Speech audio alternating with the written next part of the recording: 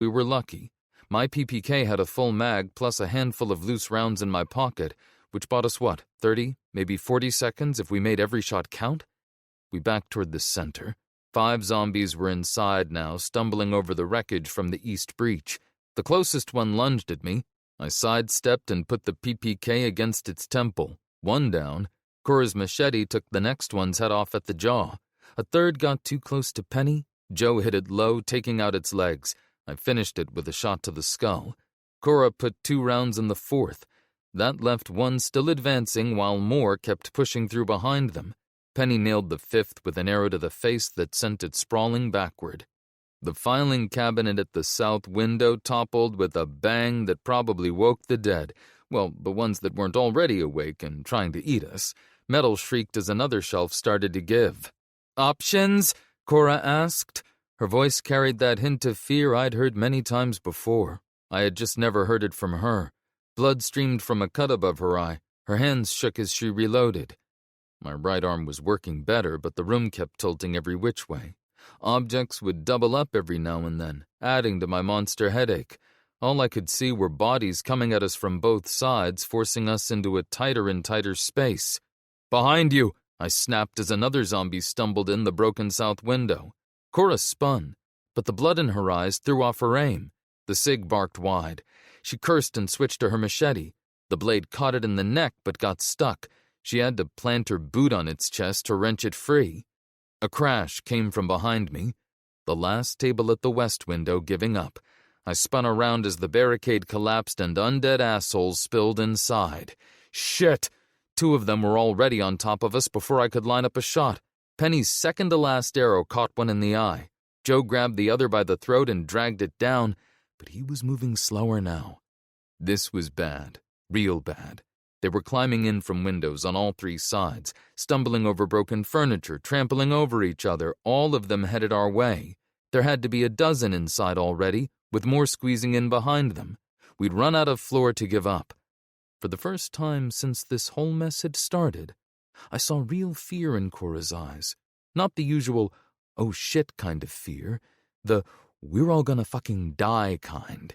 It made something in my chest twist. Not terror. Something worse. Recognition. We were fucked. The whole first floor was wall-to-wall teeth now, stumbling toward us. They'd backed us into the corner.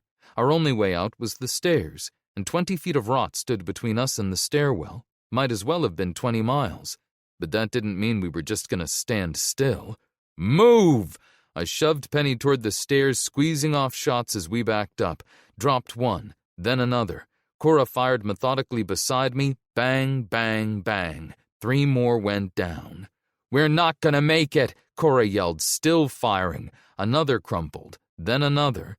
Joe didn't wait for permission. He launched himself at the wall of dead blocking our path. They went down like bowling pins, and suddenly we had a gap. Penny's last arrow took down one that grabbed for Joe. I squeezed off 2 shots, dropped 2 more, but the gap was already closing behind us. We had seconds, maybe. Cora's SIG clicked empty. Fuck! She dropped the spent mag, but there was no time to reload with gray hands grabbing at her. She shoved the pistol in her holster and pulled her machete, swinging hard. The blade took a head clean off, but 2 more were already climbing over it. Penny hit the stairs running, taking them 2 at a time with Joe on her heels. I spun to cover them, but the dead were everywhere, pouring across the first floor from all 3 windows.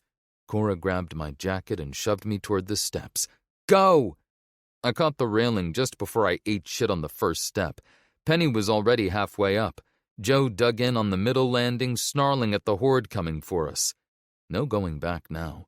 The whole first floor was nothing but walking corpses, 20, maybe more, all shambling past the wreckage we'd left behind. Cora backed up the stairs, keeping them at bay with her machete, while I tried to get shots off around her. Hard to aim when your hand won't stop shaking and you're slipping on whatever the hell was coating the steps. Blood, mostly. They came up the stairs in a grotesque pile, climbing over each other, all grasping hands and snapping teeth. One grabbed Cora's ankle. Her boot slipped on something wet and she went down hard. The world chose to tip sideways again and black spots crawled across my vision. I grabbed the railing to keep from toppling backward, but I could still see those teeth going for her leg. Cora's eyes met mine for one terrifying second. I could see it in them, the certainty that this was it. Fuck no. I raised the PPK as the darkness closed in. I couldn't see the sights anymore, couldn't see much of anything. Just shadows and movement and Cora going down, and I fired. The zombie's leg exploded at the knee. It pitched forward, crashing into Cora. She managed to get her boot against its chest, kicking it back into the others. I put another round into the mass, buying her the seconds she needed. "Thanks," she gasped. "I was aiming for its head," I said, fighting back a wave of nausea.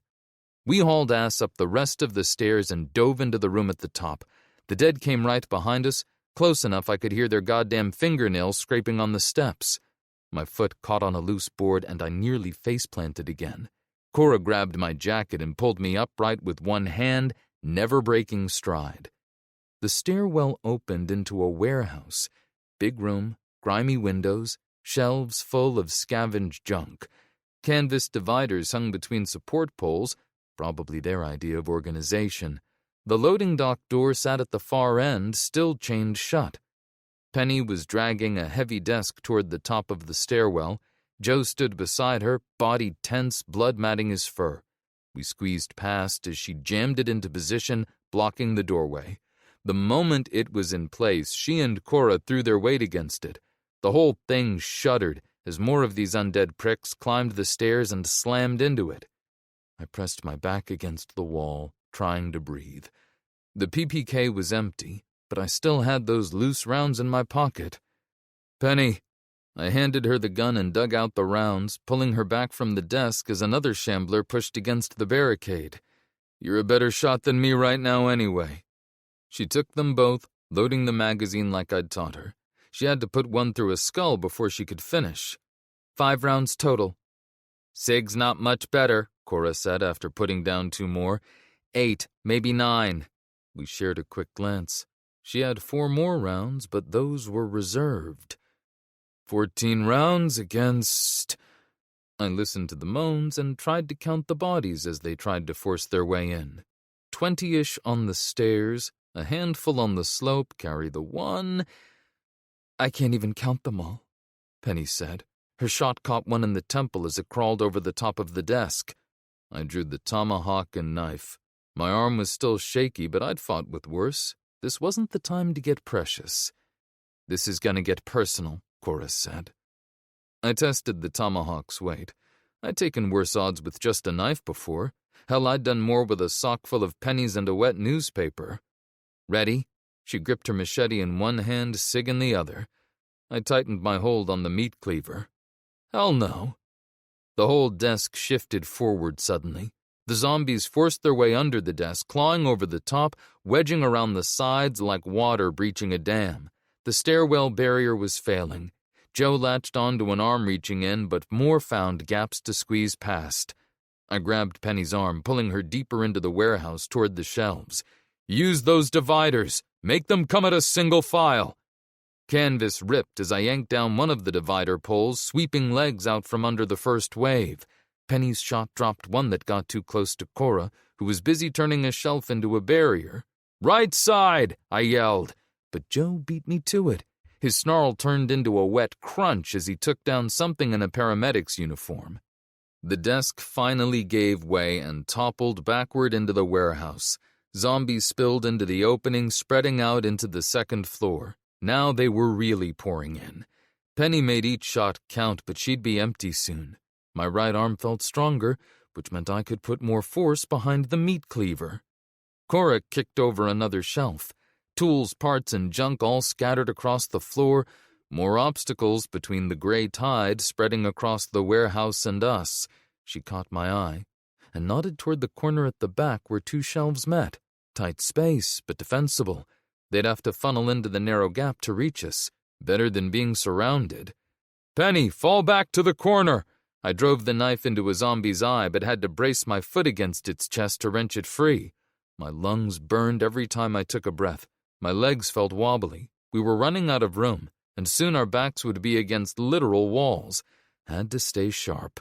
I yanked Penny behind me as she fired her last round. The brass pinged once, then vanished under blood and boots as 3 more stumbled over the shelf. My tomahawk caught the first one in the temple. The blade stuck for a second, giving the other one time to lunge. Joe hit it from the side like a wrecking ball. They tumbled into a canvas divider, and the whole thing came down, tangling both of them in fabric. I could hear teeth and claws doing work under there.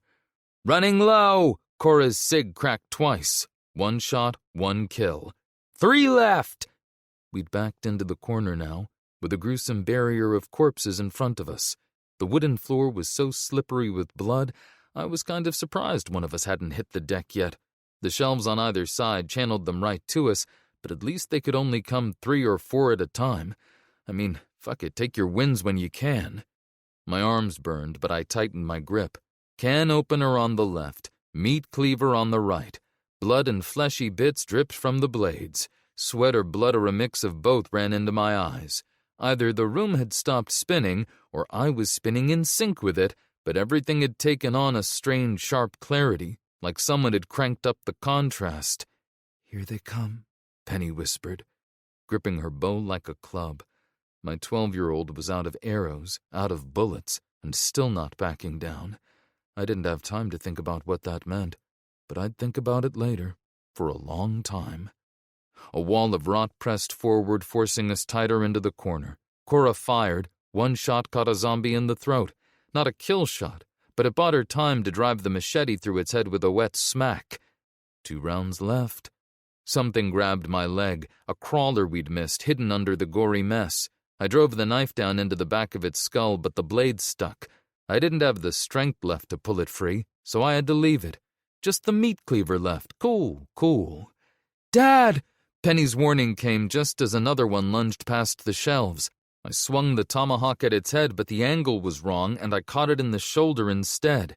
The blade stuck. The thing kept coming, driving me back against the wall, but the tomahawk jutting from where its shoulder met its neck. Its teeth snapped inches from my face, and God, the breath made my eyes water. Spittle hit my lips. Honestly, that was almost worse than dying. Joe launched himself over the pile, hitting it like a freight train. Both of them went down. The tomahawk came free with a spray of black blood. I picked it up and caught my breath. 1 left! Cora's voice wavered as she fired. The shot went wide. The shelves groaned as more weight pressed against them. Canvas tore. Metal scraped on wood. The sides were going to give any second now. I swung the tomahawk in a wide arc, keeping them back, but the edges of my vision started going dark again. My knees buckled. My right arm felt like lead. Oh, fucking hell. Not now. The world swirled in front of me, and I was suddenly falling into the ceiling, as if gravity had decided to flip just for the hell of it. I stumbled and went down on 1 knee. Everything was a blur, but I could still see teeth coming from my face. Oh, this was going to suck so bad. Cora swung hard. The machete buried itself in the zombie's skull with a wet crack. She yanked me up by the collar. "Now we're even." The shelf on our right finally buckled under the weight. They could come at us from 2 directions now. Joe was there before I could even focus my eyes, giving us seconds to regroup. Penny pressed against my back, already reaching for another arrow she didn't have. Cora's machete dripped black blood. Perfect. Out of ammo, backed into her corner and surrounded by zombies in serious need of a shower. My tomahawk caught one in the temple. Cora's machete was a blur, the kind of hack and slash that would have gotten her banned from every LARP society. Joe was everywhere at once, all teeth and pure fury. He was earning his jerky treats and then some. Penny caught one in the jaw with her bow hard enough to spin it. The crush of bodies kept me moving, even though I could barely see past the next 2. A couple of times I swung at movement only to hit dead air. But hey, I was still conscious. That had to count for something. "Left side!" Cora shouted just as the last shelf started to buckle. The noise from the stairwell changed. Fewer zombies were climbing up now. The steady stream had become more random, sporadic, like they were running out of bodies to throw at us. Or maybe that was just the blood loss talking. Teeth snapped at my leg. I kicked out hard, then felt something crack against my boot. I scrambled back, and the tomahawk slipped from my hand. It clattered across the floor out of reach. Shit. And just like that, it was down to bare knuckles. 2 more lurched toward me. But Joe was on them, all teeth and claws. He took one down, but the other was already past him, coming straight for my throat. I raised my fists, planted my right foot behind me, and waited. Fat lot of good that was going to do, but if I was going out, I'd at least break its nose first. Penny bashed the PPK into its temple with a wet, cracking sound. She stood next to me, breathing hard. The gun's grip was filthy with blood and worse. Not how Bond would have done it, but he didn't have to face hordes of undead without ammo either. Penny put a hand on my arm to keep me vertical as Cora's machete found another target. I had a second to breathe. The moaning had quieted down to just occasional groans. "Dad?" Penny pointed toward the stairwell across the warehouse. I could see what she meant, or rather, couldn't see it. The opening at the top of the stairs was just dead meat now, piled on the desk, scattered across the floor where they'd fallen. No more climbing up. A few still twitched. "Did we?" Cora paused, machete raised, waiting for the next attack that didn't come. "Did we just—" For a long moment, none of us moved. We just stood there, breathing hard, weapons ready, waiting. Everything had taken on a surreal quality, like watching a scrambled version of Cinemax back when cable boxes were still a thing. Joe prowled between bodies, making sure they stayed down, professional to the end. I think Cora lowered her machete slowly, like she didn't quite trust it herself. "I think that's all of them." Penny picked up my tomahawk from under a body, then handed it back grip first. Her hands were shaking now. The adrenaline crash hit her hard, too. "We did it, didn't we?" she asked. "Yeah, Peanut." I pulled her close with my free arm. "We did it." For a solid 10 seconds, nobody really moved. Penny's head dropped onto my good shoulder with a little sigh that might have been relief or exhaustion or both. I let my eyes close. Not sleep, just stillness. The kind you don't realize you've been starving for until it arrives. Cora exhaled in a long, slow breath. Her machete lowered halfway before she caught herself and raised it again. Even Joe flopped onto his side with the kind of groan only a dog who'd murdered 20 corpses could manage.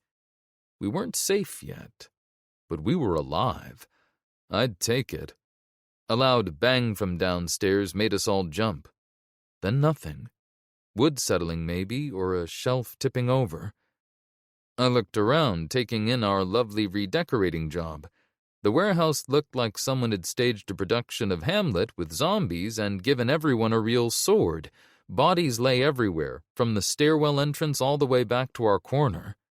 "We should—" My voice cracked, and I coughed to clear my dry throat. "We should make sure. Check the whole floor." Cora nodded but didn't move. None of us did. The quiet felt wrong, like when someone turns off a fan you didn't even notice was running. Even Joe had stopped growling, though his ears kept twitching at every little noise. "How many?"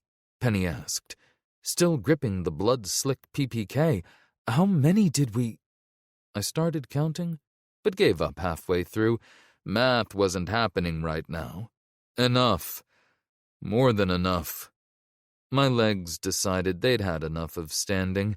I slid down the wall, letting out a long breath.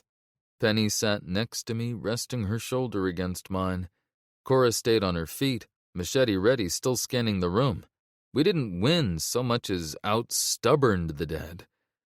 I shifted my weight and felt the hard, circular outline of Jenny's locket pressing against my hip through my pocket. I closed my eyes and let my thumb trace the shape through the fabric, using the pressure to push back the throb in my shoulder. We were battered, bleeding, and missing half our gear, but I still had the locket, which meant I still had a heading. I patted the floor next to me and called Cora over. "Come, take a breather. Let's take a minute to rest. Or a year. A year sounds good." Chapter 24. Nowhere to Run. The next couple of hours passed in a frenzy of cleanup and fortification, dragging bodies, clearing paths, and reinforcing barricades. Penny had insisted on changing my bandages again, probably just to torture me. The rain had picked up, drumming against the metal roof while we took stock of our situation.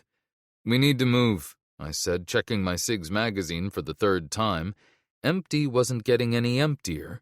VEC's trail is hot, and Jenny won't be helped by us stumbling around in the dark with no ammo and half our supplies buried in mud, Cora said, wiping zombie gore from her machete.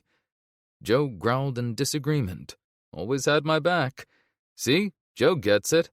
Joe barked once. "Exactly. Time's a wasting." Another bark. "Well, yeah, the SUV's stuck, but—" A low whine. "That's actually a good point about ammo." Penny looked between me and Joe. Cora leaned against the wall, arms crossed. "Your dad's losing arguments to a dog now." "Hey, he makes some very compelling points." I glanced at Joe. "Usually." "Dad," Penny said, "you can barely stand straight. We have like 3 bullets between us and—" "4," I corrected, already pushing myself up. The room swayed, but I ignored it. "And we're losing time. VEC's not going to wait around while we take a nap." 3, Cora said. "That last one in the SIG doesn't count if it's got zombie bits stuck to it, and we're not going anywhere without supplies. No ammo, no food, vehicle stuck in mud. We can dig it out." "In the dark? With what? Your winning personality?" Even Joe laughed at that one. Traitor. The silence stretched. She was right, of course. If we caught up with the convoy in our current condition, we might as well do the VEC a favor and pull the trigger ourselves.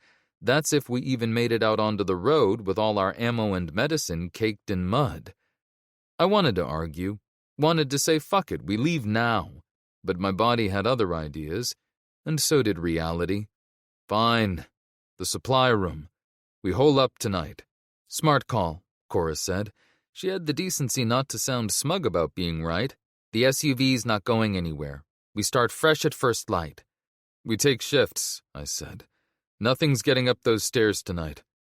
Joe lay down next to me, resting his head on my leg. He let out another whine and a half apology. "Oh, now you're on my side again?" I muttered. "Real consistent, buddy." "We should check what's salvageable in the supply room," Cora said, already moving toward the door. "Maybe find something better than zombie-stained bullets." The supply room had escaped the worst of the carnage. Shelves lined the walls, stocked with the random junk of survival, tools, parts, canned food that might have been new when Washington camped at Valley Forge. But more importantly, it had a solid wooden door, much better than trying to sleep behind a shelf. Joe kept watch while we played body removal service. Penny collected her arrows, cleaning each one carefully. Cora disappeared for a while, then came back with a handful of rounds she'd scrounged from the dead. Not much, but better than nothing. "Found some more 9mm, she said, dropping them into my palm. "And look what else." She swung an old Mosin Nagant off her shoulder. Bolt action, wood stock, history etched into every scrape. The thing felt like it had stories to tell, probably in Russian. "Well, hello, beautiful," I said, working the bolt. Smooth enough. "Where'd you find this antique?" "Guard's office. 5 rounds, too. They're probably older than Stalin." "It still kills zombies." I checked the barrel. Not too bad. These things survived the Eastern Front. Guess they can survive the apocalypse, too. We cleared the rest of the building, making sure nothing was hiding in the corners. Bigger place than I'd thought. Probably held 50 people back when it was operational. Now it was just empty rooms. The supply room looked better once we got it organized. Stacked crates made decent seats, and Penny found enough clean tarps to lay over the plywood floor. The door was solid, probably meant for storing anything worth stealing. "Found a camp stove," Cora said, setting it up on a crate. "And these." She held up 2 cans of beef stew. The expiration date made me wince. "Those could be dangerous," I said, checking the seals. "Maybe more dangerous than the zombies," says the man who told me he once ate a fish taco in Bakersfield. Best fish taco I've ever had, too. We cracked the high window and set the stove near it. No sense of dying of carbon monoxide poisoning after surviving the horde. Penny arranged our meager arsenal while the stew heated. The cig, my PPK, Cora's machete still crusted with dead, and our new old friend, the Mosin. 5 rounds that had probably been loaded before the Berlin Wall fell. 3 shots with the cig, she counted. 4 PPK rounds and, 5 very old rifle rounds. 12 chances to not miss, I said, then had to grab a chair, which really undercut the moment. The room didn't spin as badly as before, but everything still felt off, like my brain was a few seconds behind my eyes. Dad? Penny stopped her inventory. I'm good.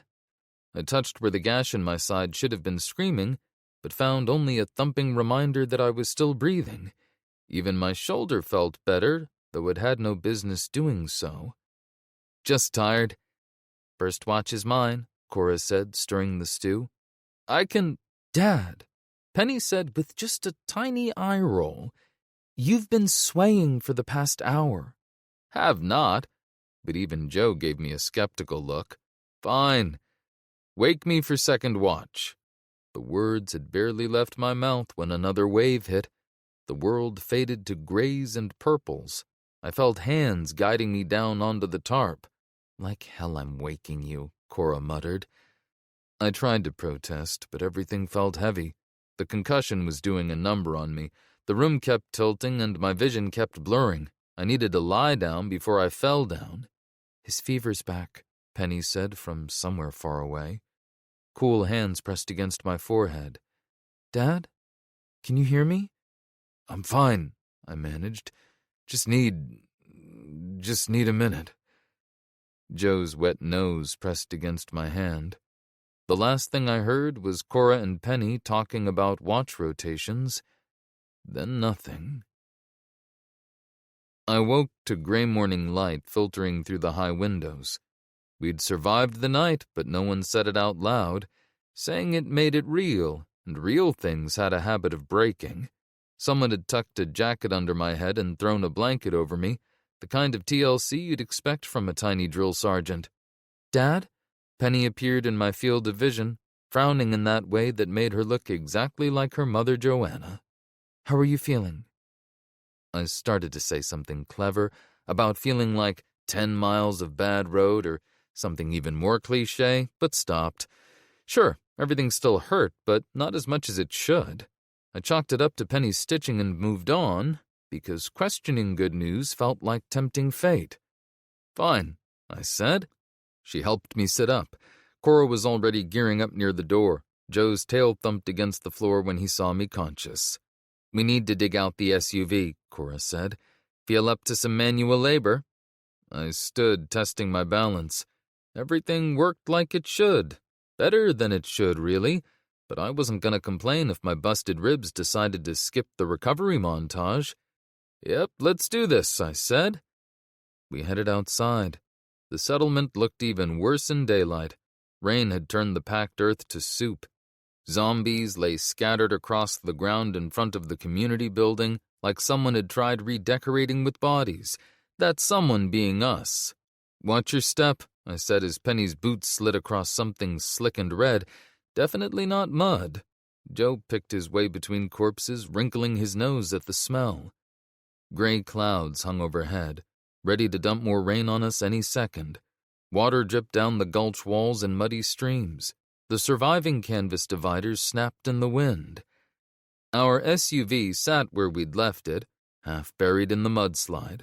The whole driver's side was submerged in muck, and something that used to be human was draped across the hood like an ornament. This is gonna be fun, Cora said, already looking around for something we could use as a shovel. She handed me an old road sign, now just a flat piece of metal with sharp edges. Try not to lose any fingers. Little late for that warning. I wiggled my left hand at her, missing index and all. We started digging, but it was more like scooping mud and hoping the next shovelful didn't contain any surprises.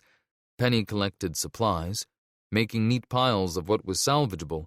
Joe kept watch, twitching his nose every time the wind shifted.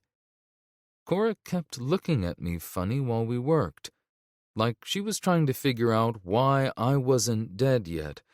Fair question. I didn't have an answer, so I just dug faster. I still wasn't sure the ground had stopped moving under me. And God, I was tired. Not just regular tired. The kind that goes bone deep and won't fuck off no matter how much you sleep. The hood ornament turned out to be half of someone's torso. I rolled it off with my road sign shovel, trying not to think about how fresh it looked. "Found something," Penny said from near a collapsed tree. She held up a fuel can miraculously intact. "Any more?" I asked, pausing to wipe sweat and probably worse from my face. "Maybe. There's a lot of—" "Dad, look!" My eyes followed her pointing finger. There, wedged between the branches of a fallen oak about 20 feet up the slope, was Big Betty. I scrambled up that muddy hill faster than I'd moved all day. Big Betty might as well have had a spotlight and a heavenly choir. Some people cope with stress through meditation. Me? I hugged my shotgun. I slid back down the slope and headed for the SUV, 50 yards from the settlement gates, half buried in mud and looking sorry for itself. I slung Big Betty over my shoulder where she belonged. "All right," I said, examining the SUV's front end. "If we can clear enough of this mess from the front, the wind should be able to do the rest. Just need something solid to anchor to."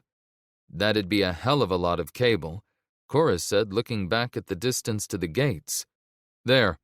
I pointed to a fallen tree wedged solid against the wall of the gulch. "We clear a path to there, reposition, then do it again. Might take a few pulls, but better than trying to do it all at once." We dug out around the front bumper, finding the winch cable mostly intact under a layer of mud. The mechanical whine of it unspooling seemed too loud in the quiet morning. Penny and Joe kept watch while we worked, she with the bow, he with his ears constantly moving. "This is going to be loud," I said, hooking the cable to the tree. "Anything still walking around is going to hear it." "Better make it count, then." Cora raised the Mosin, watching the slope. I hit the winch. The cable snapped so tight it echoed off the gulch walls like a gunshot. The engine strained. For a second, nothing moved except my hope circling the drain. Then, with a wet, sucking sound, the SUV budged. Just an inch, but I'd take it. The winch screamed like it was being murdered as the front end lifted out of the muck. "Hold up," Cora said, jamming a piece of broken sign under the tire. "Traction." Smart. We worked in stages, winch a bit, shove crap under the tires, free up the wheels, and pray the cable didn't snap and decapitate us both. The SUV fought us the whole way, but after 3 pulls and some tactical cursing, we managed to drag it onto solid ground. "We should check the undercarriage," Cora said. I slid under the SUV. Please don't be fucked. Please don't be fucked. Nothing looked torn off, which was a minor miracle. I crawled out, wiped a smear of grease and mountain slime off my forehead, and popped the hood. "The air filter's toast," I said, "and the transmission sounds like a dying washing machine. But she'll hold. These old diesels are too stubborn to die, just like us." "I saw oil in the supply room," Cora said. "That's about it. We'll have to run her dirty until we find parts." "She'll hold," I repeated, mostly trying to convince myself. Penny had our salvaged supplies in piles. 1 fuel can, half the medical kit, most of the ammo. The food, gone, buried in mud somewhere with everything else we couldn't find. "That's not going to get us far," Cora said, hefting the Mosin. "We need to resupply. New Hope isn't that far." I barely heard her. Every hour we backtracked was another hour Jenny spent with those bastards. But going after them with half our gear and a dying transmission, that was just suicide with extra steps. "Jeremiah? You're right. But I know a better place. We'll take the supply road behind the community center. Only way out of here anyway." Penny glanced back at the building. "Past all those corpses we left?" "Yeah." I checked Big Betty's action one more time. She would need a thorough cleaning. "That one." The tires spun on the soaked ground, barely catching. It made the drive back through the settlement feel twice as long as it was. Once we reached the supply road, things didn't get much better. The road switchbacked up the gulch wall in steep turns. Whoever built this thing had been way too optimistic. The SUV's engine strained as it fought the grade, but at least the mud was thinner up here. The transmission made a sound I didn't like as we crested the top. Below us, the settlement disappeared into the shadows of the ravine. Liam, Ellie, Max. Just names on a wall now. I'd seen plenty of those. The suspension groaned. My ribs ached. We had 12 bullets, half a tank, and no food. And somewhere ahead, Jenny was waiting for me to get my shit together. So that's what I was going to do. So, Cora said as we turned onto higher ground, this place we're heading. I hope they have coffee. Better, I said, stretching my back until it popped. I rolled my shoulders and eased the SUV forward. It's got friends. Chapter 25. Restless Heart. Sunlit Meadows gates loomed ahead, 30 feet of we're not messing around steel and concrete. Guard towers jutted up at the corners, manned and ready. Solar panels caught the morning sun because, apparently, even in the apocalypse, someone had to think about the electric bill. We turned onto what used to be Oak Drive. The SUV's suspension protested about the sharp turn, loudly. The cracked asphalt had been patched and maintained, lined with 2-story houses that looked almost normal. Windows that weren't boarded up or riddled with bullet holes. Roofs that kept the weather out. Flower beds even. After a week of sewers, sieges, and mudslides, it felt like walking into a painting of somewhere that didn't exist anymore. Trees lined both sides of the street, some loaded with fruit. Real fruit, not corpses hanging from branches. We rolled past the old community center, now converted into what Blake called the operations hub, their fancy term for where they coordinated everything from guard rotations to garden schedules. Kids were playing soccer while their parents worked the vegetable rows. I couldn't remember the last time I'd seen kids who looked like kids instead of tiny survivors.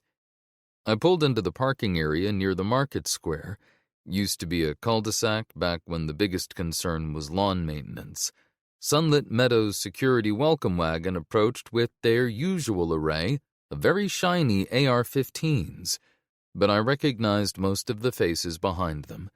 Joe let out a low woof as a breeze carried the scent of roasted chicken from the kitchen. I was about to wave back when shots cracked through the air. 3 sharp peals from the town bell followed, their signal for a perimeter breach. The guards were already moving, coordinated in a way that only came from years of constant training and practice. We watched as security teams rushed to their positions on the wall. More shots rang out, followed by those all-too-familiar moans. "Small pack got through the outer fence line," Charlie said. He was one of the regular guards who'd been halfway to greeting us. He popped the magazine, checked it, slapped it back in. "We're on it." From the market square, I could see teams moving along the wall. They had it handled. The gunfire died down quickly, followed by the all-clear bell. Blake came over from the operations hub, looking like he could still deadlift a Buick.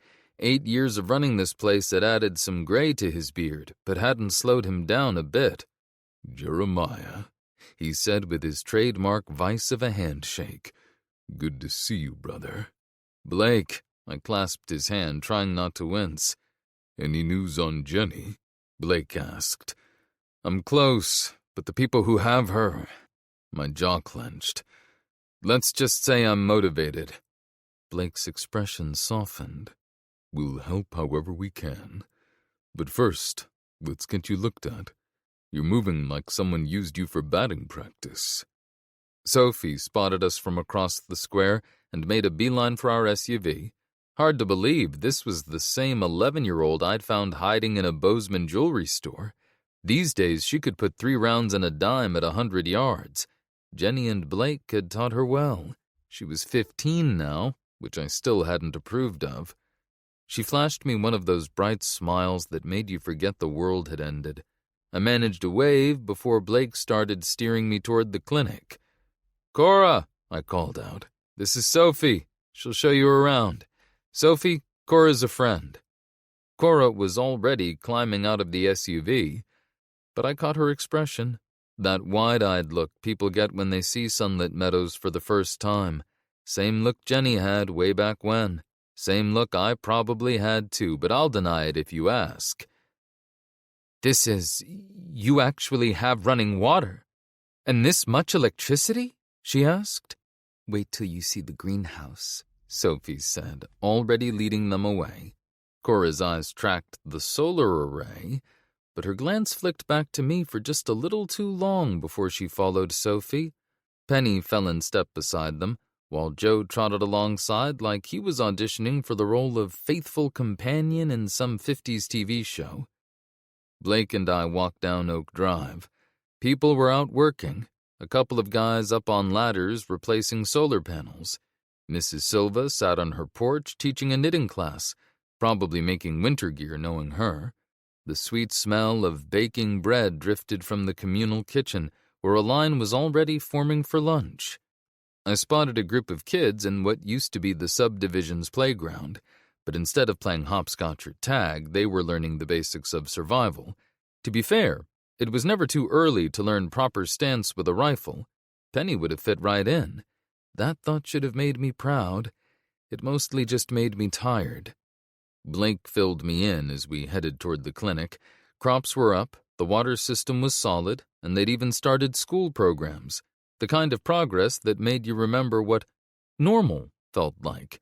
Then he mentioned the greenhouse was growing actual coffee, and suddenly I didn't want to leave. "Sounds like you've got it all figured out," I said, and meant it. Blake sighed. "It's not perfect. We've had our share of problems. Raiders, disease, the usual. Just yesterday, we lost 2 good people on a scavenging run. But we're surviving, maybe even starting to live a little." I nodded, though my mind was elsewhere. "What aren't you telling me?" Blake asked, creasing his brow. I hesitated, then figured if anyone would know something, it'd be Blake. The people who took her call themselves Virum Excinere. The trail led east, toward North Dakota, but went cold about a week back. Blake stopped walking. "Virum Ex... what?" "Virum Excinere. Mean anything to you?" He frowned, thinking. "Maybe. I've heard whispers. Traders passing through from way out east mentioned some religious group causing problems. But it was vague stuff, nothing concrete. Never got a name." He looked at me. "You're sure that's what they're called?" "Yeah. They've been taking doctors, nurses, scientists." "Shit." Blake rubbed his face. "That lines up with what I heard, but I thought it was just more apocalypse folklore, you know? Another boogeyman story. If they're real and they made it this far west..." He trailed off. "We'll talk more once Doc's had a look at you. But Jeremiah, if half the stories are true, they're not to be fucked with." The not to be fucked with part was inconvenient, considering my plan called for Virum X to be spectacularly fucked with. The clinic took up a 2-story craftsman, although they'd expanded into the neighboring house. Doc Mitchell was waiting in the exam room. If Blake had a slightly smaller, slightly blonder brother who'd also hit the gym regularly, this would be him. His sandy blonde hair was military short just as always. No white coat, just a clean black t-shirt and cargo pants that showed he took fitness seriously, with a proper medical stethoscope around his neck like a badge of office. "Jeremiah." He nodded, eyeing my right arm. "Let's have a look at that shoulder." "What, this?" I rotated my shoulder and immediately regretted it. "You should see the other guy. Well, the other building. It's rubble now, so I'm calling it a win." "Still allergic to doctors, huh?" Mitchell asked, grinning like he hadn't watched me nearly die a couple of times. He waved me toward an exam table that looked suspiciously like it came from a high school nurse's office. The room was clean, though, probably cleaner than most clinics back in the day. Medical supplies lined the shelves in neat rows, and someone had bothered to clean the windows. Novel concept. He started poking at my shoulder, rotating the joint while I tried not to wince. "Not too bad," he muttered, more to himself than me. "Great. Can we skip to the part where you tell me I'm fine and I can leave?" He ignored me and moved to my side, peeling back the bandage to examine Penny's stitches. He squinted at them. Huh, good or bad? Impressive. Impressive. He said it like he meant the stitches, but his eyes lingered a beat too long on the wound itself. I filed that under things I'll worry about when I'm not busy. He poked at the cut on my forehead next, which hurt way more than it should have. I peeked out the window and saw Penny in the garden with Sophie and Cora, sitting in a circle, like it was a perfectly ordinary afternoon. One of them had broken out nail polish. "Penny's grown," Mitchell said, probing the stitches. "She's, 12 now?" 12 going on 30, I winced as he pressed on a tender spot. Nothing like the end of the world to speed up childhood. He grunted in agreement, then grabbed a jar of something that smelled like armpit. "This'll sting," he said, about 3 seconds too late. I bit back a curse, thinking it best to remain polite. What the dick fucking doodles? Thanks for the heads up, Doc. Really appreciate the bedside manner. Mitchell kept working. Actual medical training instead of YouTube tutorials, thank God. He wrapped a fresh bandage around my midsection while I let my mind wander. Jenny was out there somewhere, probably in danger, definitely pissed at how long it was taking me to find her. And here I was getting a spa treatment in Main Street, USA. Unacceptable. The guilt gnawed at me like a rabid chihuahua on a mailman's ankle. I named it Bob. Bob the Guilt Chihuahua.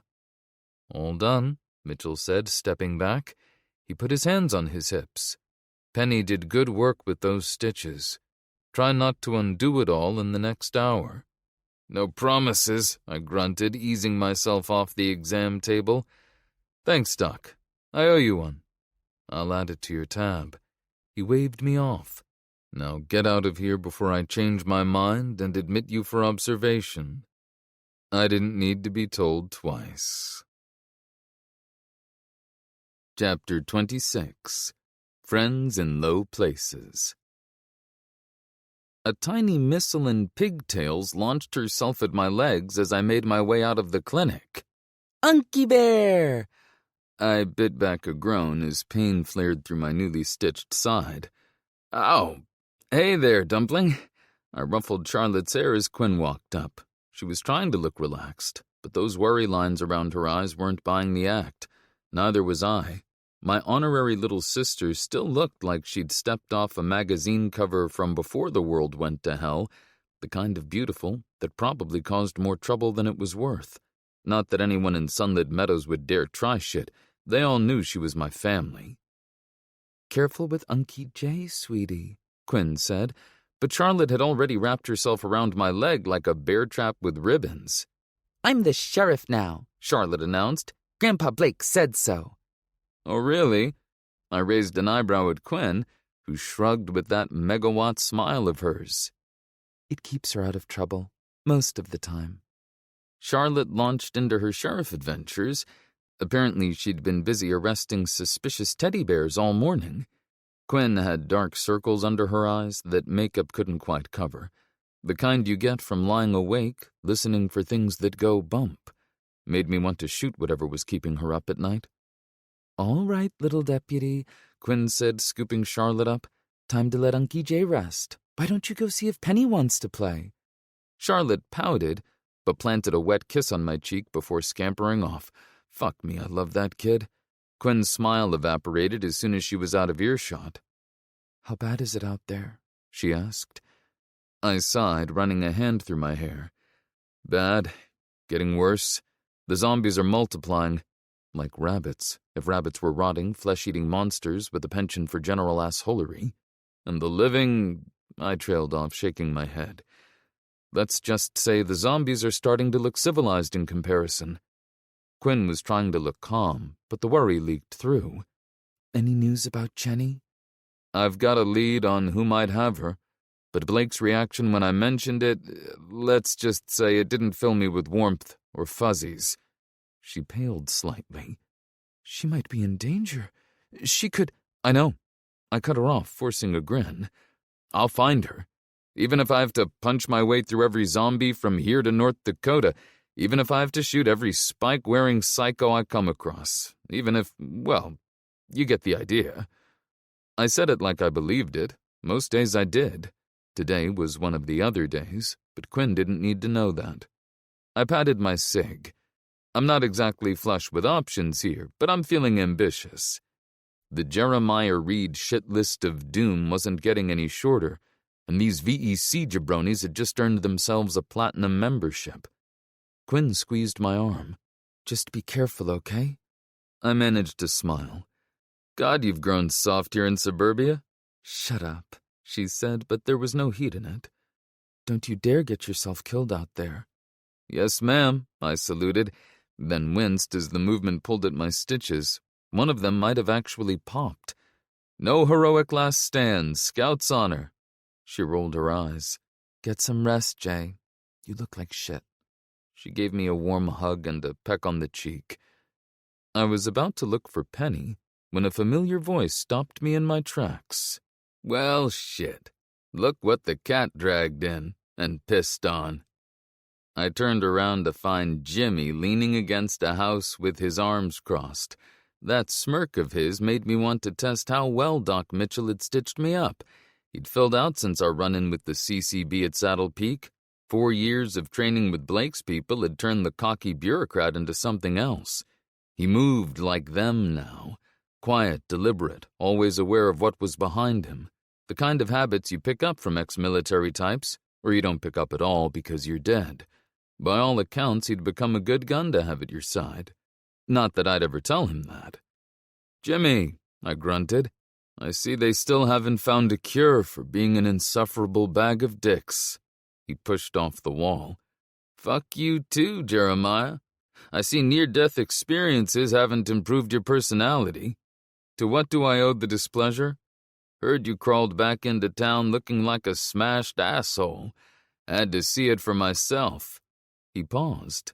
Gotta say, the rumors didn't do you justice. Don't you worry, Jimmy. It'll take more than some bumps to put me down. His lips set in a tight, hard line. Any news on Jenny? I shook my head.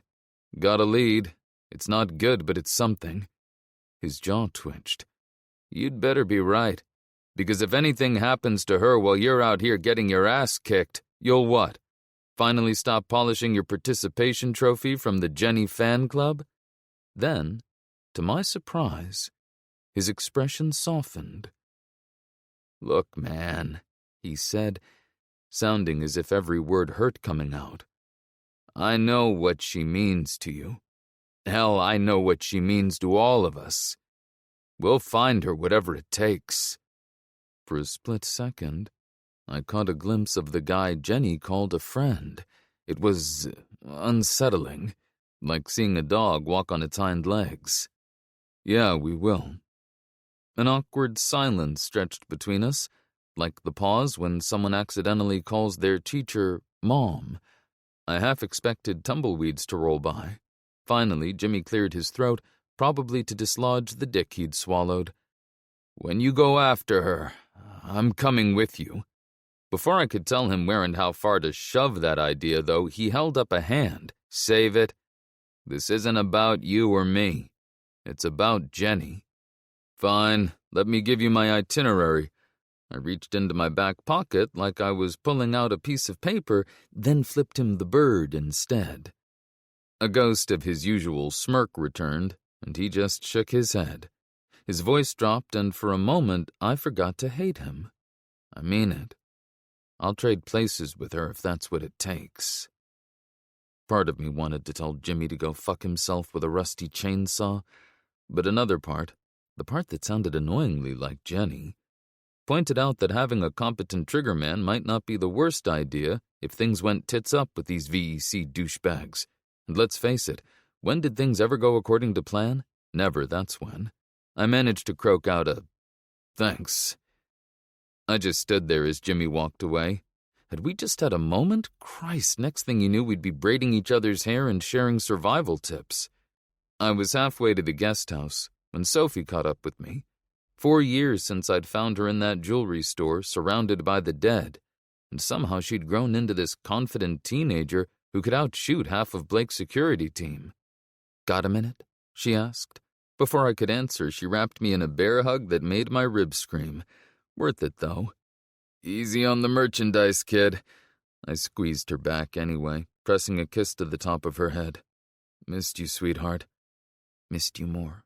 She hugged me harder, then pulled back to examine the bruise on my cheek.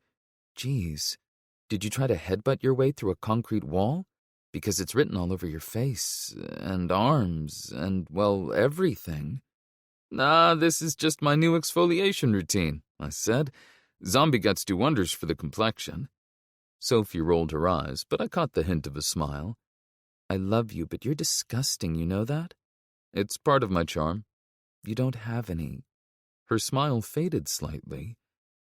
"How are you really doing?" "Better now." I meant it, too. "Heard you've been practicing with the Bushmaster. Quinn mentioned you hit 500 yards? Her face lit up. "Clean shot. No wind adjustment needed. Want to see?" "The answer to that is always yes." I ruffled her hair, earning myself an elbow to the ribs. Ow. "Though maybe after Doc Mitchell's work has had time to set," I said, gritting my teeth. "Chicken." She hooked her arm through mine as we walked. "Fine, then you owe me stories. And don't leave out any of the good parts. I need some new material for my Jeremiah's Greatest Hits compilation." We walked arm in arm toward the guest house, passing the gardens where Penny was introducing Cora to Maya and Sue, Blake's daughter and wife, respectively. Joe lay in the shade nearby, accepting pets from every kid who wandered past. Looked like they were settling in just fine. "So what exactly happened to your face?" Sophie asked, "besides the obvious genetic issues." "Funny. Real funny. But if you must know, I had a slight disagreement with gravity, and maybe some zombies." "Man, you're slipping in old age." I gave her my best offended look. "Old? I prefer vintage, like a fine wine, or that cheese you find in the back of the fridge that's probably alive." She wrinkled her nose. "Gross. Speaking of gross, you should probably shower before dinner. Quinn's cooking, and you know how she gets." "When did everyone get so fancy? Back in my day, we ate our meals with whatever zombie bits we happened to be wearing." "Your day was yesterday, and no one wants to see that." She stopped at the door to the house and kissed me on the cheek. "I'll save you a seat." I watched Sophie head off toward the community kitchen, wondering when exactly she'd changed so much. 4 years ago, she couldn't stop shaking. Now she was hitting targets at 500 friggin' yards and giving me shit about my face. Kids in this world grew up fast or didn't grow up at all. Sophie had chosen the first option so hard it made my ribs ache again. I pushed through the door and sank onto the pile of bricks they called a bed here. Blake's warnings, Jimmy's unexpected offer of help, Charlotte's sloppy kiss, Sophie's bear hug. It all swirled in my mind like a tornado of what the fuck. I had people. That was the thing about this stupid broken world. You kept losing people and then somehow, impossibly, you kept finding them too. Didn't make sense, but I guess it didn't have to. These VEC-ass clowns thought they were the scariest thing since nuclear winter. Adorable. I'd introduce them to Big Betty soon enough. But first, shower, because apparently Sunlit Meadows had standards now. What's next? Cloth napkins? A dress code? Shit. Chapter 27. With a little help from my friends. Joe decided my beauty sleep was over and shoved his cold nose into my hand. I cracked open an eye to see his mismatched eyes staring at me like I'd stolen his favorite chew toy. It's a squirrel. Even in the apocalypse, there's no escaping the annoying morning person or morning dog in this case. All right, I grumbled, slowly pushing myself up. I'm awake. Happy now?" Joe's tail wagged once. He padded over to the door, looked back at me expectantly, and then settled down with a soft huff. I swung my legs over the side of the bed, which turned out to be a mistake. My ribs let me know exactly how much of a mistake. Doc had done his best, but modern medicine these days meant little more than a bottle of moonshine and a firm handshake. "Yes, I know what time it is, don't get sassy," I said, lacing my boots. He barked from his perch by the door. "Oh, would you stop that? They're not going to run out of pancakes." Joe looked up at me, and for a moment our eyes met. We'd seen some shit together, me and this mutt. "Don't know what I'd do without you, buddy," I admitted softly. "I know I don't say it often, but I love you, man." He cocked his head and whined. I laughed. "No, I'm not dying. And yes, I'm almost done. Hold on." I pulled on my t-shirt. Jenny smiled at me from that battered Polaroid on the nightstand. Penny, caught mid-laugh, looked so damn young. I felt a sharp pang in my chest, which I promptly ignored. No time for a feelings festival when there's knife work to be done. I tucked the photo into my jacket anyway. Couldn't leave her behind, even in picture form. "We're close, Joe," I said, more to myself than the dog. "I can feel it." Joe woofed softly in agreement. It took me longer than usual to get ready, since each movement required a careful negotiation with my battered body. I splashed water on my face and looked in the mirror. "You've looked better, but you've looked worse too." The streets of sunlit meadows were buzzing as we made our way to a large house on Prairie Drive. The big open concept layout and double ovens made it perfect for feeding half the neighborhood. Plus, the garden had expanded into something that would have made Martha Stewart jealous. I could see maybe 20 people between the dining room and the extended patio they had added last summer. Sunlight streamed through the big front windows, and for a second, the place almost looked normal, like the kind of kitchen where the biggest worry was running out of coffee filters. I pushed open the front door and got intercepted by Charlotte. "Unky Bear!" she squealed, wrapping her arms around my knees. Joe padded in behind me, nose already twitching. Quinn had a metal bowl waiting for him by the kitchen island. Real pancakes, because apparently my dog rated better breakfast than the rest of us. "Morning, Dumpling. You being good for your mom?" I said. Charlotte nodded solemnly. "I'm helping make breakfast. We're having, Mom?" "Reconstituted egg powder and canned meat," Quinn said from behind the stove, where she stood stirring something in what looked like the world's largest cast-iron skillet. The coffee maker, one of those fancy ones they'd salvaged somewhere, gurgled away on the counter. "Breakfast of champions." "Don't you have real eggs?" I asked, making my way to the counter. I thought I saw a large...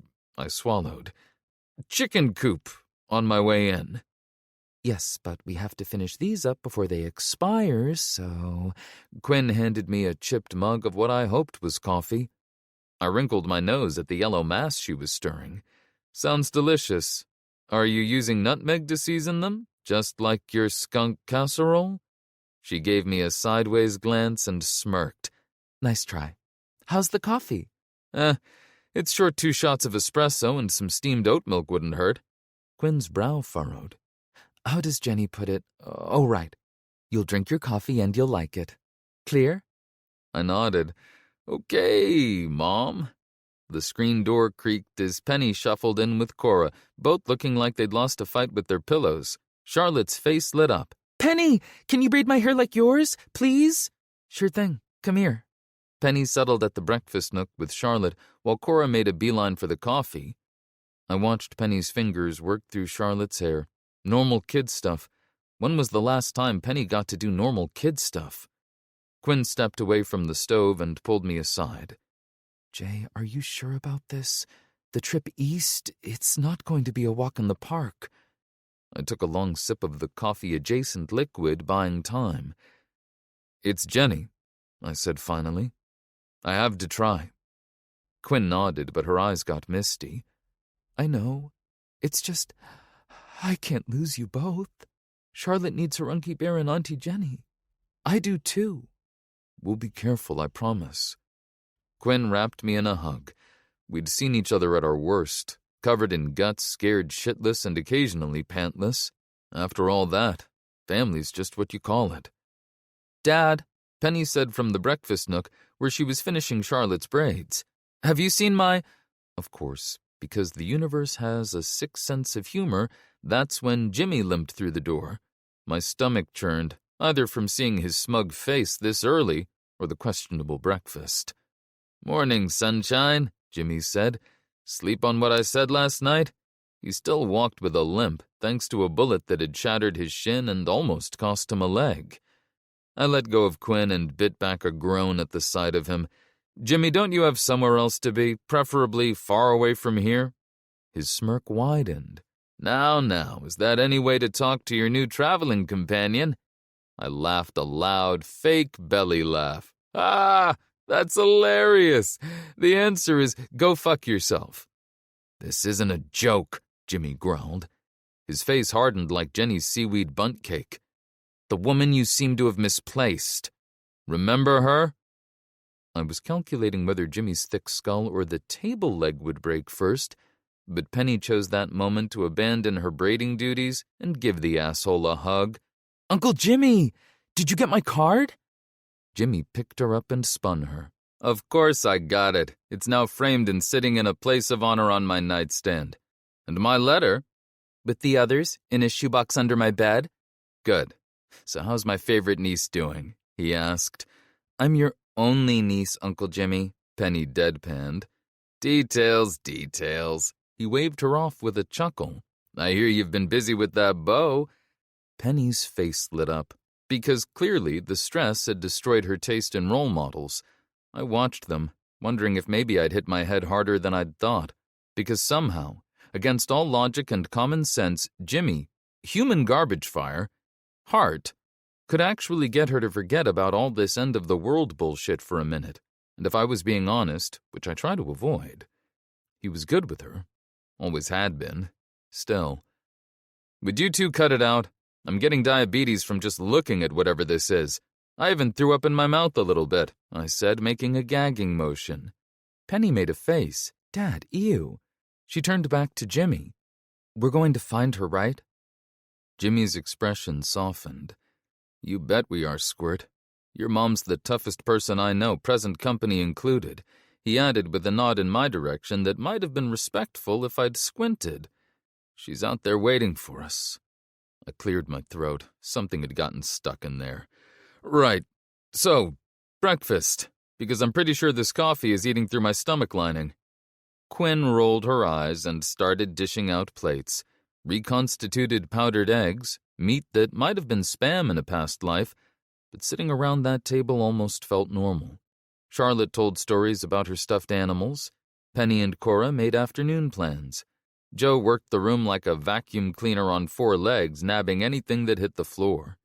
Even Jimmy managed to be almost bearable, though that might have been because his mouth was full. After breakfast, and after Quinn threatened me with dish duty if I made one more crack about the food, I pushed back from the table. "All right, Blake's waiting. We should get moving." Blake's office was 3 buildings over, which gave me just enough time to regret the powdered eggs. The office was cluttered with maps, weapons, and enough gear to outfit a small army, which, convenient if you asked me. A ham radio buzzed with static in one corner, like it was just as confused by the chaos as I was. What caught my eye, though, was a small shelf behind the desk. A collection of framed photos stood out from the clutter of survival gear and tactical manuals. One photo in particular caught my eye. A family portrait of Blake with his wife and their children, all beaming at the camera, back when Rick and Maya were little. Blake had his nose buried in a map when we walked in.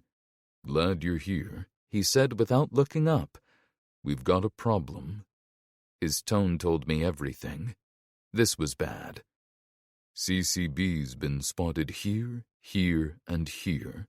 Blake jabbed at the map, marking spots that cut right through our route to Bayside. "Lighter crews since we kicked their teeth in, but still dangerous enough." I traced the only route left that wouldn't have us playing chicken with the CCB. "That's a hell of a detour." "A week minimum," Jimmy said. Assuming nothing tries to eat us? Something always tries to eat us. I looked at Blake. We'll need more of everything, especially things that go boom. Got you covered. Blake moved his finger to another section. But there's another issue. Glowies have been moving in packs along I-94. The whole stretch through the Badlands is crawling with them. Cora leaned in to study the map. Well, shit. We spent the next hour planning the route in the kind of detail I preferred. Excruciating. Water sources, rest stops, places to scrounge fuel, the works. By the end, my brain was mush. Cora studied the route one more time, tracing the roads with her eyes like she was cataloging everything that could go wrong. You still sure about this? I asked her quietly. It's not too late to bail. I'm sure, she said, still studying the map. Lisa would want me to do this. To help. That stubborn look on her face reminded me of Joanna deciding to fix my car. 3 days and one very confused mechanic later, I'd learned that determination alone didn't always cut it. But sometimes it was enough. All right, just don't say I didn't warn you when things get interesting. Blake caught my arm as Jimmy and Cora headed out. Jeremiah, after what you told me earlier, I made some calls. Talked to settlements further east. Just when I'd thought this thing couldn't get any more worse. Or is it worser? Worst? Whatever. How bad? VEC's been hitting towns, taking people. Anyone who fights back? He shook his head. A settlement near Billings refused to hand over their doctor. VEC killed everyone. My contact saw what was left. I waited. There was more. There's something else. People are talking about infected that are different, changed. VEC's doing something to them. Experiments, maybe. Yeah, figured as much. We'd just have to deal with it. Thanks, Blake. At least we know what we were walking into. A few hours later, I tracked down Cora in the garage, cleaning her machete at one of the workbenches. The blade already gleamed, but she kept going anyway. Loaded magazines sat in a perfect row next to her pack. She looked up, doing that thing people do when they're trying to hide they were just crying, the casual face wipe, blinking like she had dust in her eye. How's it looking? I asked, because the best way to handle emotions is to pretend they don't exist. Sharp enough. She tested the edge with her thumb. Better than counting cans at Clearwater, anyway. Yeah, well, we're gonna need those combat skills out there, I said, nodding at her nearly obsessive preparations. Someone's got to keep Jimmy from getting his ass bit when he inevitably does something stupid. That got a smirk out of her. My sister would have liked this. Going after the bastards instead of hiding from them. Damn straight. We worked in silence after that, checking weapons and gear. Almost made me forget we were about to dive headfirst into the ass end of trouble. I was heading to the SUV for one last gear check when I spotted Penny sitting alone by the wall. Joe's head lay in her lap while she absently scratched his ears. I'm just scared, she whispered to him. But you'll help us find Mom, won't you? Joe whined and nuzzled closer. I walked over and sat down beside them. Sometimes being a dad means walking into emotional hurricanes on purpose. For a moment, I just held her close. She used to fit in the crook of my arm. Now she was almost as tall as Cora. Penny, what if we can't find her? She looked up at me with that expression that made me want to punch fear in its stupid face. What if she doesn't know how much I love her? I just blurted out Mom when she left, but I never really told her. Not the right way. I pulled her in tighter and kissed the top of her head. The mom thing. She'd been carrying that since the day Jenny left. I should have seen it sooner. Should have said something. Dad of the year right here. She knows, Peanut. Trust me. And when we find her, not if, when. You can tell her yourself. She wiped her eyes. That stubborn reed look settled over her face. Okay. I squeezed her shoulder. Come on, let's not keep her waiting. I was under the hood of the SUV, checking fluid levels for the third time, when I caught Penny and Cora's voices from the back. Think we'll find other settlements out there? Penny asked. I I heard her rifling through the medical supplies. Like this one? Hope so. Something heavy scraped, Cora moving supply crates. Better than finding more places like Clearwater. All that potential, just a pause. Nothing but walls and sanctimoniousness. We could help them, Penny said. Show them how to set up clinics, maybe even... First we find your mom. Cora cut in, but gently. One impossible mission at a time. I pulled myself out from under the hood. She's right. Water first, though, I said, hauling over another jerry can. It's heavier than Jimmy's head, and we need it low like his IQ. Jimmy, who'd wandered over to help load, muttered something anatomically impossible that involved my mother. We loaded canned goods next, then perishables. Ammunition came last, distributed throughout the SUV to balance the weight. As we were packing the medical supplies, nothing says vacation quite like trauma kits, Cora suddenly smacked her forehead. Oh shit, almost forgot. She waved to Doc Mitchell, who was already heading our way with a bundle of plants from his garden. "What's all this?" Jimmy asked, eyebrows raised. "It's obviously for salads, you twit," I said. Cora carefully unwrapped the plants. No, it's not for salads. They're medicinal herbs. This one's for pain relief, this one's for infections, and this, well, let's hope we don't need it, but it can help with poisoning. "Well, shit, look at you being all smart," I said, eyeing the stash. "Where'd you pick up this botanical voodoo? And you can grow, other interesting herbs." I waggled my eyebrows. Cora's fingers lingered on the leaves. "My sister taught me everything I know. She was studying environmental science, said that even if the world goes to hell, plants will always be there to help us heal." Then she gave me a quick wink. Nice. I watched everyone work, trying not to think too hard about how many ways this could go wrong. The list was getting uncomfortably long. "Are you spacing out or having a stroke?" Jimmy said. "Either way, it's an improvement." I mimed cleaning my ear. Weird. There's this irritating sound, like an asshole trying to form complete sentences. "Save it for the zombies, dickhead. Unlike them, I can shoot back." I flipped him off, but kept working. The sooner we got this done, the sooner we could get moving, and the sooner I could stop pretending I didn't actually need Jimmy's help. My hand brushed against an old road map as we finished loading the SUV, worn and creased from years of folding it wrong. I held it for a second, and suddenly I was back in that beat-up sedan on the way to Nevada, just the three of us. Jenny at the wheel, murdering some pop song on a scratchy CD, Penny in the back, giggling at Jenny singing 1 minute, asking 1,000 questions about Joanna the next. We'd stopped at the grave.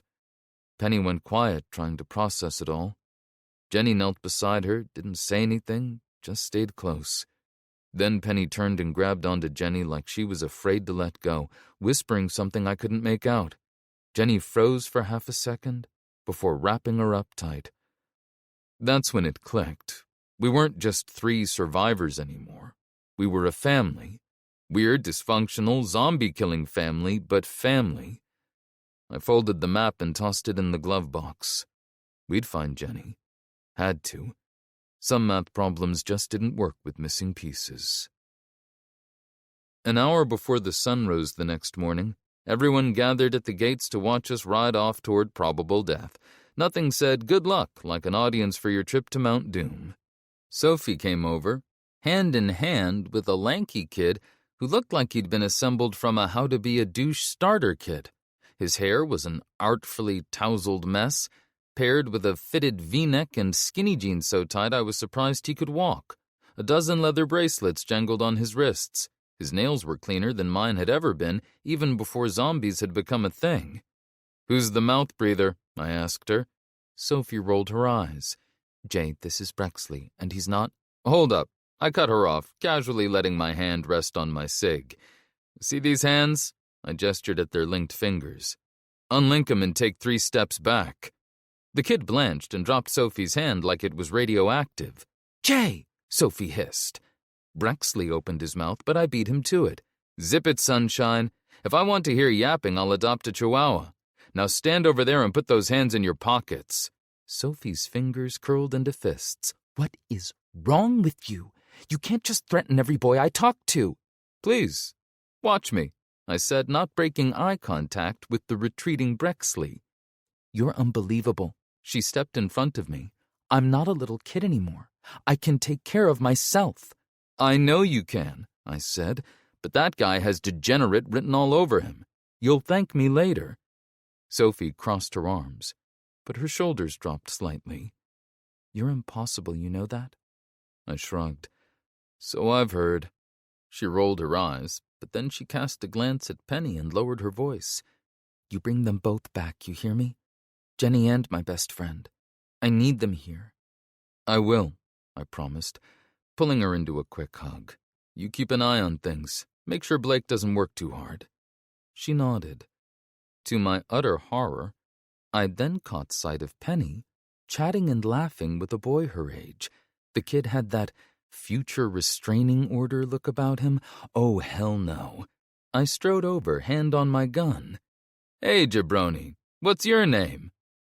It doesn't matter what your name is. Start running. The speed you pick will determine whether or not I start shooting." I jerked my thumb down the street. The kid took one look at my face and set a new record in the 100-yard dash. "Dad," Penny groaned, "you're embarrassing me." "Good, it's part of the job description." She stomped off toward Sophie with exaggerated outrage. I took in the scene while they chatted and started doling out goodbye hugs. Seemed like every Tom, Dick, and Jane in Sunlit Meadows had turned up to see us off. Blake met me at the SUV with a crate. "Want to check the hardware?" "Do I want to check the hardware?" I muttered, lifting the lid. "Does a one-legged duck swim in a circle?" A Remington 700 sat on top, .308 Winchester, perfect for long-distance work, a pair of Mossberg 590A1s for close quarters, but the real prize were the two FN scars at the bottom. I pulled one out. "Hello, beautiful." 762 NATO, adjustable stock, smooth as butter. I sighted down the rail. "Big Betty might get jealous." "Plenty of ammo for all of them," Blake said. "Hollow points, slugs, buckshot, the works." I nestled the scar back in its foam. "You really do love me." Blake pulled a small case from his jacket. Inside were 4 handheld radios and weather-sealed casings. Short-range tactical radios. Encrypted channel. 2-mile range in open terrain. You'll need them if you split up. Radios. I picked one up and tested the weight. Actually useful. And here I was hoping for beer. He reached into the SUV and pulled out something bigger. A proper long-range radio unit and a hard case. "This one's got real reach. A couple 100 miles, maybe more with the right conditions and a good antenna. Runs on the same encryption as the handhelds. Just prepare for everything." He handed me the case. "Battery life's good, but don't waste it. And Jeremiah, don't lose these like the last ones." That was one time, and technically the zombies stole them. The zombies. Very sneaky zombies. I clipped a short-range radio to my belt and handed the case with the others to Cora. "Make sure everyone gets one. Show them how they work." I set the long-range unit in the back of the SUV, wedging it between the ammo crates where it wouldn't bounce around. Blake nodded toward it. "Might save your ass someday." "Everything you give me might save my ass someday. That's kind of the point." He clasped my injured shoulder with an extra firm grip. Ouch. "Good hunting." He didn't say anything else. Just looked at me for a second longer than necessary, the way men do when they're not sure if it's goodbye. I shut the lid on the crate, then wrapped it twice. "Well, let's go piss off some fascists." As we prepared to leave, Charlotte wrapped herself around my leg and held on tight like a little barnacle in a onesie. "Come back soon, Unky Bear," she mumbled. I knelt down, gently prying her arms loose. "I will, sweetheart. I promise. You be good, all right?" She threw her arms around my neck. I caught Quinn's eye over her shoulder, but neither of us said anything. Better that way. Less chance of embarrassing ourselves. Though if anyone had looked at my eyes right then, the jig would have been up. "All right, Team Reed and Jimmy," I said, clapping my hands after I handed Charlotte back to Quinn. "Weapons check. Make sure everything's clean, loaded, and ready to party." Penny fussed over her bow. Cora tested her machete's edge with a very unnerving grin, and Jimmy caressed his shotgun in a way that made me slightly uncomfortable. The gates creaked open. I took one last look at sunlit meadows, at their attempt at normalcy. The smell of bread still hung in the air. Someone had set out laundry. 2 guards were drinking coffee by the wall. "Mount up," I said, pushing down whatever the hell was trying to climb up my throat. I knew what needed to be done. No more playing nice. The time for heroes was over. Let's be bad guys. Chapter 28. On the Road Again. The sun was coming up as we pulled away from sunlit meadows in our overloaded Nissan Patrol. "Anyone bring music?" I asked, eyes on the cracked highway. Because if I hear Jimmy hum Sweet Home Alabama one more time, someone's walking to North Dakota. Penny, riding shotgun, rolled her eyes. "Dad, we've been on the road for like 2 minutes. And it's been the longest 2 minutes of my life," I said. Jimmy grunted from the back. I swerved around a flipped semi. Its cargo was spilled across the road, and someone had already torn the cab open and stripped it clean. "You know what I miss?" I said. "Those dumb See Rock City signs. Used to hate 'em. Now I'd kill to see anything besides Keep Out or Die in red spray paint." Cora leaned toward the window, letting the wind hit her face. "I miss billboards," she said quietly. "Even the ugly ones. At least they meant someone was still trying to sell you something." The engine hummed. Tires crunched over debris. "All right, enough nostalgia. Penny, what's our first major stop?" Penny studied the map. "Livingston, about 50 miles east." I nodded, remembering Blake's warnings about CCB checkpoints. "Livingston it is." "I've heard it's become a trading hub now," Cora said. "Could be good for supplies and information." Jimmy shifted in his seat. "And CCB scouts." "Thanks for that, sunshine," I said. We drive up carefully, scope it out before making any moves. A few hours later, the clouds had broken up. Winter sun glared off the wet roads, bright enough to make me squint. "Heads up," I said, easing off the gas. "We've got company." Penny leaned forward. "Is that a gas station?" "Was a gas station," Cora said. "Now it's a fortress." Sandbag walls ringed the perimeter, with sniper nests built into the roof. Guard towers made from railroad ties loomed at each corner. The whole setup screamed, "We see you coming." "VEC's convoy would have had to pass through here," I said. "Might be worth asking if anyone saw a bunch of assholes in black jumpsuits." Jimmy leaned forward. "I don't like this. Could be a trap." "Jesus, Jimmy, not everything has to be a trap," I said, but my hand still drifted to my cig. Experience had taught me that the second you believed something wasn't a trap, it usually exploded in your face, literally. We drive up slowly, hands visible. "Penny, you're on getaway driver duty. If this blows up like a possum in a corn crib, floor it and don't look back." Penny nodded, but couldn't hide the preteen eye roll that said I was the source of all embarrassment in the universe. We parked close enough to yell, but far enough to make a hasty getaway if needed. I stepped out of the car, hands visible but close enough that I could unholster the cig in a jiffy. A voice rang out from one of the sandbag guard posts. "Welcome, travelers. What brings you to Crossroads Trading?" Crossroads Trading? That was a bit on the nose. Better than decrepit settlement trading, though. "Just passing through and saw the outpost." The guard gestured toward a parking area. "Pull up over there. Your timing is a bit unfortunate, though. We just traded the last pack of Twinkies. How about some meatloaf? Homemade recipe." Oh, great. Nothing says "we're going to eat you" like forced cheerfulness. And I didn't have a t-shirt that said "this idiot will eat mystery roadside meat." "Gonna have to pass," I said, "but we'll poke around a little." A woman in her 40s greeted us as we stepped out. She wore the kind of smile that made my hand inch toward my holster. The last stranger who'd looked this happy to see me had tried to have me barbecued. "Name's Beth," she said, extending a hand. "Welcome to Crossroads." I shook her hand, noting the calluses. Working hands. Or butcher's hands, mwahaha. "Jeremiah, just checking who's been passing through lately. Seen any interesting traffic?" "Depends on what you consider interesting." She studied our faces. "We get all sorts here." "How about military types? Big convoy, well armed?" Recognition flickered in Beth's eyes. She glanced at their guard towers, then back to us. Might have seen a group like that pass through. Information's expensive these days, though. We might have some things worth trading. I let my gaze drift over their setup, the infirmary tent, the guards with mismatched gear. Could always use medicine, ammo. Small town like this, we can never get enough of either, Beth said, watching my reaction. Might be we could do business then. Beth's hand settled on one cocked tip as she smiled. Well, well, come on in and let's talk shop.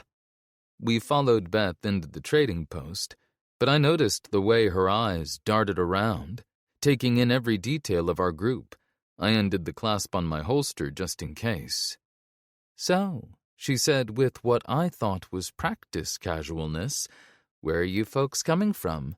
Sunlit Meadows? Around, I said, taking in more of the settlement. What had started as a gas station had grown into something bigger. A fenced-in lot behind the main building held maybe 24 vehicles, mostly old diesel trucks and SUVs that could still run on questionable fuel. Smart move focusing on the workhorses, Land Cruisers, patrols like ours, even a few of those old Mercedes diesels that would probably outlast the apocalypse. The mechanics knew what they were doing, too. One team was ripping out all the fancy electronics and going old-school mechanical. Made sense. Computers were just more ways for things to break when you needed them most. In this world, simpler meant survivable. A few older military trucks sat in the back, the kind built to run on almost any diesel blend and keep running with basic maintenance. Every vehicle got the same treatment. Bull bars welded front and back, side panels reinforced with scrap metal, jerry cans strapped wherever they'd fit, interiors gutted to haul gear, not comfort. These rigs weren't for showing off. They were for getting through hell and maybe back again. I could have spent all day in that lot. Every rig told a story about who built it and what they were afraid of. But we had places to be. Let's make this quick, I muttered to Cora. In and out before someone decides we look better as the daily special. Roger that.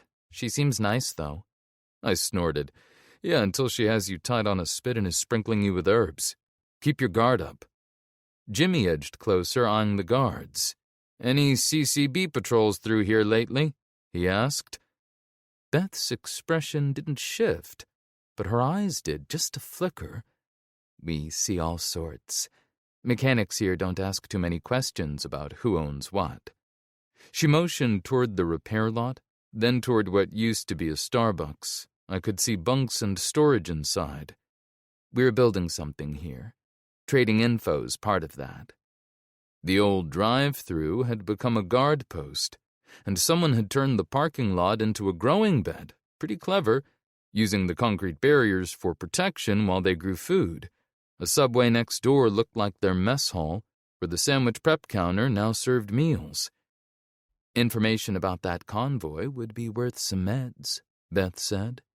We can spare some, but we've got ammo to make up for anything that comes up short. I didn't really want to give up either, but we had a lot more ammo than antibiotics thanks to Blake. Beth considered, then nodded toward the former convenience store. Let's talk inside. They'd set up a trading post where the snack aisles used to be. Convoy came through 3 days ago, Beth said, moving fast, heading northeast. Military discipline, but not military, if you know what I mean. Had some folks with them, didn't look too willing to be there. I handed over a small bottle of doxycycline and 25 rounds of 9mm, watching her tuck them away without counting. Anything else? She nodded at Jimmy. CCB patrols have been sniffing around asking questions. Since their war with the Redliners, they've been pushing east, either running or expanding. Both are bad news. Good to know. Northeast meant they were staying on course. Thanks for the intel, Beth. She nodded. Watch yourselves out there. Always do. I pushed away from the counter and spotted Penny through the windows over by the growing beds. She had her bow out, showing it to a couple of kids while Joe played guard dog nearby. Some things never changed. Put her near a crowd her size and the world might as well not exist. Time to round everyone up, I said to Jimmy. The settlement had come alive in the afternoon sun, the rhythmic clanging from the repair shop mixed with the sound of power tools. The air smelled of hot metal and engine grease. A pair of dogs, maybe German shepherds, lounged in the shade while chickens pecked between the vehicles. I gave them the side eye and rested my hand on my cig just in case they were the smart kind of chickens. "Penny," I called out, "time to roll." She gave the kids one last archery tip while I did a final walk-around of the SUV. Cora was already loading up, but Jimmy lingered near the guard tower, probably counting imaginary enemies again. 2 mechanics were finishing up work on an old Land Cruiser, throwing sparks in the dim garage with their welding torch. I'm a pretty good welder, but those guys were goddamn artists. The rack they made looked like it came straight out of the factory. Beth walked us to the car. "Good luck finding what you're looking for." Her smile looked real this time. "Thanks, Beth." I climbed into the driver's seat while Penny said goodbye to her new friends through the window. Joe settled in the back, probably glad to be heading out. He never did trust new places. Can't say I blamed him. "All set?" Cora asked from the passenger seat. "Let's move," I said. The kids waved to Penny as we pulled out. She waved back until they disappeared behind us, then settled in with her notebook. I checked the mirrors until Crossroads was just another dot in the wasteland. 3 days ahead of us. Not great, but not bad either. I pressed the gas a little harder, watching the needle climb. Time to see how much ground we could make up before dark. A few hours later, we were watching the occasional zombies stumble out of the brush. Being trapped in the car sucked, but not as much as listening to Jimmy mouth-breathe in the back. The highway narrowed to 1 lane through an ancient pileup. Semis and cars frozen in their 8-year-old panic, now just rusty landmarks we used for navigation.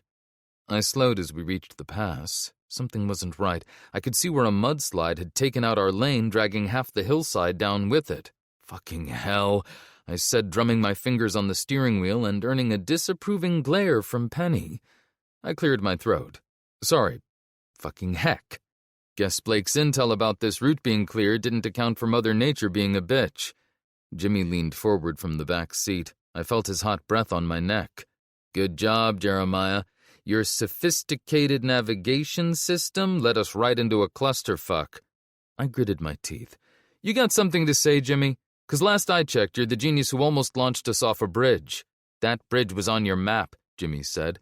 "The one that showed the bypass was still clear. Now we're stuck in the middle of nowhere." I turned in my seat. "Look, you insufferable bucket of assholes." "Both of you shut it," Cora snapped. "Your dick-measuring contest isn't helping anything at the moment." I took a deep breath. "All right, Jimmy, what's your bright idea?" His eyes narrowed. "We backtrack. Take the logging roads like I suggested in the first place." Those roads were marked last resort only on Blake's map. Too steep, too narrow, and probably washed out like half the mountain by now, I said. "It's better than sitting here with our thumbs up our—" Jimmy caught Penny's glare in the mirror. "Up our noses." I was about to tell Jimmy exactly what to do with his opinions when Cora spoke up, still studying the map. "What about the old railroad tracks?" She ran a finger along the map. "They follow the highway for about 8 miles. I glanced at her. "The tracks might be overgrown after all these years." "Maybe," Cora said, "but they'll be clear of vehicles, and the patrol should be able to handle it." Joe whined softly and shifted his weight in the back seat, resting his head on Cora's lap. Jimmy slumped back in his seat. "It's the least stupid idea I've heard today, which, given present company, is saying something." I reluctantly nodded. "It'll be bouncy, but I guess we'll have to chance it." I reminded myself that tying Jimmy to the roof rack and launching him off a cliff wouldn't get us any closer to Jenny. "Good," Jimmy grunted. "But when you screw this up, and you will, I reserve the right to say I told you so." I cranked the wheel, throwing gravel as we turned around.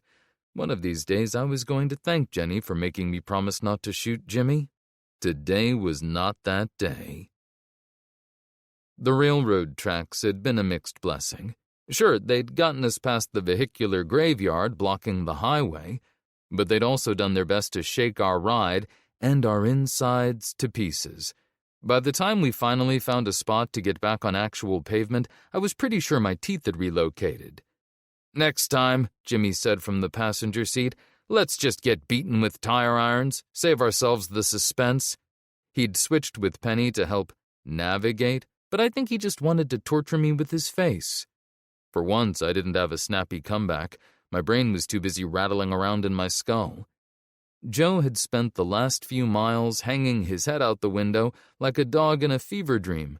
Now he was curled up on the floor by Penny's feet, giving us all the kind of betrayed look usually reserved for vet visits. "You gonna make it, Joe?" Penny asked, patting his side. He answered with a pitiful moan that pretty much summed up how we all felt. We rode in silence for a few minutes, but Penny and Cora's hushed conversation suddenly went up in volume. "No way, I don't believe you," Penny said. "Go ahead, ask your dad," Cora said, sounding way too amused. Penny leaned forward, poking her head between the seats. "Dad, Cora says people used to buy fancy water." She made air quotes so aggressive I thought she might sprain a finger. "That's not true, right?" "Dead serious. Different brands, different sources. Some cost more than whiskey." "But it's water." Penny looked like someone had just told her the sky used to be neon pink. Like just water. From the ground. That we boil. "Sometimes they added bubbles," Cora said. "They did what to it?" Penny asked. Her brain was clearly struggling to process the logistics of carbonated snobbery. I glanced in the rear view. They also sold air in cans. A very awkward silence followed. Penny looked between us. "Canned air. For breathing. You're joking." "What? No," Jimmy said. "It was for cleaning electronics." Penny's face went from surprise to confusion. "What's wrong with a rag?" "Well, a rag's not good for that. You need pressurized air in a can to get dust out of computers and stuff." "So people paid money for air in a can to blow dust from one place to another?" Each word came out slower than the last, like she was trying to make sense of complete nonsense. Cora suddenly perked up. "Hey, look at that." I squinted through the windshield. There, nestled between overgrown trees and kudzu-covered buildings, was something I hadn't seen in years. A convenience store that looked unscavenged, like it had slipped through the cracks, hiding in plain sight. It looked old, and nature had reclaimed most of the entrance, but I didn't see any bullet holes or boarded-up windows. I didn't see bloodstains or shattered glass, and there were no signs of fire damage. It couldn't be, could it? "Well, don't that just pepper the gumbo?" I said, slowing the car. Penny leaned forward. "Do you think there might be supplies in there?" "If it's what I think it is, there'll be more than just supplies," I said, turning the wheel. I eased the patrol off the cracked asphalt, crushing a path through the tall weeds that had reclaimed the parking lot. We rolled past a sun-bleached lottery billboard promising dreams worth millions and a rusted-out Honda that had become one with the scenery, with vines threading through its open windows. An ancient red box stood sentry by the front door. Its red paint had faded to a dull pink, still advertising DVDs for $1.50. Like some bizarre leftover from the old world. The tires crunched over 8 years of wind-blown debris as we rolled to a stop about 20 yards from the entrance. Joe was already keyed up, ears forward, nose twitching, muscles coiled. He pawed at the door with a low growl. "Easy, boy," I said, killing the engine, then looked between Jimmy and Cora. "We do this smart. We clear the place first, and then we scavenge." Everyone nodded. Even Jimmy managed to keep his mouth shut for once, which really threw me off. I popped the liftgate and we geared up in silence in that familiar ritual. Weapons check, ammo check, knife check, signal check. Penny helped secure Joe's tactical vest and bandana. "Remember," I said quietly as we assembled in front of the store, "if anything goes wrong, we fall back to the car and GTFO." The faded sign above the door read Lucky's Quick Stop in chipped red paint. The front windows were covered in a film of grime so thick you could barely see through them, which might have explained why nobody had bothered to smash them. Faded posters advertising cigarette deals and 2-for-1 energy drinks were still taped to the glass. Nature had done half the work of hiding this place. Kudzu vines engulfed the right side of the building and smothered a rack of propane tanks. "Here's the plan," I whispered as we reached the entrance. "I'll take point with Joe. Cora, you're on my 6. Jimmy, watch our backs. Penny, door duty. Eyes up, bow ready. If anything bigger than a squirrel moves out there, I want to hear about it." Penny nodded and raised her bow. I smiled at her before turning back to the door. I counted down, 1, 2, 3, and kicked the door open, sweeping the interior with the SIG. Joe came in right behind me. The first thing I noticed was the sickly sweet stink of death laced with mildew and thyme. Sunlight filtered through the grimy windows, catching dust motes that swirled in our wake. The shelves still held goods, mostly canned items with some toppled over. Chips in faded bags hung from their racks. Boxes of Three Musketeers, Milky Way, and Twix sat on the counter. Hell yes.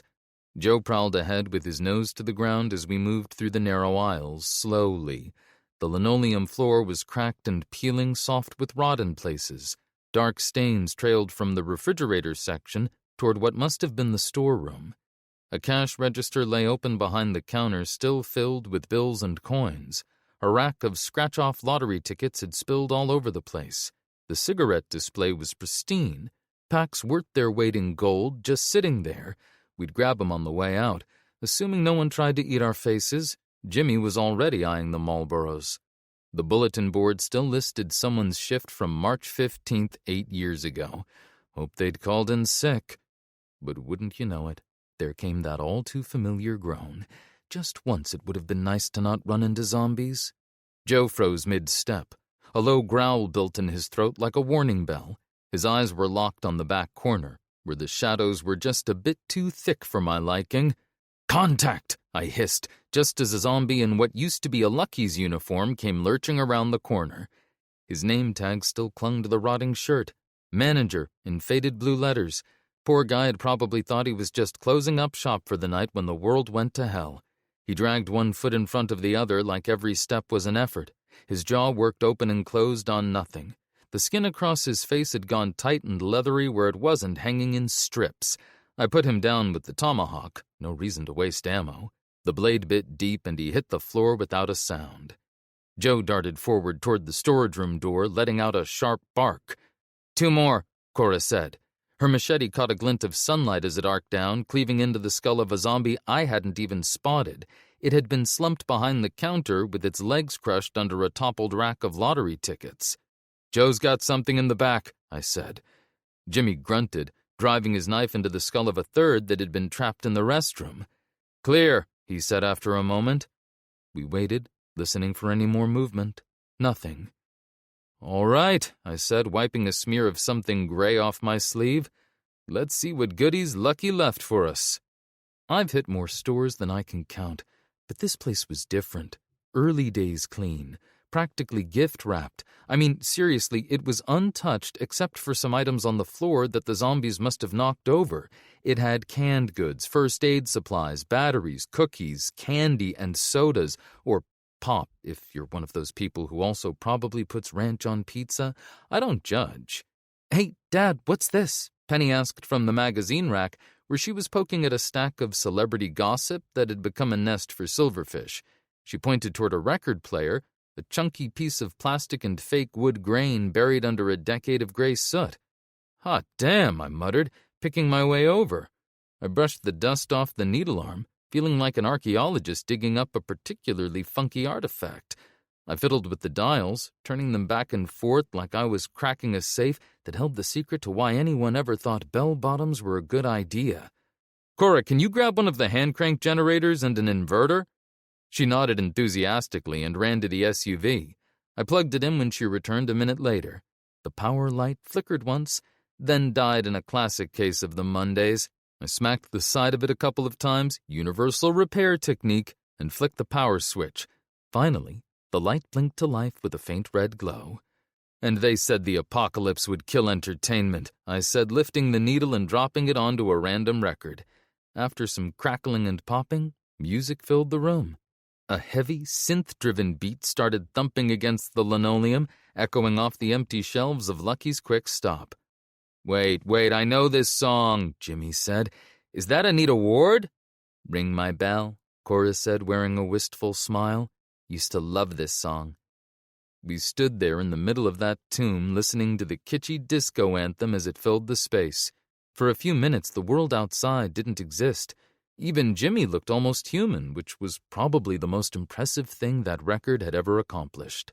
Penny traced her finger along the record sleeve, not looking up. "What do you miss most? From before?" "Chocolate," Cora said without a beat. "Real chocolate and not the stale crap we sometimes find." "Cold beer," Jimmy said, and for once there wasn't a drop of snark in his voice. "And the internet. God, I miss the internet." That tracked. He'd probably used the collective knowledge of humanity just to look up pictures of angry cats. I snorted. Hot showers and pizza delivery, and not having to shoot my neighbors in the face when they try to eat me. Penny nodded, staring at a sun-bleached poster on the wall. "I miss ice cream," she said. The song faded out into a rhythmic, scratching static. I reached over and flicked the switch, cutting the power. "Okay, moment of nostalgia over. Back to the land of the living. Or, well, you know what I mean," I said, looking around the store. "We've burned too much daylight already." Jimmy stared out the grimy windows at the darkening sky. "So what's the plan? Keep driving in the dark? Might as well put a neon sign on the roof saying Zombie Buffet." I shook my head. "We hunker down here for the night. One way in, one way out, already cleared. Plus," I held up a bag of flamin' hot Cheetos. "Snacks." "We staying in the store?" Penny asked. She was practically bouncing. "Damn right. Why sleep in dirt when we've got linoleum? Pure luxury. Okay, Team Reed. And Jimmy," I said, then pointed to the back room. "Cora, let's make sure that back exit is secure. Jimmy, check the perimeter while I do a final sweep. Penny, you and Joe start setting up camp." "On it, Dad," Penny said. She pulled supplies from her pack. Joe moved through the aisles with his nose down, investigating every corner and shadow. He paused at the back wall, let out a low growl at something only he could smell, then circled back to Penny's side. We barricaded the doors and settled in among the aisles as darkness claimed the world outside. Not exactly the Ritz, but better than most places we'd crashed. "Dinner is served," I announced. "Tonight's menu features gourmet meat chunks in a can, peaches that expired when Penny was in diapers, and, because I'm an awesome dad, chocolate chip cookies, plus 3 Musketeers for dessert." "Fancy," Cora said, but reached for the cookies like they might run away. "Think we're getting closer?" Penny asked. She pushed her meat chunks around with her spoon, trying to sound casual and failing. I met Cora's eyes across our camp. "I know we are." Jimmy, coming back from securing the rear door, grunted in agreement. His face was set in its default "someone pissed in my coffee" expression. "We'll find her if she doesn't find us first," he said. We settled into our usual routine. Watches assigned, supplies secured, weapons within reach. "First watch is mine," I said, standing up. "Get some rest. We're wheels up at first light." I moved to the front windows, scanning the road while demolishing a bag of stale but legitimately delicious Cheez-Its. Outside, the darkness was an absolute heavy curtain that swallowed the highway whole. Somewhere out there was Jenny, still breathing, still fighting. And so was I. 3 days behind, always 3 days behind. It felt like chasing a ghost down a dream hallway where the floors kept stretching and the door at the end keeps shrinking. Every time I thought we'd gained an hour, the world threw a mudslide or a manager at us to reset the clock. But the thing about hallways is that they eventually have to end. I didn't need a miracle or a hero's welcome at the end of this particular hallway. I just needed it to finish with her face and not her grave. Sunlight was just starting to filter through the windows when I woke up for my final watch. Cora was already up, heating water on a small camp stove we'd set up by the checkout counter. "Morning, sunshine," she said. "Sleep well on your bed of premium convenience store flooring." My back popped as I stood. It wasn't too bad, actually. Joe lifted his head from where he'd been curled up next to Penny. He stretched, then trotted over and nudged my hand with a gravelly grumble, clearly unimpressed with the lack of room service. "Breakfast isn't ready yet. Just wait," I said. Joe dropped to his haunches and fixed me with a look. "Of course I ate. I'm the one who pulled watch," I said, rubbing the grit from my eyes. "You slept on a dog bed with memory foam. Don't pretend you suffered." He huffed. His tail thumped against the linoleum. "Right, now you're insulted." I stretched again, this time more slowly, My shirt clung to me, and the creases of my elbows itched with grime. The air tasted like mildew and stale Doritos, conveniently available in aisle 4.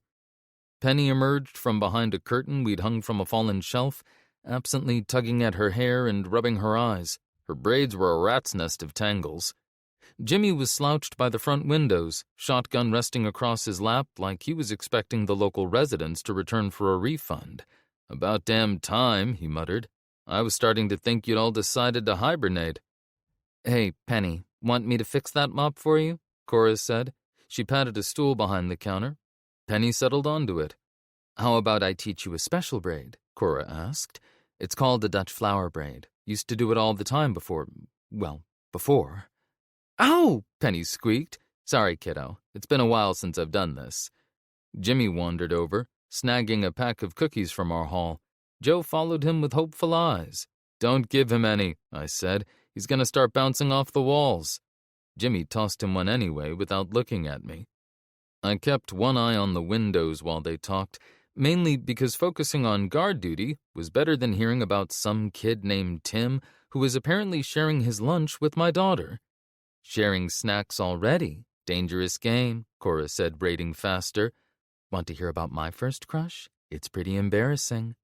Joe wandered back over to Penny, still munching on his cookie. He rested his head on her knee while Cora worked on her hair. Jimmy snorted from his corner, but I caught the hint of a smile before he covered it with a scowl. Their voices rose and fell behind me. Cora was telling a story about a milkshake and nerves, probably middle school. I tried to focus on watching for threats, but kept catching bits about crushes and dating advice. Fucking hell. "And then he ran away," Cora said. "Oh no," Penny gasped. "What did you do?" "Changed schools, obviously. Well, I wanted to, but didn't get that lucky. The point is, crushes are weird and awkward, but they're also kind of fun." There. Cora gave the braid one final adjustment. "Want to see?" Penny was examining her reflection in a dusty store mirror, turning her head to see the braid. For a second, she looked like any other kid getting ready for school, the kind of kid she should have been. "Can I try it on you next time?" Penny asked, turning the mirror toward Cora. "Sure. We'll make it a thing. Your mom will love it." Penny's smile flickered, then steadied. "Yeah, she will." "All right," I said, because watching my kid grow up wasn't exactly helping my trigger fingers stay steady. "Time to move." "5 more minutes?" Penny asked. "Sure. Just 5. Jimmy muttered something about me going soft, but I let it slide. Penny rolled her eyes, but she started packing. Joe circled her, wagging his tail. I caught her grinning at her reflection before we loaded up. Made me wish I could shoot time itself for moving too fast. Chapter 29. We gotta get out of this place. The eastern outskirts of Glendive, Montana looked like hell. A derailed train had torn through the landscape and dumped cargo all across I-94. Shipping containers lay split open across the highway. Whatever had been inside was long gone. The train sat half buried in mud with the front end over an embankment. The engine had pancaked on impact.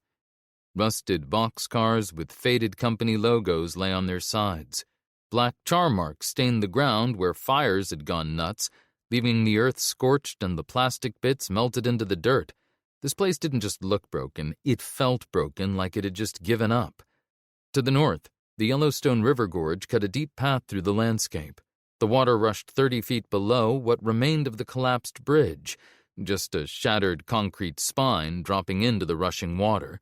The recent snowstorms had left 3-foot drifts piled against the guardrails, with more snow threatening from the slate-gray sky above. I pulled our SUV to a stop, drumming my fingers on the steering wheel as I surveyed the mess. Abandoned vehicles lined the shoulder. Some were nothing but burned-out hulks. Others looked intact, but were trapped behind the maze of wreckage. A faded evacuation notice fluttered from a crooked road sign. This wasn't good. Not good at all. "We can't go back," Jimmy said. "And we can't exactly off-road our way through." I gestured at the deep snowdrifts and the steep gorge to our right. "What about south of town?" Cora asked. "The map shows a service road." I shook my head. "Blake marked it as impassable." I unfolded Blake's map and traced potential routes with my finger. Winter landslides took it out last month, and that logging road to the north is underwater, Jimmy finished, pointing through the windshield. I squinted ahead, where the only potential detour should have been. That whole area was a half-frozen marsh, with water and ice covering what used to be an access road. Even our hardy SUV would be swallowed up to its windows in that slop. Shit, I muttered. We could backtrack to the last turnoff, but that's the long way around, adds half a day at least, and we're already running on fumes. We'd have to find fuel somewhere.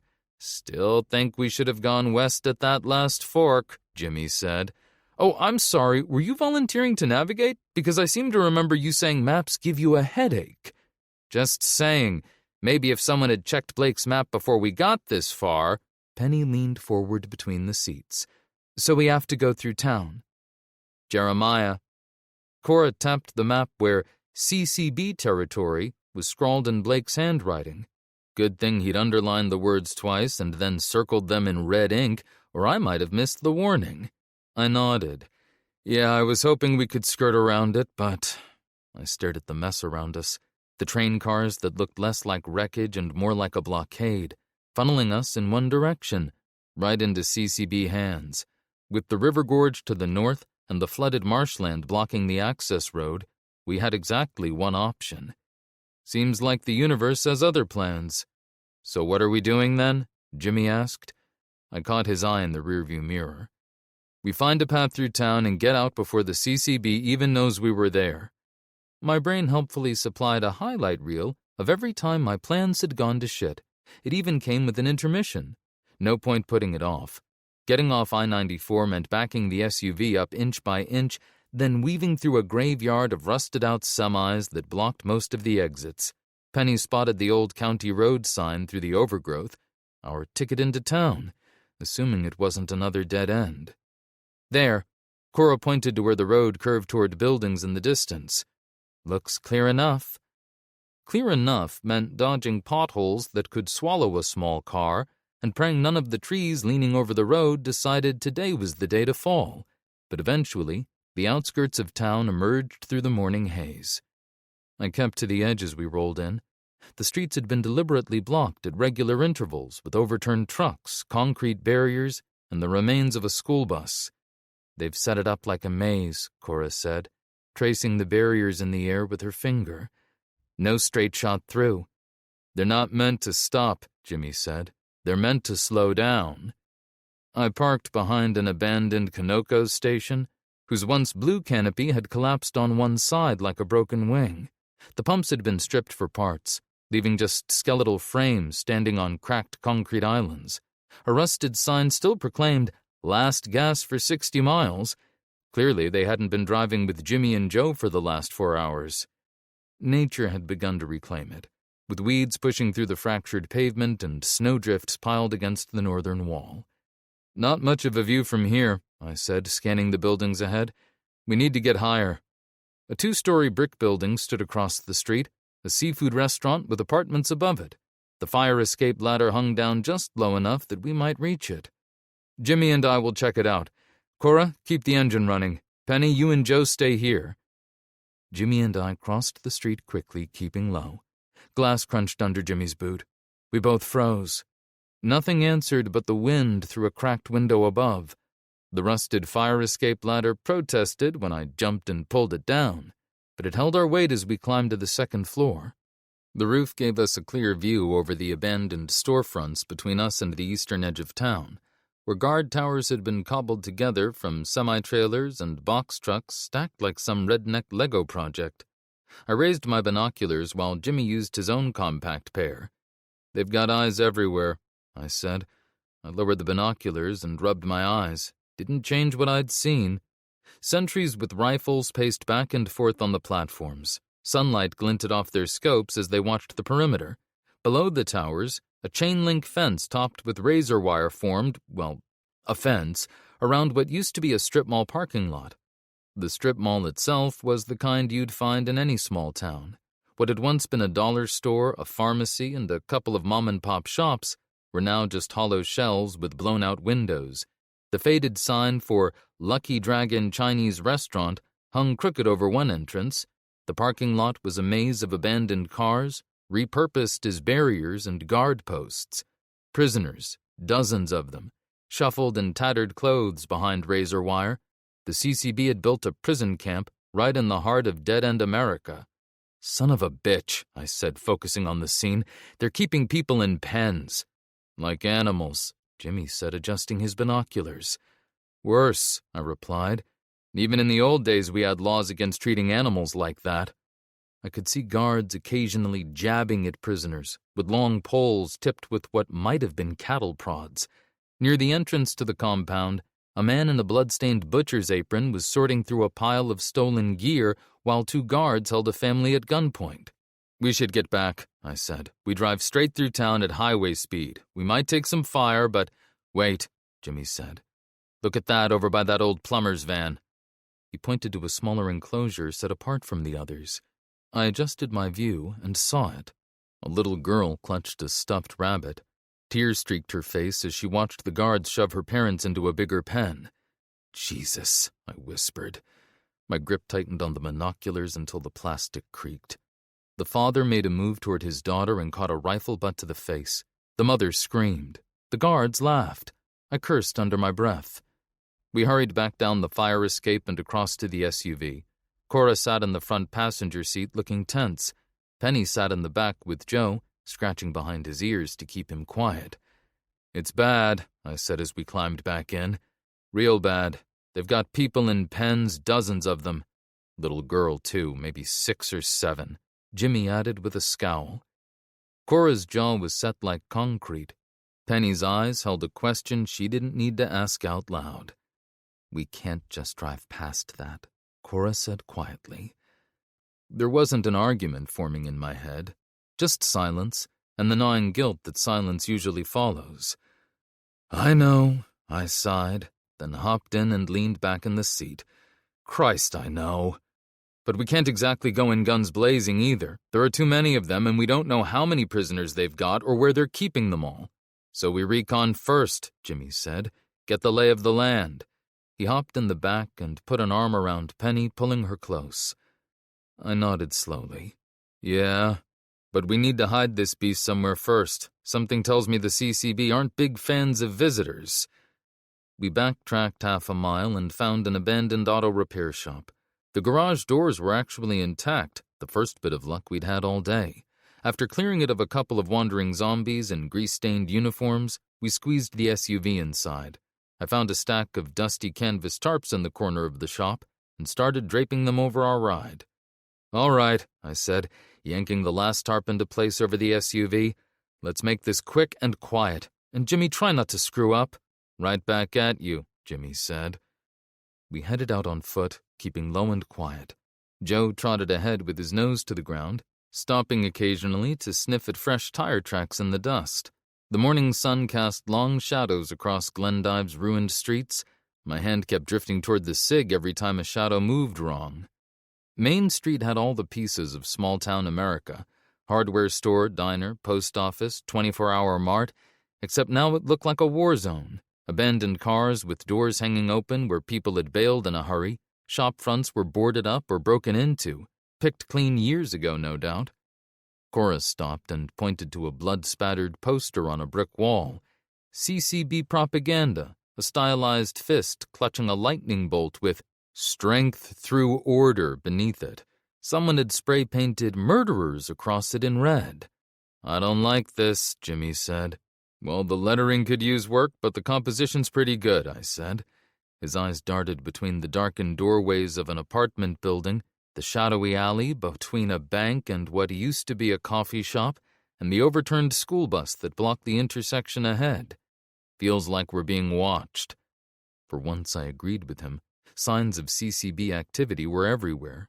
Fresh tire tracks in the dust, discarded ration packs, and posters plastered on walls promising protection and prosperity. I must have missed the fine print that said, "Terms and conditions apply. May include some torture." "We need to get closer to that strip mall," I said quietly. "Cora, you've got point. Jimmy, watch our 6. Penny, you stay between us with Joe. And remember, at the first sign of danger, we haul ass back to the garage." We crept deeper into Glendive, weaving through alleys choked with garbage and overgrowth. The silence pressed around us like a weighted blanket, not the peaceful kind, but the creepy kind that makes you feel like you're being smothered. It was the kind of quiet that made you want to start shooting just to break the tension. Joe froze ahead of us, tail stiff, ears high. No growl, just that quiet tension he got when something wasn't right. Great. Even the dog had the heebie-jeebies. The first signs were subtle. Spray-painted marks on doors, X's and circles in different colors, like someone was taking inventory. Then we spotted the bullet holes in the walls. Not random sprays like you'd see in a firefight, but neat little clusters at about chest height. The kind you get when you line people up against a wall and, well, you get the idea. I stared at those holes a moment too long. I didn't realize I'd stopped walking until Joe brushed my leg. "What are those?" Penny whispered, pointing to yellow tags hanging from doorknobs along a residential street. Each tag had a faded, but still readable CDC logo, with numbers and hazard symbols underneath. "Emergency response tags," I said.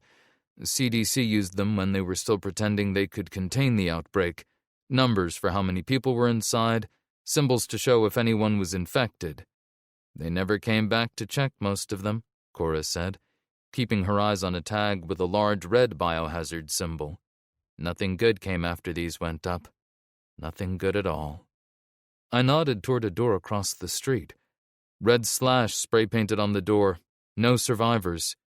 "Yeah, saw plenty of those," Jimmy said. The evidence of CCB's control grew more disturbing as we moved closer to the center of town. The small city park, that had probably hosted summer concerts and farmers markets, had been transformed into something like a medieval courtyard. The bandstand in the center didn't have a tuba player anymore. Instead, it held a heavy timber stockade with dried blood staining the wood around the wrist and neck holes. Then I saw it, the first body, slumped and tied to an electrical pole. Another across the street, sprawled in a doorway with a bullet hole where a face should have been. They weren't fresh, but they weren't old enough to be ignored either. They were a message. "Stay sharp," I whispered. The display became intentional around the next corner, calculated. Bodies hung from lampposts along the street, swaying in the wind. Some were fresh, maybe a day old, while others had been there long enough that nature had taken its course. A woman in a tattered sundress, an older man in a mechanic's uniform, a figure so withered I couldn't tell if it had been a man or a woman. Then there were the sharpened stakes, suspiciously smeared with dark brown stains. This town was a tourism brochure from hell. "Fucking savages," Jimmy said, eyeing a severed head impaled on a pike outside what used to be the town hall. A crude sign hung around its neck. "Traitor." The breeze shifted, carrying a scent I didn't care to name. We all smelled it. No one said a word. I let out a breath. "Yeah." "Dad?" Penny's fingers dug into my arm as she stared at a wall where someone had written, "Help us," in what looked disturbingly like dried blood. "Why would they do this?" I placed a hand on her shoulder. "Because some people were monsters even before the world went to shit. Now there's nobody to stop them." I didn't add what I was thinking, that the apocalypse didn't create these people. It just gave them permission.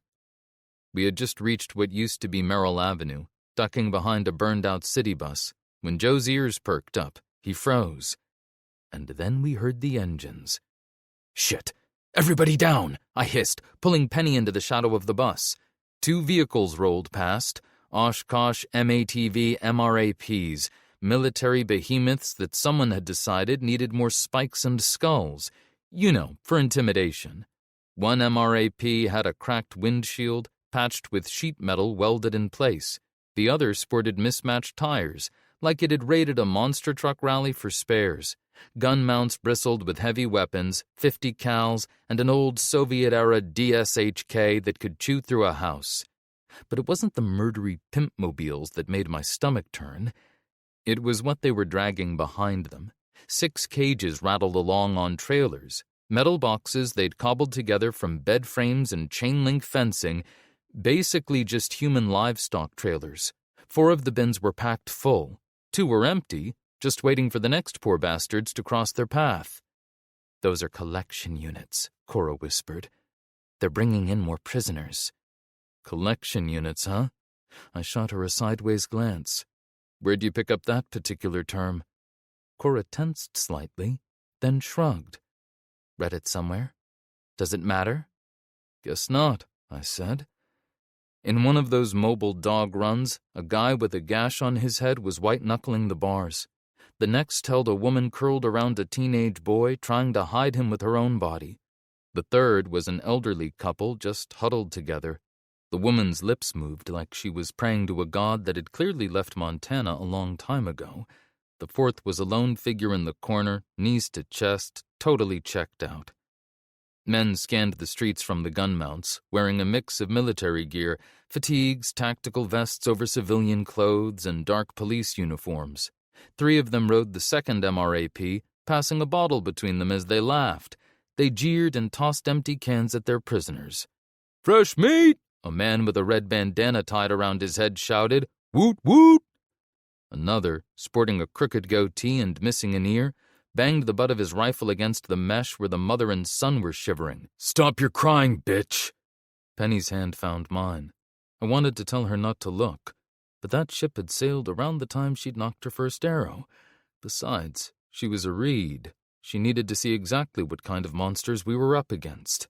"Shit," Jimmy breathed out as vehicles disappeared around a corner, taking with them the fading rattle of metal.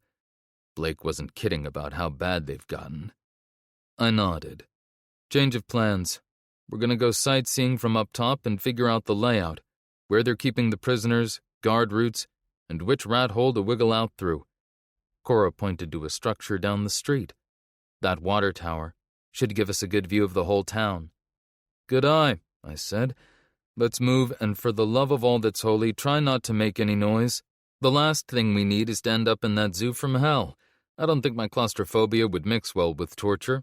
I knew that from experience. 1 out of 10 would not repeat. I saw those human corrals and thought of Jenny's scar. The letter C they'd seared into her skin like she was cattle. My hand found the cig without me telling it to. Some reflexes aren't about survival. They're about revenge. These assholes were still running their torture and imprisonment frequent flyer program.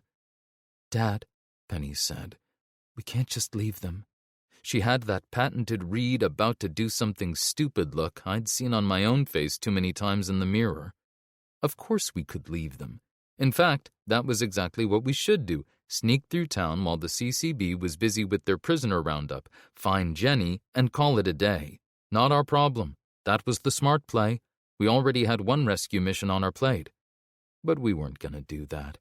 And not because I'm some kind of hero. I'm really, truly not. But I'd looked at those prisoners and seen Jenny, seen Penny, seen every person I'd ever failed to help in time. Besides, I hate 2 things. People who don't return their shopping carts and standing by while the CCB kidnaps innocent people. I sighed. No, we can't. We should get to that water tower. Figure out our options. 20 minutes and 1 near miss with a patrol later, we'd climbed the rusty maintenance ladder to the catwalk that circled the water tower. The height gave us a bird's-eye view of the whole rotten setup. Glendive was a mess of zigzagging barriers and CCB patrols that made the streets look like a rat maze. Their headquarters was hunkered down in the old county courthouse, reinforced like a bunker. Down below, Joe was just a small speck of fur pacing at the base of the ladder, looking up, like he was wondering why humans always felt the need to climb things. "So what's the plan?" Cora asked, crouching beside me. "Quickest way out, or are we committing to something dumb?" "We help them," Jimmy said. We turned to stare at him. These assholes deserve what's coming to them. Been waiting for this. Well, first time for everything. Jimmy and I on the same page. Felt weird, like a peanut butter and mayonnaise sandwich. The whole sorry scene spread out below us. The prison compound with its dozens of captives, the gallows in the town square, and the CCB patrols moving between checkpoints. I could see the newly arrived convoy unloading their human cargo at a processing center they'd set up in an old high school gym. "We can't take on all of them," I said, practical as always. "There must be 50 of these assholes around town, maybe more. Whatever the call, we need to make it now." "Guess we're doing something dumb," Cora said. I watched another patrol roll past. We were outnumbered and outgunned. But then again, when weren't we? We spent the next several hours planning our moves, watching guard rotations, and noting weak points. From our vantage point, their routine became clear, predictable even. That kind of laziness would get them killed eventually, hopefully by us. Looks like they change guards every 3 hours, Cora said, marking times in a small notebook. The eastern side of the compound has the fewest eyes on it. Jimmy nodded. 2 sentries, sometimes just 1. That guy with the limp is lazy. Spends half his shift smoking behind that shed. Supply depot there, I said, pointing to a converted tire repair shop. Fuel, ammo, maybe vehicles. We blow this and half the town goes up. Penny was unusually quiet, studying the town through the scope of the scar. What do you see, Peanut? I asked. That building with the blue door, she said. People go in, but they don't come out. And there's blood on the doorstep. I exchanged glances with Cora. The kid didn't miss much. Noted, I said. Nothing we could do about that right now, but I filed it away. Another reason the CCB needed to go. We waited until the nearest patrol rounded the far corner, then slipped down the tower stairs one at a time. Penny went first, checking each landing before waving us down. The kid moved like she'd been doing this her whole life. We cut through the same alley we'd used coming in, hugging the walls, freezing every time a voice carried from the street. Penny and Joe were 10 feet ahead, moving like shadows. Then a CCB guy stepped out of a doorway about 20 feet from where Jimmy and I were pressed flat against a dumpster. He set his rifle against the wall and pulled out a crumpled pack of cigarettes. Nobody moved. Nobody breathed. Then Joe growled.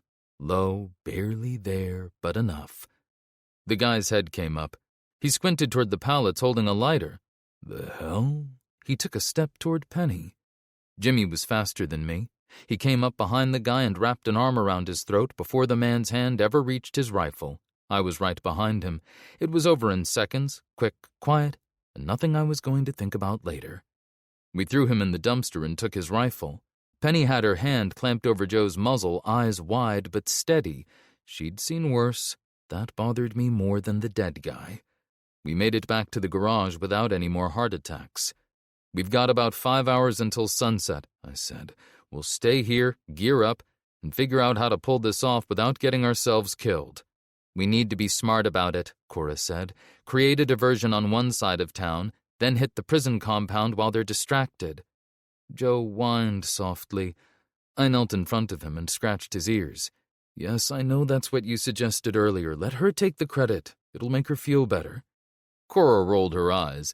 I ignored her and looked at Penny, who was biting her bottom lip. Penny, what does fortune do? It favors the bold. I smiled. All right, let's be goddamn heroes. Chapter 30. Burn It Down. Later that evening, we huddled in a beauty salon that smelled like decades-old hair dye and something less pleasant that had died in the vents and decided to stay. The peeling wallpaper and overturned styling chairs made for a bizarre war room, which felt about right for our operation. Okay, I said, laying out our weapons on a dusty reception counter. Here's how we play this. Penny, you're our eyes. Take the NVGs and the scar with the scope. There's that 6-story apartment building on Merrill. Cora checked it out. It's empty, and you'll have sight lines to both the compound and the supply depot. I threaded a suppressor on the scar. Use this only if you absolutely have to. We're not here to start a war. She nodded like she was already plotting to start exactly that. And keep Joe. He'll hear anyone coming up those stairs long before they reach you. Joe barked, wanting in on the action. No, you're staying with Penny. End of discussion. He whined.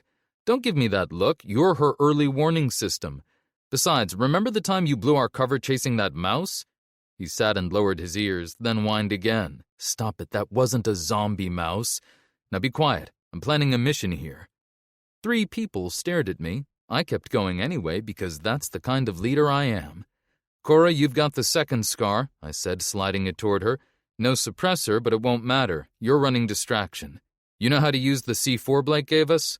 Please. I was making bombs in kindergarten.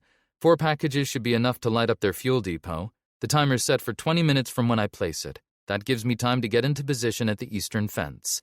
I nodded, clicking a fresh magazine into my suppressed SIG. Jimmy, you're with me. That 1911 suppressed? Jimmy pulled his pistol from its holster. The homemade suppressor jutted from its barrel. It won't win any beauty contests, but it'll do the job, he said. He patted the K-bar knife strapped to his thigh. This is still my favorite, though. His smile reminded me of why we didn't let him near sharp objects at parties. I'll take point. We do this quick and quiet, I said, as if any part of this goddamn mess could be quick or quiet. Experience suggested otherwise, but you had to say something. I caught Penny's arm before we moved out. If things go bad, you run. You get back to the SUV and you go. Dad, I cut her off. This isn't a debate. She nodded reluctantly. Okay. I looked around at our group. 4 people, a dog, and a plan that had about a dozen ways to go wrong. The smart play was still to leave, get out, stay on that convoy. But we'd stopped making smart plays a long time ago, and honestly, I wasn't sure we'd ever been that good at them to begin with. The night wrapped around us like a wet, mildewy blanket as Jimmy and I crept through the alleyways between abandoned storefronts. The CCB's camp noise was easy to hear, drunk idiots laughing around barrel fires, probably comparing notes on their favorite war crimes. Nothing brings people together like shared atrocities. 2 taps on the radio. Penny was in position, 6 stories up, with a clear view of our approach. I'm not so sure about this, Jimmy whispered, his breath fogged in the cool night air, as we pressed ourselves against the brick wall of what used to be a barber shop. He scanned the darkness ahead where the first set of cages would be. I shot him a sidelong glance. For fuck's sake. Bit late for second thoughts, isn't it? He grunted, adjusting his grip on his pistol. Not second thoughts, just remembering what these assholes did last time we crossed paths. He unconsciously touched the ragged scar that ran along his collarbone, another CCB souvenir. From Jimmy, that grunt was practically a friendship bracelet. My earpiece crackled. Penny's voice came through in a whisper. Dad, 2 o'clock. Look out moving your way. Carrying a rifle, he has night vision goggles on his head, but they're not down. Looks half asleep. Half asleep. Good. That made 2 of us. The difference was I'd had practice doing stupid things while exhausted. I ducked into the recessed doorway of the old barber shop, dark enough to hide, which was about all it had going for it. Jimmy slipped behind a rusted dumpster across the street. The lookout's patrol route would bring him right between us, which was either good planning or dumb luck. With us, it was usually the latter dressed up as the former. Here's the thing about ambushes they don't tell you in the movies. The waiting is the worst part. Not the killing. That happens fast and your brain checks out for most of it. It's the 30 seconds before, when you're standing in a dark doorway and your heart's trying to punch its way out of your rib cage, and you have way too much time to think about all the ways this could end. Floodlights cast his shadow across the cracked pavement, stretching it out long and twitchy like it couldn't sit still. The lookout came into view. Rifle hung loose over his shoulder. The orange glow from barrel fires a block away lit up his face. Young, maybe 20, just a kid. But the CCB patch on his arm and the zip ties dangling from his belt told me everything I needed to know. Those zip ties weren't for holding packages together. I caught Jimmy's eye and gave him a slight nod. He tensed, ready to move. The guard walked directly between us, then suddenly stopped. His head cocked to the side like a dog catching a scent. Shit, had he spotted one of us? He started to turn toward Jimmy's position. His hand moved to his rifle. Everything after that happened in about 4 seconds, which is roughly 3 seconds longer than you want these things to take. I lunged from the doorway. Jimmy emerged from behind the dumpster at the same time. The kid's eyes went wide, that universal oh shit expression that looks the same on every face, living or dead. His mouth opened to shout. Jimmy didn't give him the chance. He snaked an arm around the kid's throat, clamping a hand over his mouth.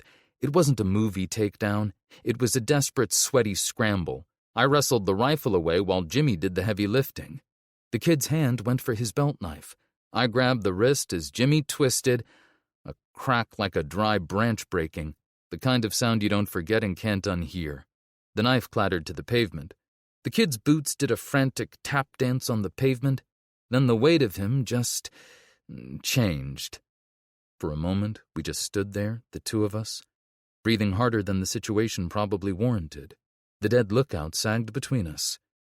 Jimmy let out a low whistle. "Well," he muttered, "that was fun.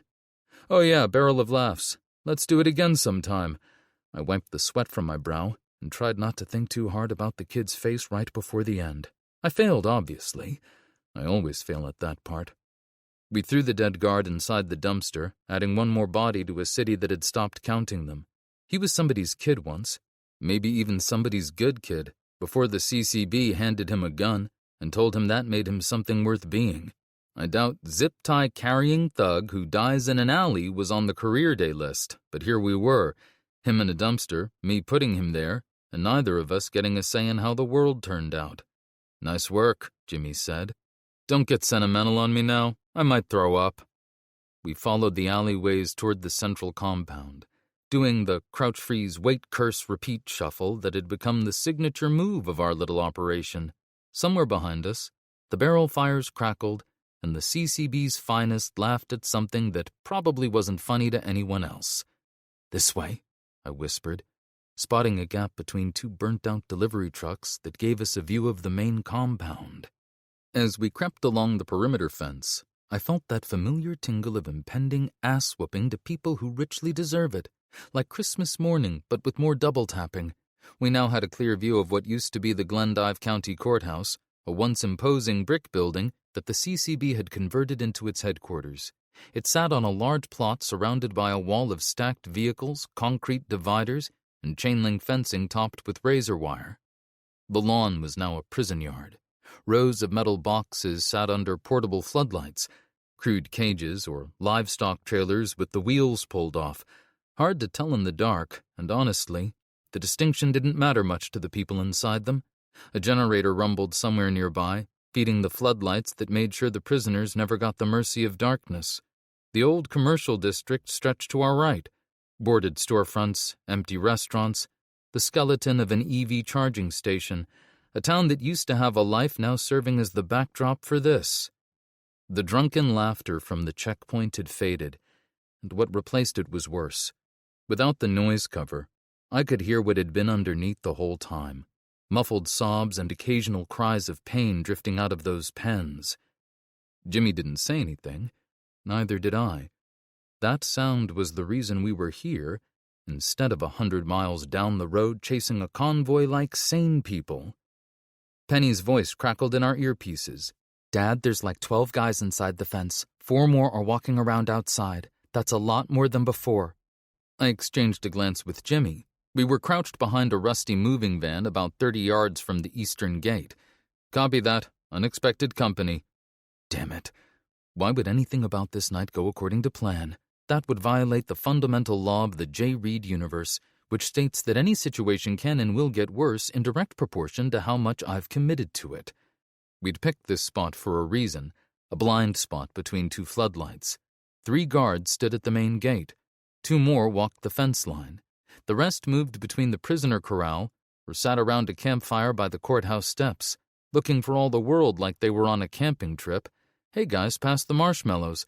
Try not to think about the people screaming in boxes 30 feet away." Cora's voice came through. "I'm in position. Charges are set at the fuel depot. 20 minutes till the big show." "Copy," I whispered, watching a guard jab his rifle barrel into a prisoner's ribs. The prisoner doubled over and the guard laughed. I filed that one away, not for the mission, for me. I wanted to remember that guy's face when the time came. Jimmy shifted beside me. "This is worse than we thought. There must be 30 prisoners in those cells." 30. Not the handful we'd planned for. 30 people meant this wasn't a surgical extraction anymore. It was a jailbreak. You can sneak 3 or 4 people out through a hole in a fence. 30 people make noise. 30 people panic. 30 people need a goddamn parade route. We'd need chaos. Real, honest-to-God chaos. The good news was that chaos was about the only thing we'd never had trouble producing. "Dad," Penny's voice cut through. "Guard coming your way from the north gate. Checking the fence." "Fuck." I pressed against the van. "Jimmy, take the right. I'll go left." Jimmy disappeared behind a pile of concrete and rebar. I moved around the van's rust-eaten bumper and spotted a pickup parked about 20 yards away. The keys dangled from the ignition. because apparently the CCB's recruitment process didn't include a training module on operational security. Their loss, literally. Cora, see that pickup by the east gate? I see it. Think you can get it running without being spotted? We need a secondary distraction. Get the engine going, then bail. The noise draws the perimeter guards away from the gate. On it. Jimmy, once the guards investigate the truck, we'll flank the main gate from both sides. You take right, I'll go left. Yeah, Jimmy grumbled, checking his suppressor. Got it. I shot him a look across the space between us. Try to contain your enthusiasm. Penny, keep watch. Any movement, you call it. Cora moved from her position, using the blind spots between abandoned storefronts to close the distance. She was halfway there when the approaching guard turned the corner, sweeping his flashlight. She froze against a rusty newspaper dispenser, didn't even breathe. Hold, I whispered into the mic. My heart was doing a drum solo in my chest. Let him pass. The guard swept his light along the chain-link fence, oblivious. The beam passed close enough to Cora's position that I stopped breathing. As soon as his back was to her, Cora lunged for the truck, reached through the open window, and cranked the ignition. The old engine didn't just start. It coughed a cloud of blue smoke and roared like a wounded animal. So much for subtle. Who's there? The guard barked. His flashlight snapped toward the pickup. He started to run toward the noise, reaching for his radio. I put 2 rounds in his chest before he could key the mic. The suppressor turned the shots into polite little coughs, the kind of sound you'd barely hear over a running engine. He folded like a card table. 1 down, I whispered. But the noise had already done its job, just not the way I'd hoped. Another guard rounded the corner from the main gate, eyes wide and scanning the dark. Reese! What was that? We all froze. He stared straight at the spot where I was hugging the van's bumper, and I could almost see his brain working through the math. That's not Reese. That's a guy with a gun. That's a guy with a gun who shouldn't be here. You could practically hear the gears grinding. His hand blurred toward his sidearm. Turns out his brain worked just fast enough to get him killed. Jimmy's suppressor coughed and the guard's head snapped back. A neat hole appeared between his eyes. He hit the pavement without a sound. Nice shot, Jimmy, I said. We're on a clock, Jimmy grunted, checking his surroundings. They'll check in eventually. I knelt by the body and searched him, found a radio and a set of keys. Jimmy, grab his legs. We need to hide these guys behind the van. We dragged the second body back to stash it with the first. Something nagged at me as I worked. Not guilt, more like a reminder of how thin the line was between us and them. One wrong turn, one bad day. Getting philosophical, Jimmy said, dropping the legs in the shadows. Just thinking about life choices, like this stupid rescue mission. Save the therapy session for later. He wiped his hands on his pants. We've got people to save. I got a better look at what we were up against. Welded-up nightmares arranged in rows, packed with people who looked like they'd given up hope days ago. 4 guards patrolled between them. 2 more watched from a wooden tower that looked like it had been slapped together on a dare. Floodlights at each corner lit the yard, creating deep shadows between them. Near the main entrance, a heavyset guard nursed a bottle of whiskey. A ring of keys dangled from his belt. There's our target, I whispered to Jimmy, nodding toward the guard. We need those keys. Penny, I breathed into the radio. What's our perimeter look like? All clear for now, she said. The nearest patrol is on the east side, won't loop back for about 5 minutes. Cora, how long till the fireworks? 8 minutes, she said. I studied the yard. We need to take out those tower guards first. Jimmy grinned in the darkness like a kid who'd just found matches. I've got an idea. How good's your acting, Jeremiah? Played Shepherd number 3 at the Christmas play in 3rd grade. Got a standing ovation from my grandma. 2 minutes later, Jimmy was face down in the dirt, hands bound behind his back, just his belt wrapped loosely around his wrists. I had his collar in my fist and pressed my knee on his back. Face in the dirt and stop goddamn moving, asshole! I shouted, then slapped him upside the head. Jimmy shot me a glare. What the fuck? I lowered my voice. It's called method acting. Be quiet. I hit him again, then louder, "Shut your trap before I toss you in the hole." The two guards walked over to the edge of the tower, weapons drawn. "Hey, what the fuck is going on there?" one of them asked. "Fresh meat trying to make a break for it. Need a little backup here," I said. I hit Jimmy again. "God damn it, Jeremiah, I swear," he muttered. The guards exchanged words I couldn't hear. Then one of them shouted back, "Take him to processing." "This mouthy little shit is about to catch a beating," I said. "Just drag your lazy ass down here and give me a hand, will ya?" The guards talked it over briefly. Finally, one of them slung his rifle and started down the stairs, moving with the swagger of a man too stupid to know he was on his last breaths. "Hold him there," the guard said, approaching. I kept my head down as he drew closer, still gripping Jimmy's collar. "Caught this sorry sack of shit trying to wiggle through the fence like a damn snake. Ugliest son of a bitch I've processed all week."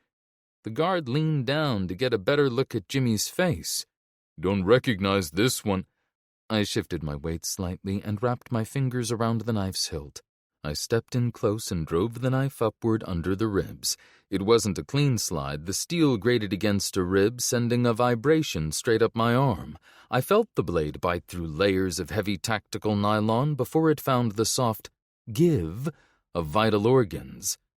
The guard let out a wet, rattling wheeze, like the sound of air escaping a punctured tire. His hands clawed at my forearms, digging his fingers into my skin with a strength that only comes from knowing it's over. I held on tight, riding the weight down until his knees hit the dirt with a muffled thud. "4 down," I whispered. Jimmy just nodded, eyes on the next tower. "Penny," I whispered into the radio. "What's the other guy doing?" "Looking the other way." Jimmy and I moved up the tower ladder. Every creak of metal made me freeze, waiting for a shout. The generators and restless prisoners below covered most of the noise, but not all of it. I reached the top first and waited. The guard had his back turned, scanning the perimeter. I moved in, one hand over his mouth, the other driving the can opener into the side of his neck. He jerked once, then went slack. I'll spare you the details on this one. If you've heard one knife in the neck story, you've heard them all. I took a couple of breaths to slow the old heart rate down. "Tower's clear," I whispered into the radio. "Cora, move." The next part had to be perfect. No room for mistakes. We moved through the inky dark, stopping every few seconds to check the guards' positions. One wrong step, one noise at the wrong time, and we'd have 30 rifles pointed our way. And probably lots of bullets. Bullets being the natural consequence of rifles, in my experience. The guard with the keys sat slumped against a post, still working on his bottle. Jim beamed from the looks of it. Part of me wanted to judge the man for drinking on the job, but given that his job was guarding a prison camp in the middle of a zombie apocalypse, I could almost understand the impulse. Almost. Jimmy moved in behind him while I covered, hand over the mouth, pistol butt to the temple. The guy went limp so fast it was almost sad. No struggle, no clawing, no desperate eye contact, just drunk to unconscious in one easy step. We could have probably asked him nicely, and he'd have handed over the keys and taken a nap on his own. The keyring clattered against his belt, and I froze, waiting for someone to notice. Nothing. Phew. I grabbed the keys, 4 of them on a ring. I tried the first one on the nearest iron box. Nothing. Second one. Click. I tried it on the next cage. Same lock, same key. Master keys. Right, why would you give a guard 50 different keys when he's drunk on duty? Keep it simple. CCB was evil, not stupid about logistics. "1 key fits most of them," I said. "Cora, Jimmy, take 1 each." I slid 2 keys off the ring and tossed them over. "If it doesn't work, try the spare. Go." We spread out, and I walked up to the first enclosure. A woman crouched in the corner with 2 small children, all looking like they'd been through hell and were expecting the return trip. The kids couldn't have been older than 5 or 6. They were holding on to their mother tight, like they'd learned the world was a place that takes people away from you. "It's okay," I said softly, using my definitely not murder tone. It's a specific vocal register I've developed over the years, somewhere between smooth jazz DJ and hostage negotiator. Very versatile. I started trying keys. "We're here to help." But you need to stay quiet, understand? She nodded. Tears streamed down her dirt-streaked face, but she didn't move. Ma'am, I need you to move. Now. She shook her head. Not defiance. Terror. She'd been in that box long enough that the box had become the known quantity. My name's Jay, I said, dropping to a knee so I wasn't towering over her. We have a safe place for you, but we have about 5 minutes before these assholes figure out what's happening, and I really need you to not be here when they do. Something in her eyes shifted. She grabbed her kids and moved. The lock clicked open. Head to Sam's Auto on the west side of town, the one with the collapsed blue awning, I told her as she stumbled out. Wait there. We're getting more people out, then we'll get you a vehicle and supplies. She nodded, clutching her children, and disappeared into the dark. The little girl looked back at me over her mother's shoulder. I gave her a wave.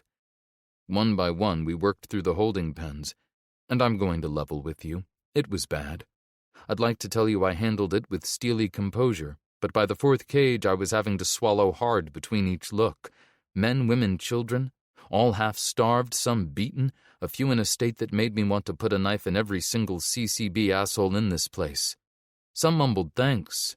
Others just stared, like they'd been wrung out so completely that rescue was just another thing happening to them. A teenager with a broken arm tried to help an old man walk, and I had to look away for a second because if I didn't, I was going to lose whatever professional detachment I had left. Sam's Auto, west side. I kept repeating. Blue awning. Wait for us there. If we're not back in 20 minutes, take whatever vehicle you can find and follow the railroad tracks west. Don't stop. A kid started crying in one of the last cages. A boy, maybe 4, wailing at full volume because a stranger with a knife and a gun had just ripped open his door in the dark, which, when you think about it, is a perfectly reasonable reaction. His mother clamped a hand over his mouth and looked at me with pure terror like I was going to blame the kid. It's fine, I whispered. Just go, fast. It wasn't fine. That cry carried. Somewhere across the compound, a voice shouted something I couldn't make out. We were about halfway through when Penny's voice crackled through. Dad, 2 guards returning from the north, heading straight for the main gate. 40 seconds. I cursed under my breath. Cora, Jimmy, did you catch that? They both tapped their radios. Get everyone out, quick as you can. Then we go to Plan B. Wing it and try not to die. Plan B was always wing it and try not to die. We should really get a Plan B that's an actual plan someday. Or a Plan C. Or however many letters there are. The sound of approaching voices grew louder. 2 leather-clad assholes walked through the gate, talking like they were on a coffee break, not guarding a human trafficking operation. The casualness of it made me grind my teeth. Telling you, man, that new batch of moonshine is gonna kill someone. Better than whatever shit Danny's brewing. They never got to finish that fascinating debate on artisanal prison hooch. Jimmy and I came up behind them, quick, quiet, and permanent. I caught movement in the apartment building as we dragged the bodies behind a storage shed, Penny shifting position in the window. I took a deep breath and tightened my grip on the cig. Penny, when the big boom happens, I need you to... Hold up. Cora stepped into the light. I got all of mine open, but we've got a problem. One of the prisoners told me there are more people in the courthouse basement. How many? I checked my watch. 3 minutes until Cora's wake-up call. At least a dozen, maybe more, and they're in rough shape, like really rough. I looked at Jimmy. He looked back. We'd both heard really rough enough times to know it meant things that don't translate well into polite conversation. The smart move was to take what we had and go. We'd already freed more people than we'd planned for. We'd already pushed our luck past the point where luck is a meaningful concept. The smart move was the one where more of us survived. If it was Jenny in that basement, I'd burn the building down to get her out. And that was the thing, wasn't it? It wasn't Jenny. It was strangers, people I'd never met whose names I didn't know. But somebody loved them the way I loved Jenny. Somebody was out there right now, wondering if they were alive, hoping someone would come. God, I hated having a conscience. It was going to get me killed one of these days. Penny, what do you see? All clear for now, but there's activity at that big building with all the lights. The prisoners we'd freed were already melting into the darkness. Good. At least some part of this night would end well for someone. Leaving the others behind wasn't an option. Well, it was technically an option, just a really shitty one, which made it no option at all. Okay, new plan, I said. When the explosion hits, I'll take point. Cora, you... An engine rumbled to life. Headlights swept across the compound as an MRAP rolled out from behind the courthouse. Shit, Jimmy hissed. Dad! Penny's voice crackled through our earpieces. They're all coming out. Lots of them. They're getting in the trucks. I dropped lower as the MRAP's lights swept past. More guards poured out of the barracks carrying weapons and ammo. What the hell triggered this? Jimmy whispered. Then I saw them. Big holding pens being hitched to 2 trucks. Empty ones, ready to be filled. They're going hunting, I said. Collection run. Cora's face went hard. Night runs mean easy targets, she said. They hit fast before anyone can organize a defense. I looked at her. She said it like she'd seen it before, like she knew exactly how it worked. How do you... Doesn't matter right now, she cut me off. What matters is they're about to do it again. I filled it with the other things about Cora that didn't add up. That file was getting its own filing cabinet. I checked my watch. 2 minutes until the fuel depot became a fireball. The timing was either perfect or completely screwed, depending on how you looked at it. Given my track record, I wasn't placing any bets. So, what then? We're still going for the basement prisoners? Jimmy asked. I nodded. Damn right. But we're also burning this place to the ground on our way out. These bastards aren't collecting anyone ever again. I'm all for lighting matches, Cora said. But there's a lot of CCB in there, Jay. That's why we're going to use their own collection vehicles against them. I pointed to the trucks. Jimmy, think you can hotwire one of those when the chaos starts? A slow smile spread across his face. Does a bear shit in the woods? I'll take that as a yes. I turned to Cora. We get to the prisoners in the basement. Then I'll create a secondary distraction inside the courthouse. What kind of distraction? Cora asked. I patted my cig. The loud and fiery kind. Dad, Penny's voice crackled. Hurry. 3 vehicles are almost ready to move out. The world turned orange. A massive fireball rose from the north side of town as an explosion rocked the entire compound. The sound hit us a split second later, a deep, chest-thumping whoomp that left a ringing in my ears. That's our cue, I said. Shouts and screams erupted as guards ran toward the flames. We moved fast. I snagged a can of gas from an outside storage bin as we reached the courthouse. Jimmy peeled off toward the collection vehicles while Cora shadowed me. She carried her rifle low and ready. Inside, torchlight and barrel fires turned everything orange. Heat poured off the walls, smoke choked the air near the ceiling, and every footstep echoed through the marble foyer. The whole place reeked of stale sweat, old copper, and the kind of fear you can't wash out of the floorboards. You know how some places just feel wrong? Like the building itself absorbed what happened in it, and now it's exhaling it back at you? This was that times 1,000. Let's find these prisoners quick, then torch this place on our way out, I said, setting down the gas can. Cora nodded. We pushed deeper into the courthouse. The basement door sat at the end of a long corridor. 2 guards stood outside, looking jumpy. They heard the explosion, I whispered. They know something's up. I clicked the radio twice. Penny, what can you see? There's a room with the window on the east side. 3 people inside. Can you break that window? Draw these guards away? On it. 30 seconds later, glass shattered upstairs. One guard looked up and nudged his partner. Check it out. I'll watch the door. Perfect. 1 versus 2 was much better odds. As soon as the first one disappeared up the stairs, Cora moved. Her knife went up under the remaining guard's chin, quick, clean, and she didn't even blink. I tried the basement door. It was unlocked. The smell hit me first. Not just death. Death has a smell and you learn it and you move on. This was different. This was suffering with a schedule. The kind of smell that builds up over weeks, over months, layer by layer. It was cruelty distilled, soaked into concrete and still warm. The basement was a torture chamber. And I know people throw that word around. My wife used to say statistics class was torture, but I mean it literally. The floors were concrete, sloped toward drains, stained. You don't slope floors toward drains in a basement, not unless you need to wash something away. Repeatedly. Small wire cages lined the walls, not cells, cages, barely big enough to sit in, like dog kennels except dogs would have gotten bigger ones. Jesus, Cora breathed beside me. Most of the cages were occupied. Hollow eyes stared at us from the dark. Some people didn't look up at all. A woman in the nearest cage had her arms wrapped around her knees, rocking slightly, humming something tuneless. The man next to her had his face pressed against the wire and was just breathing. In and out. Like breathing was the only thing he had left, and he was holding on to it with everything he had.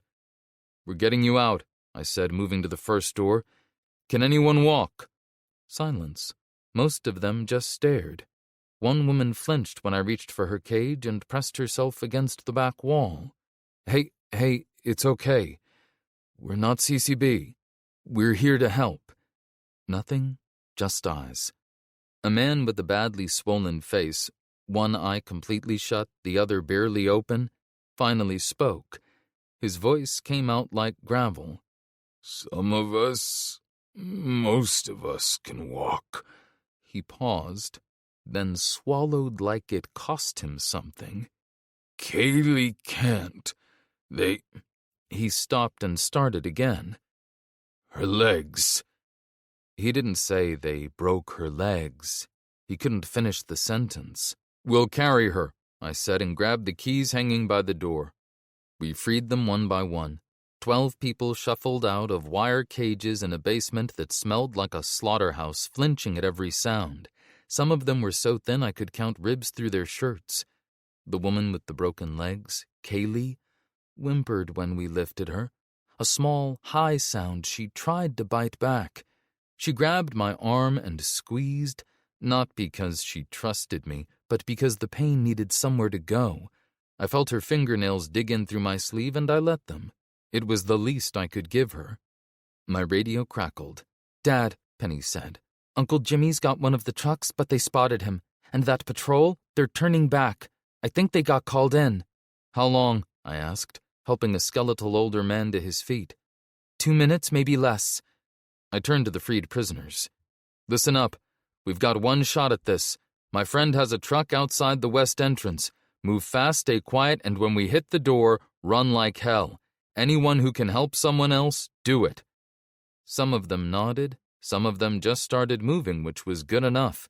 A younger guy with bruised arms picked up Kaylee without being asked. She wrapped her arms around his neck and buried her face in his shoulder. We herded the prisoners up the stairs. On the main floor, I grabbed the gas can and a torch. "Cora, get them to Jimmy. I need 1 more minute." She gave me a look. "Don't take too long," she said, and led the group toward the west exit. I headed for the command center, cig in one hand, gas can in the other. The torch was tucked under my arm in a configuration that would have made any shop teacher have an aneurysm. It was a miracle I didn't set myself on fire. 3 CCB mouth breathers were inside, hunched over documents, maps, supply lists, what looked like prisoner manifests, the paperwork of human suffering, organized in neat little folders. One of them had a coffee mug with "World's Best Dad" printed on it. Somehow that was the detail that did it. They looked up. "Evening, douchebags." The first one went for his sidearm, and I put 2 rounds in his chest before his hand reached the holster. The second one shoved back from the desk, knocking his chair over, reaching for a rifle propped against the wall. I shot him once in the throat and once in the head as he spun. The third, the one with the coffee mug, threw his hands up. Wait, I'm just logistics. I don't..." Logistics. I let the word sit there for a second. Logistics. Like he was managing a warehouse. Like the manifests on his desk didn't have names on them. Like the woman with the broken legs was a line item in a spreadsheet. I shot him twice. "That's for logistics," I said to nobody. I grabbed a map marked with CCB territory and outposts. Blake would love this. Then I uncapped the gas can and went to work. I splashed it across the papers and furniture first, then the hallway, then more hallway. I was painting a trail of accelerant through a 100-year-old building full of wood paneling and varnish, and if you're thinking, Jeremiah, that's incredibly dangerous, I want you to know I was thinking the same thing, and I was doing it anyway, because sometimes the only appropriate response to what people do to each other is fire.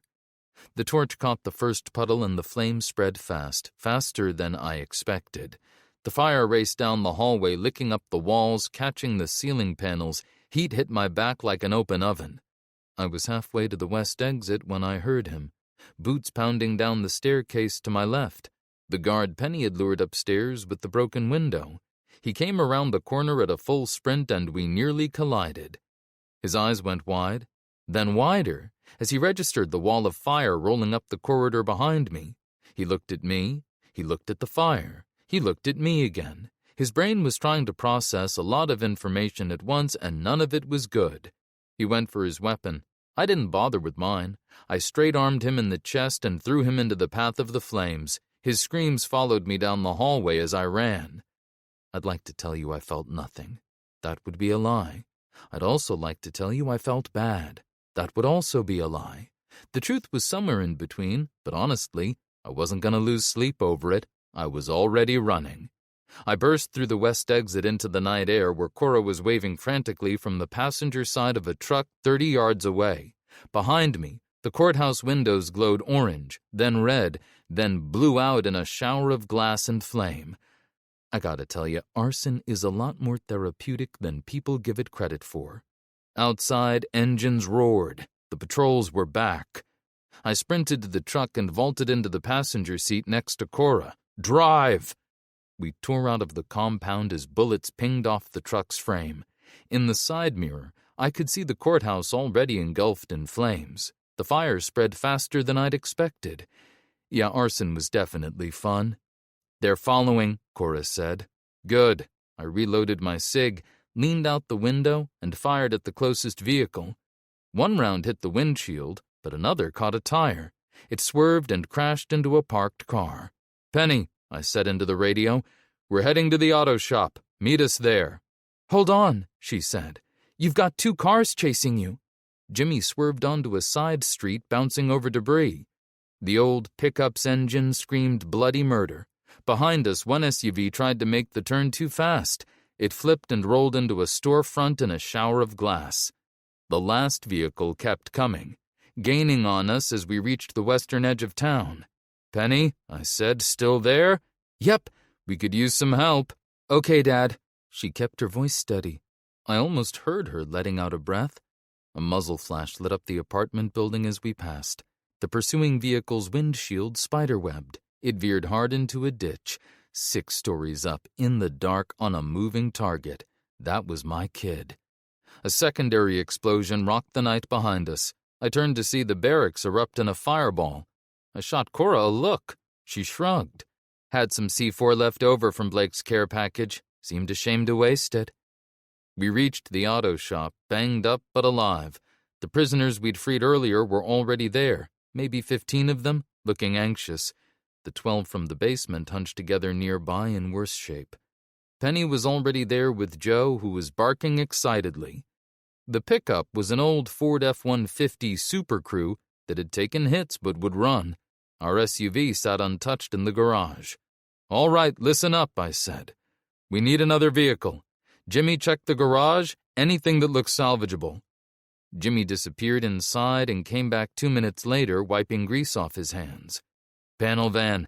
Looks solid, but the battery's dead and the tank's bone dry. We've got a jerry can in our SUV, I said. Cora, help him swap the battery from the pickup into the van. Should have enough juice for one start. 10 minutes of cursing and wrenching later, the van coughed to life. Load the injured into the van. More room to lie down, I said. Everyone else in the pickup. Head west, follow the railroad tracks. Any of you able to drive? A man stepped forward, moving stiffly. Fresh burns circled his wrists where restraints had been, but his eyes had that hard survivor look. Another man raised his hand, older, gray-haired, steadier on his feet. Good. I handed them the keys. Should get you far enough if you don't push it. While Jimmy and Cora loaded the medical kits and food into the truck bed, I pulled out the map from the courthouse. One more thing. I showed it to one of the men. This shows all the CCB outposts. Avoid these routes. I traced several roads with my finger. Stick to the railroad. Less chance of patrols. The man nodded gratefully. Thank you. Pay it forward, and tell anyone who'll listen what the CCB's doing here. The little girl with the stuffed rabbit waved at me as her parents helped her into the bed. I waved back. 5 minutes later, we watched the pickup and van disappear into the night heading west. I turned to my team. And Jimmy. Time to move. We've lost enough ground on Jenny's convoy. We piled into the SUV, me driving, Jimmy riding shotgun, Cora and Penny in the back with Joe. The engine rumbled. Steady, reliable, not actively trying to kill us. After tonight, that counted as a win. Not bad for an unplanned detour, Jimmy said as we pulled onto the highway heading east. No, not bad at all. I pressed the gas and watched the orange glow of Glendive fade in the mirror. Behind us, a courthouse full of monsters burned. Ahead, somewhere past whatever else this road had waiting for us, was Jenny. The only question was what shape we'd be in when we found her, or what shape she'd be in when we did. Chapter 31. Hard Road to Travel. The road opened up ahead of us. Dawn broke across the horizon, purple and orange. The Yellowstone River ran alongside us to the right. To the left, nothing but buttes and ravines. Rough country that had been held across even before the world ended. "Think they're gonna follow us?" Penny asked from the back seat, fighting back a yawn. None of us had slept more than an hour since the fight. I flashed her a grin in the mirror. I bet they're gonna be too busy putting out fires for a while. Jimmy shifted in the passenger seat, wincing as he stretched his shoulder. Wish I could have stuck around to watch that MRAP burn. Cora leaned forward, spreading her map across her lap. We need to find somewhere to rest soon, but not here. This stretch is too exposed. She traced our route. There are some old ranch buildings about 20 miles ahead, tucked into the hills, unless you want to play chicken with Blake's zombie horde to the west. I shook my head, remembering Blake's warning. That horde was thousands strong. Hard pass. Penny was nodding off in the back, head tipped against Joe's shoulder. The dog didn't move, just blinked slowly. "How long till we hit Bayside?" I asked Cora. "If nothing tries to eat us, shoot us, or recruit us into a cult," she traced the route. 2-3 days? 2 or 3 days. Just enough time for something to go wrong. The miles crawled by while we all replayed the night's greatest hits in our heads. That's the thing about the CCB. They have a way of sticking around in your brain like that song you can't get rid of. Only instead of Baby Shark, it's the sound of men screaming while their vehicle burns. I looked out the windshield, wondering if whoever designed Montana was hitting the bottle pretty hard that day. Buttes stuck up everywhere, with just enough scraggly grass hanging on to remind you that things used to grow here. Every few miles, we'd pass another dead farmhouse, places where the walls were barely standing, and nature was doing its best to pretend humans were never there. A fog bank rolled in. Within minutes, I couldn't see past the hood of the SUV. I had to keep the headlights on, but they just bounced back at us. Super helpful. After about an hour of white-knuckle driving, and let me tell you, that's not just a saying when you can barely see 3 feet in front of you, the fog began to break, just enough to see the ruin waiting beneath it. About 100 yards ahead, the highway just stopped. The road, and I'm using that term loosely here, disappeared into what looked like Mother Nature's yard sale. A whole hillside worth of trees had come down, probably during the last big storm. They'd brought half the mountain with them, spreading maybe half a mile wide across the valley. Some of the wreckage was old, rusted-out cars and trucks thrown around like toys. And was that a fucking Cessna? Seriously, I said, 2 mudslides in 2 days? What are the odds? In Montana? Cora said. Pretty good, actually. I hate this state. Cora squinted at her map. It's either this or trying our luck with a million zombies. I drummed my fingers on the steering wheel, weighing our choices.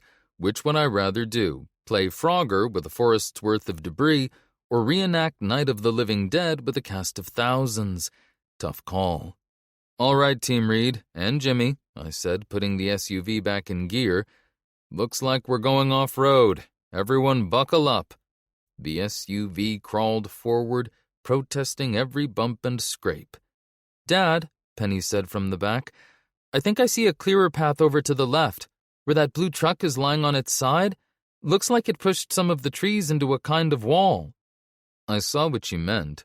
The wreck had created a sort of canyon through the debris field, maybe 15 feet wide, just enough room if you didn't mind scraping paint. Trees were piled high on either side, but the ground looked solid enough, more gravel than mud, which was something. Nice catch, Peanut. I followed the trail, trying not to think about what all those branches might be doing to our undercarriage. The going was slightly better, like getting punched in the face instead of kicked in the nuts. We'd been playing this game of don't break the axle for maybe 5 minutes when something screeched beneath the car in a way that made us all wince. That didn't sound good, Jimmy said, master of the obvious. I brought us to a stop and cut the engine. To our right, the land dropped off toward the river valley. To our left, the hillside rose up steep enough to make mountain goats hyperventilate. Not exactly prime real estate, but in our experience, that's exactly where ambushes happen. All right, let's see what we're dealing with. Jimmy, you're with me. Cora, Penny, keep watch. The last thing we need is to get jumped while we're playing mechanic. Jimmy and I climbed out, immediately sinking ankle-deep in mud. I crouched down and shone my flashlight under the car. Oh, you've got to be kidding me. That good, huh? Jimmy joined me in the mud pit formerly known as a road. See for yourself, I grunted. Jimmy whistled low. That's gonna leave a mark. We spent the next hour in a symphony of grunts, curses, and the occasional clang of metal as we fought with what turned out to be an old tow cable. The thing had wrapped itself around our exhaust and fuel lines like a steel anaconda, getting tighter with every rotation of the wheels. By the time we finally cut and yanked the last loops free, we were covered in mud and sweat. The cable kinked our fuel line pretty good, so we'd need to find somewhere to make proper repairs before it started leaking. Next time, how about we just drive through a goddamn minefield? At least it'd be quicker, Jimmy said, putting our tools back in the SUV. Oh, believe me, I'd consider it if it meant shutting you up for 5 minutes. Of course, the skies chose that moment to open up. A few pings on the roof turned into hail pelting the SUV. Everyone back in, I said. Hail was already hammering my jacket. Let's see if we can find somewhere to hole up before this gets any worse. We piled back into the SUV, a soggy, muddy mess. I turned the key, holding my breath until the engine sputtered to life. Don't suppose anyone packed a helmet? I asked as I carefully maneuvered us back onto something resembling a path. The hail was coming down in pea-sized ice bombs that threatened to crack the windshield. Penny leaned forward, peering through the glass. Dad, I think I see something up ahead. Looks like a barn, maybe? Just past that line of trees. I squinted through the hail and spotted it, a structure in a small valley about half a mile off the road. Good catch, I said, turning onto a gravel access road. As we got closer, I could make out more details. Not a barn, some kind of old warehouse or factory. The corrugated metal walls had rusted from white to blood red. Most of the windows on the upper level were broken. Someone had welded steel plates over the ground floor ones, either to keep something out or to keep something in. The loading bay doors hung crooked, and part of the roof had caved in on one corner. Farm equipment littered the area around the buildings, combines gone to rust, tractors half sunk in mud. The whole place looked like a graveyard for dead machines. A faded sign read, Murdoch's Farm Equipment and Supply, and a water tower stood behind it all. The warehouse sat in a natural bowl, with hills rising on 3 sides. Decent windbreak, but it meant you couldn't see much coming until it was close. An old rail spur ran along the east side. A loading crane still held whatever it had been moving 8 years ago, frozen mid-lift.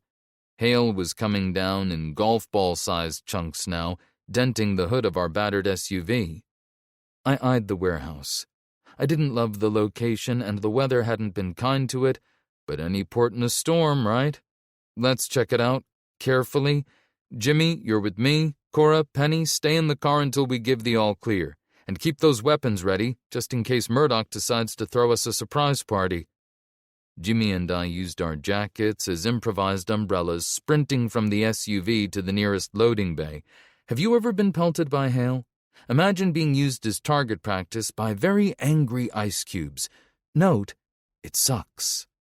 Heavy double doors sat beside the loading bay. Someone had chained them shut, but they'd done a half-assed job of it, enough slack to squeeze through one at a time. I stepped inside and kicked an empty beer can. It skittered across the concrete way too loud. The place was huge. You could fit a dozen tractors in here and still have room to throw a party. The whole place boomed with each impact, and the rafters creaked like they were ready to give up. Perfect ambiance for a horror movie. Thick wooden columns supported steel crossbeams that disappeared into the darkness. Lots of shadows. Lots of places for trouble to hide. Joe slipped in behind us, staying close to my leg. He was tense, but it was his "something's been here" vibe, not his "we're about to die" alert. I'd learned to read the difference. "East side or west side first," Jimmy whispered, pointing with his light. The warehouse was divided into 2 sections, with a central aisle running between them.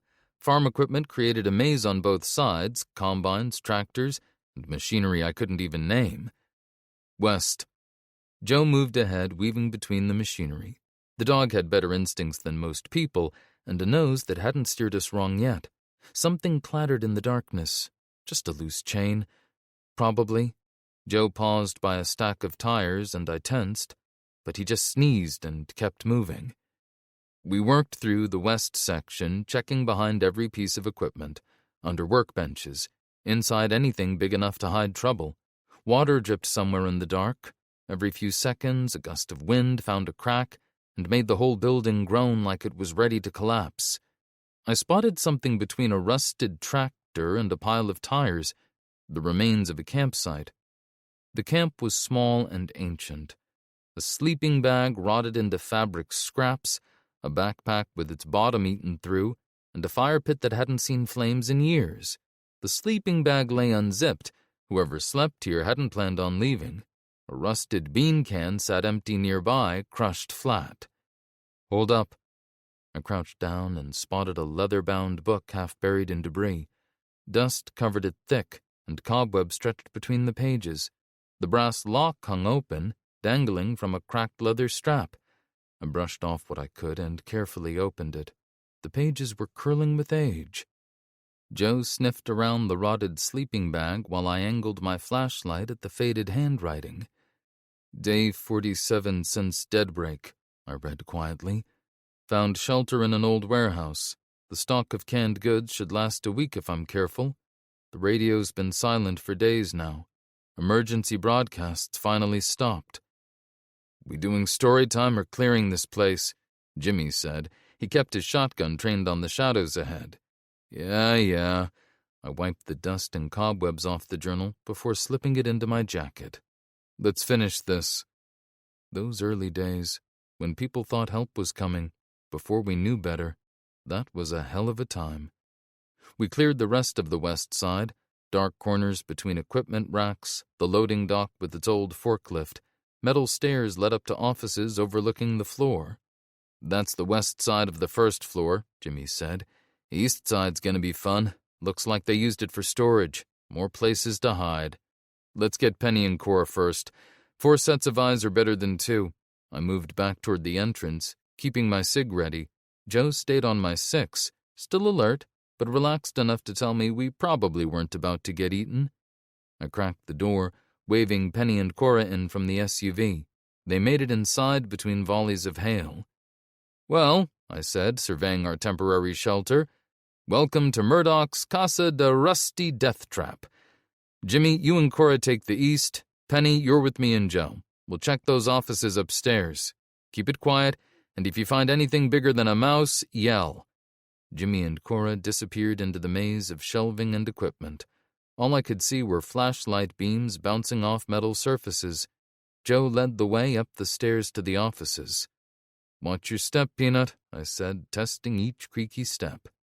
The office level wrapped around 3 sides of the building, mostly just a walkway with rooms off to the sides. Old windows, grimy but unbroken, let in just enough light to make the shadows worse.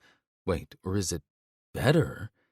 I pulled out the journal while Penny and Joe checked the first office. Supply managers by the look of it, desk covered in ancient paperwork, walls lined with filing cabinets. I flipped a page in the journal. Day 60. Made it to North Dakota but saw smoke rising from the town.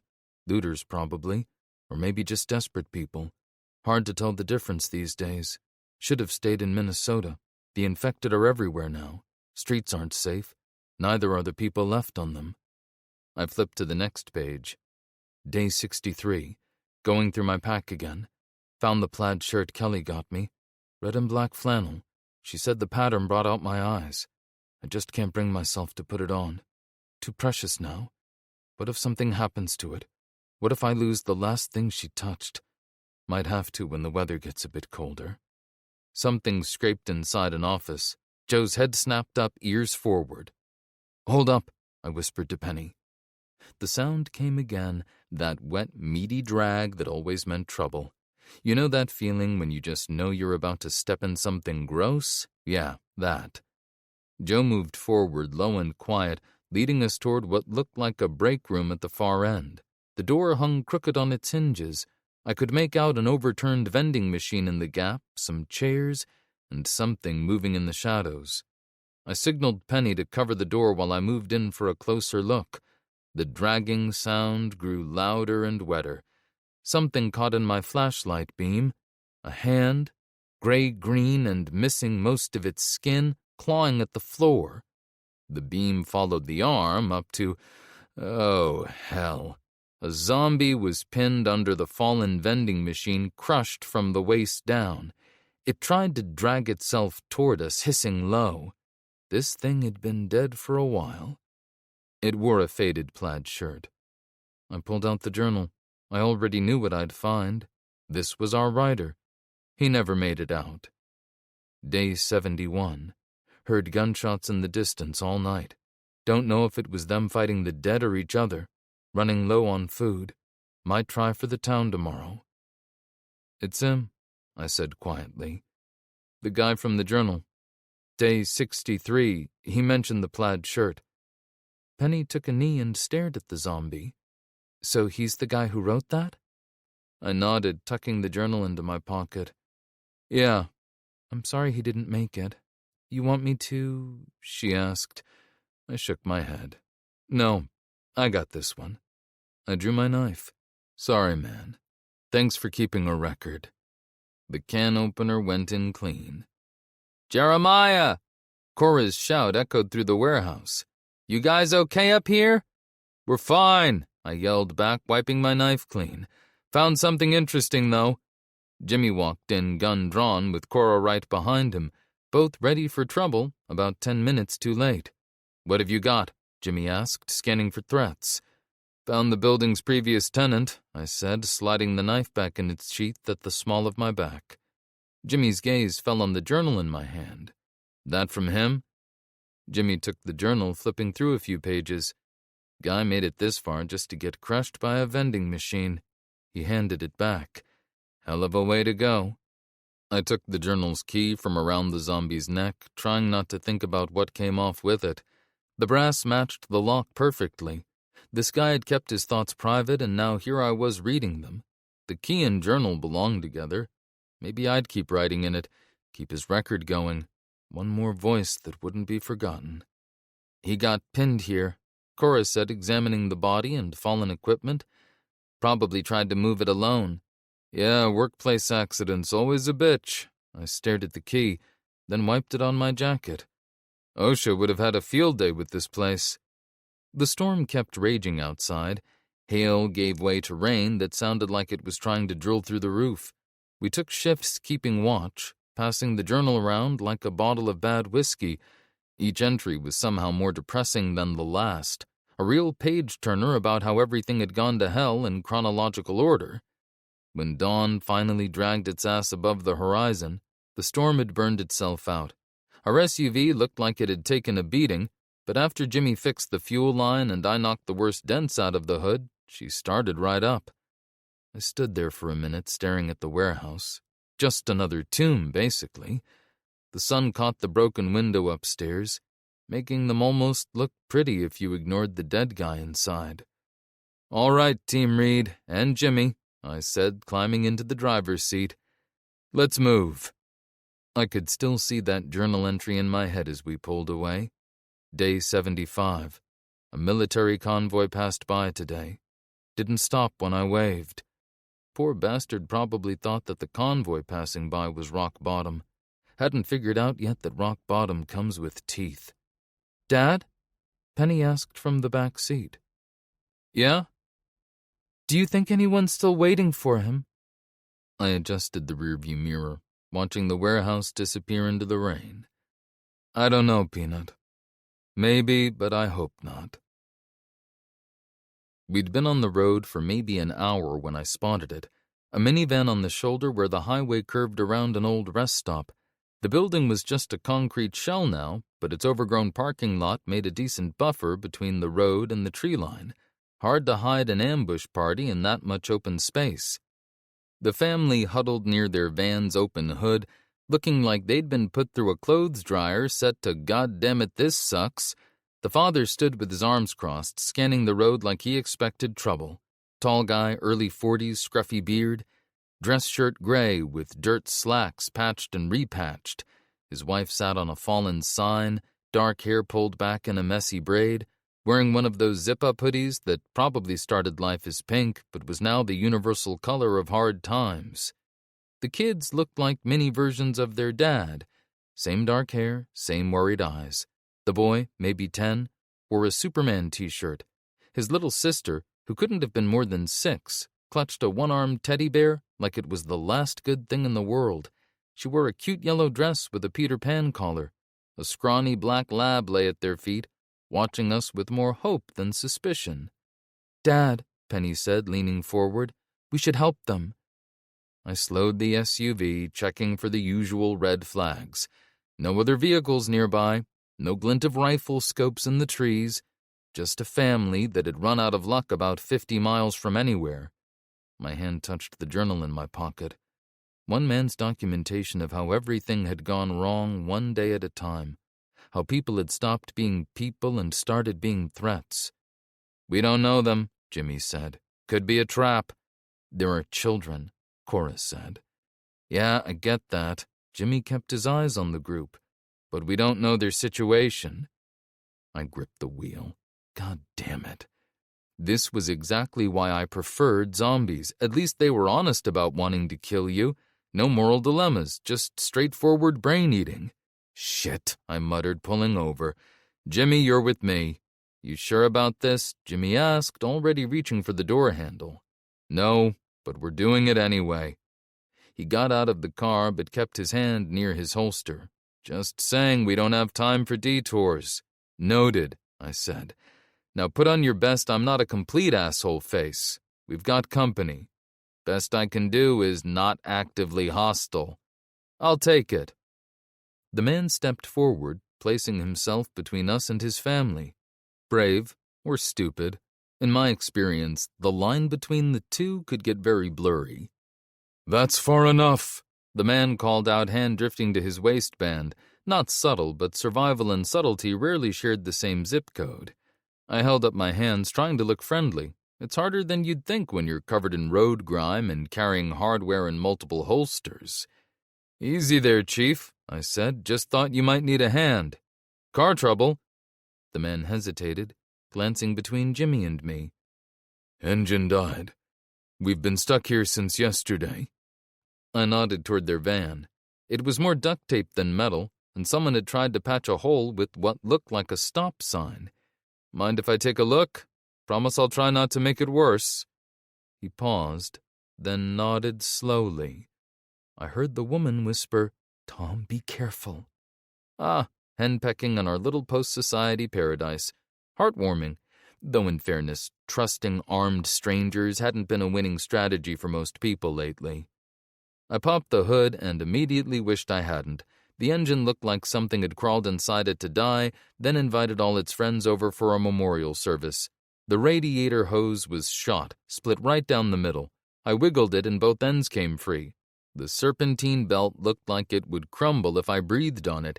In fact, it did when I pulled on it with my finger, and you couldn't even get me started on the state of the air filter. Spoiler alert, it was missing. I unscrewed the oil cap and was surprised to find actual oil in the engine, not just dust. Tom hovered nearby, biting a fingernail, but that special kind of anxiety that comes from watching someone else judge you, or, in this case, your vehicle maintenance choices. I turned back to the family, plastering on my best, "I've got this" smile. "We have good news and bad news," I said. "Good news is I can probably get your van running again. Bad news is it'll take a few hours, and we'll need to borrow some parts from our SUV. Tom's face fell. His shoulders slumped. We don't have much to trade. But please, if you could help us, we'd be grateful. Give me a minute to discuss with my chief mechanic. I looked at the family again. The kids were thin, with eyes that were too big for their faces. Their mom kept them close, one hand on each shoulder, like she was afraid the world might try to snatch them away. Given how things were these days, not the worst instinct. The journal in my jacket felt heavier than it should. Its author had died waiting for someone to give enough of a damn to stop, died alone in that warehouse. The voice in my head, the one that sounds suspiciously like survival instinct with a dash of common sense, kept reminding me we couldn't save everyone. We had our own mission. Jenny was out there somewhere waiting. But I kept seeing that plaid shirt, the one he'd been too afraid to wear because it was the last thing Kelly touched. He'd put it on anyway when the cold came, and nobody stopped. He'd probably died thinking about all the ways humanity had gone to hell, how survival had beaten decency to death with a tire iron, and here I was about to do the same thing. I turned to Jimmy. What do you think? And try to remember you have a soul. I know it's buried deep, but dig around a bit. He scowled, which wasn't exactly a change from his usual expression. It's your call, but every part we use is one we might need later. I made my decision, hoping I wouldn't regret it. But hey, what's one more regret in the grand scheme of things? I had plenty of those. This regret was a rounding error. The SUV door creaked open behind me. Of course, Penny would pick now to break Rule 20 of Jeremiah Reed's Zombie Survival Guide. If someone says stay in the car, stay in the damn car. We'd need to have a chat. Dad, she said, he needs to pee. Joe trotted beside her, looking antsy. Cora got out next, stretching her arms over her head and letting out a yawn. God damn it. I opened my mouth to tell them to get back in the car, but stopped. The family's dog had perked up, wagging his tail.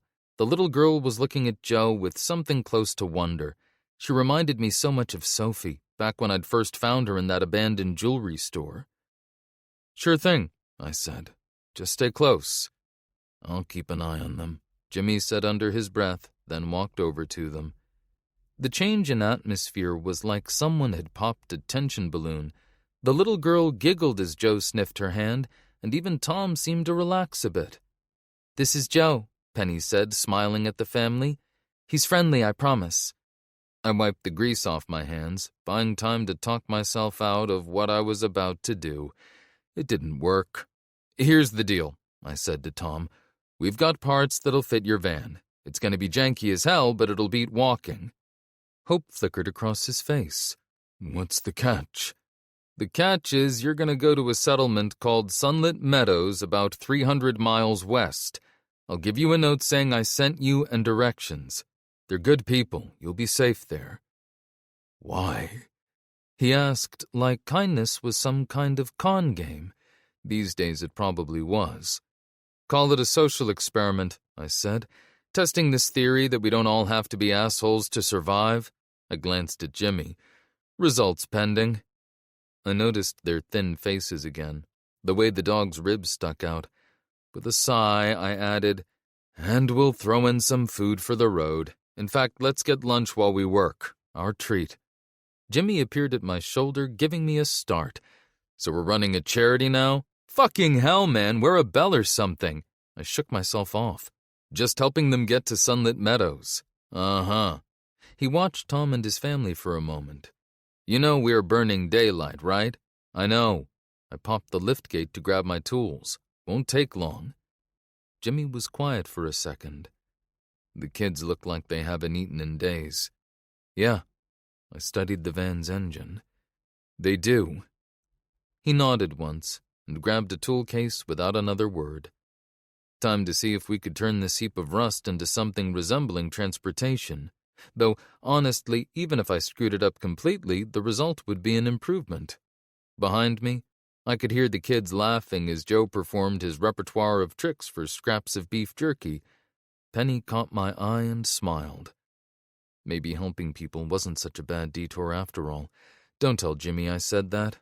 He'd never let me hear the end of it. Chapter 32.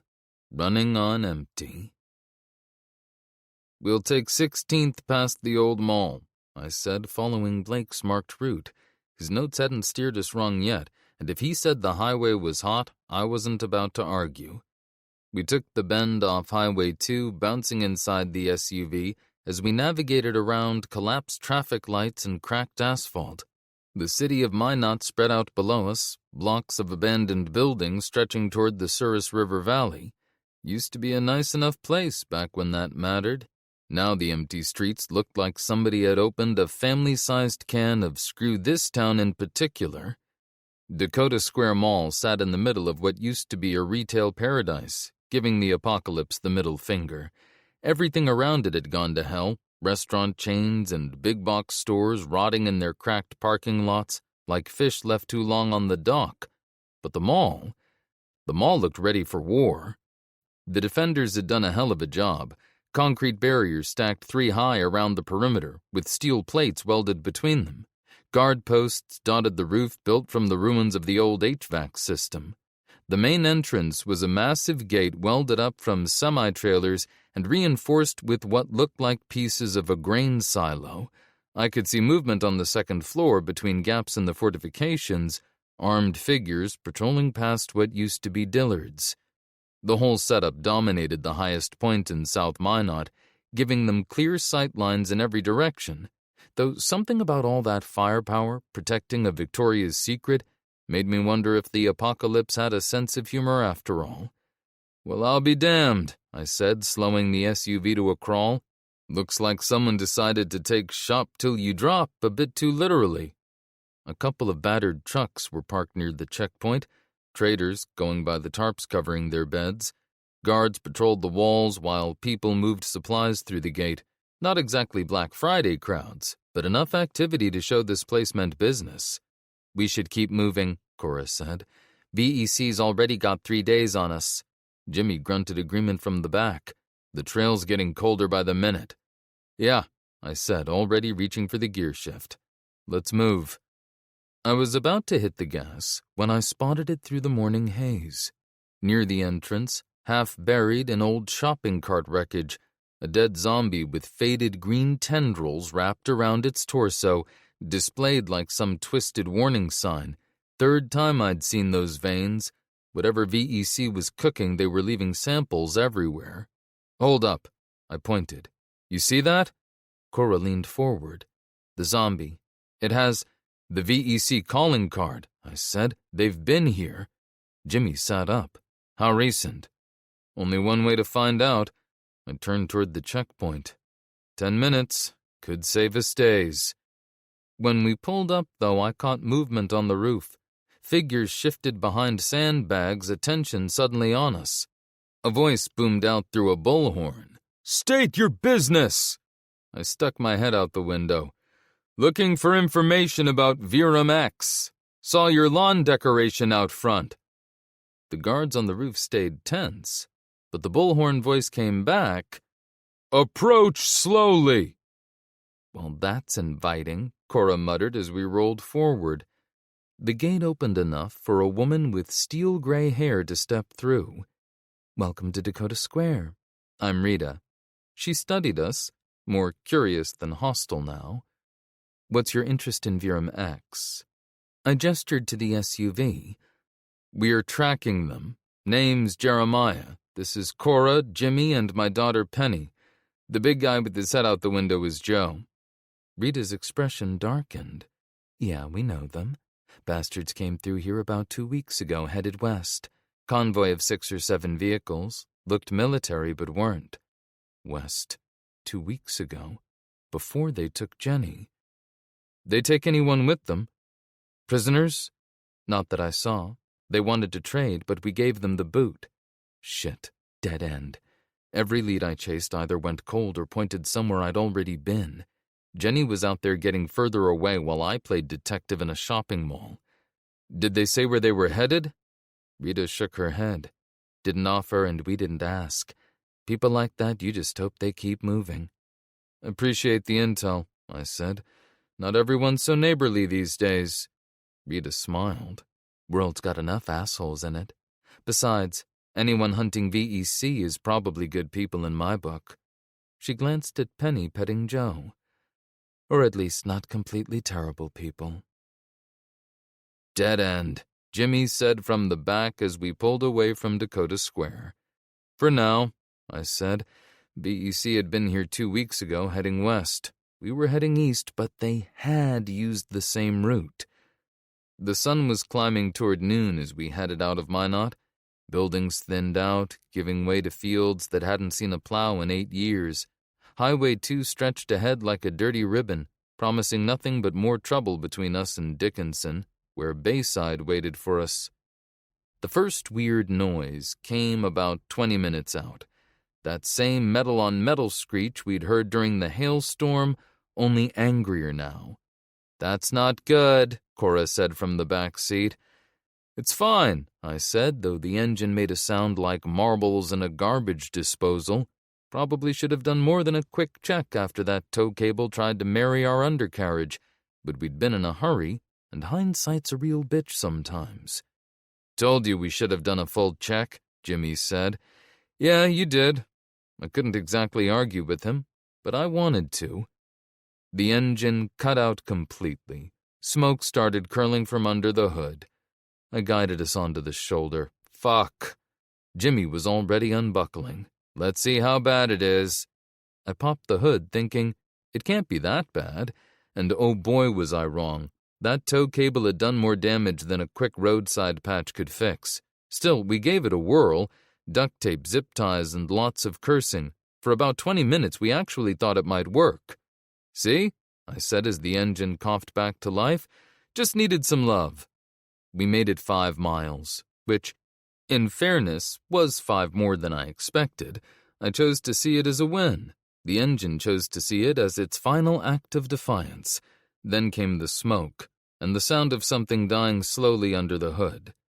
So that's how 4 grown adults and a dog ended up on the shoulder of Highway 2 in the dying afternoon, taking turns at the bumper while the wind came in off the plains like it wanted to slap us. Nobody said much. The math was simple and humiliating. We had pushed this car approximately as far as our dignity would allow, and we still had too far to go. The sun was hanging low by the time Dakota Square's walls came into view. My shoulders felt like they'd been tenderized with a nail gun, and the rest of me wasn't doing much better.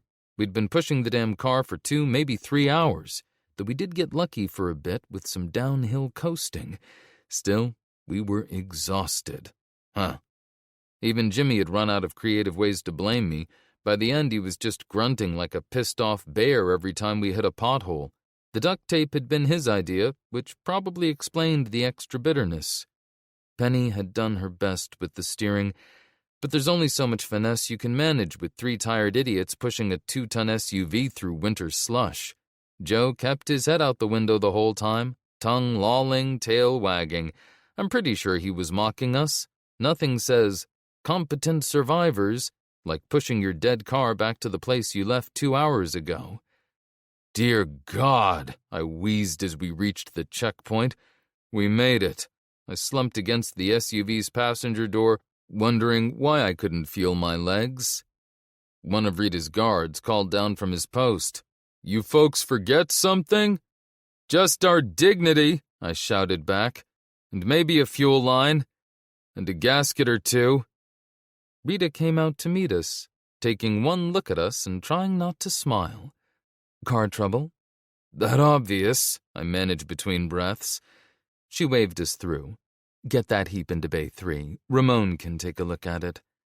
The loading dock had been converted into a proper garage, complete with lifts salvaged from who knows where. A handful of mechanics moved between vehicles in various states of repair. The whole setup smelled like competence. Weapons stay holstered and peace-tied while you're here, Rita said as we rolled the SUV inside. You can keep them, but any trouble and you're out on your ass. We clear? Crystal, I patted my cig. We appreciate the help. A guy with the look of someone who knew his way around an engine appeared from under a truck, wiping his hands on a rag. What have we got? Ramon looked exactly like the kind of guy you'd find under a car in any small-town garage before the world ended. Probably 60, but the kind of 60 that came from decades of hard work, not age. Forearms covered in tattoos, fingers permanently stained with oil, and a thick salt and pepper beard that hadn't seen a razor since VHS was still a thing. The kind of guy who could diagnose an engine problem just by listening to it run. The fuel line's shot where it connects to the pump, oil pan's got a crack that duct tape couldn't fix, and a tow cable did something nasty to the transmission mount. I pointed under the SUV. Most of it we can fabricate if you've got a decent metal shop. I can help, done enough field repairs to know my way around. That pump connection was jury-rigged anyway, so I'm not surprised it failed. Hopefully you've got something we can use lying around. Ramon nodded, already checking the damage. Good work. We've got some salvaged parts. Might save us a few headaches. Beats hammering it all from scratch. Just need it running well enough to get us to Dickinson, I said. Doesn't have to be pretty. Rita's expression shifted from amused to interested. Since you'll be stuck here for repairs anyway, maybe we can work out a trade. We could always use extra hands. Gardens need tending, defenses need work. You help out while Ramon fixes your ride. Works for me, I said, already eyeing Ramon's tool selection. What about me? Penny piped up. Rita smiled and crouched a little to face Penny. We've got a school of sorts. You can help out there if you'd like. Bring the pup, too. A school? Penny perked up. Like, with books and stuff? Something like that, Rita said. Mostly, it's just kids helping each other not fall behind. Joe sneezed and wagged his tail like he'd just been promoted to faculty. Rita was as good as her word. Ramon put us to work before the door had fully closed behind us. Jimmy disappeared under the hood with a ratchet and the focus of a man with something to prove. I got the less glamorous assignment, the transmission cooler, the cracked oil pan, and the fuel line junction that looked like it had been held together by pure luck for the last 200 miles. Ramon just handed me a flashlight, pointed, and said, "Start there." I was under the car when Cora dropped by. "Please tell me you brought lunch," I said from under the SUV. "If I stare at this oil pan any longer, I'm going to name the rust spots and start assigning them personalities." "I did," she said, holding out a sandwich. "The kitchen lady said it's turkey, but, don't ask too many questions." I slid out from under the car and took it, eyeing the globs of meat, then took a hearty bite. Hey, this ain't half bad. Heard something while helping with the gardens. VEC tried to set up here. Rita kicked them out. I straightened up.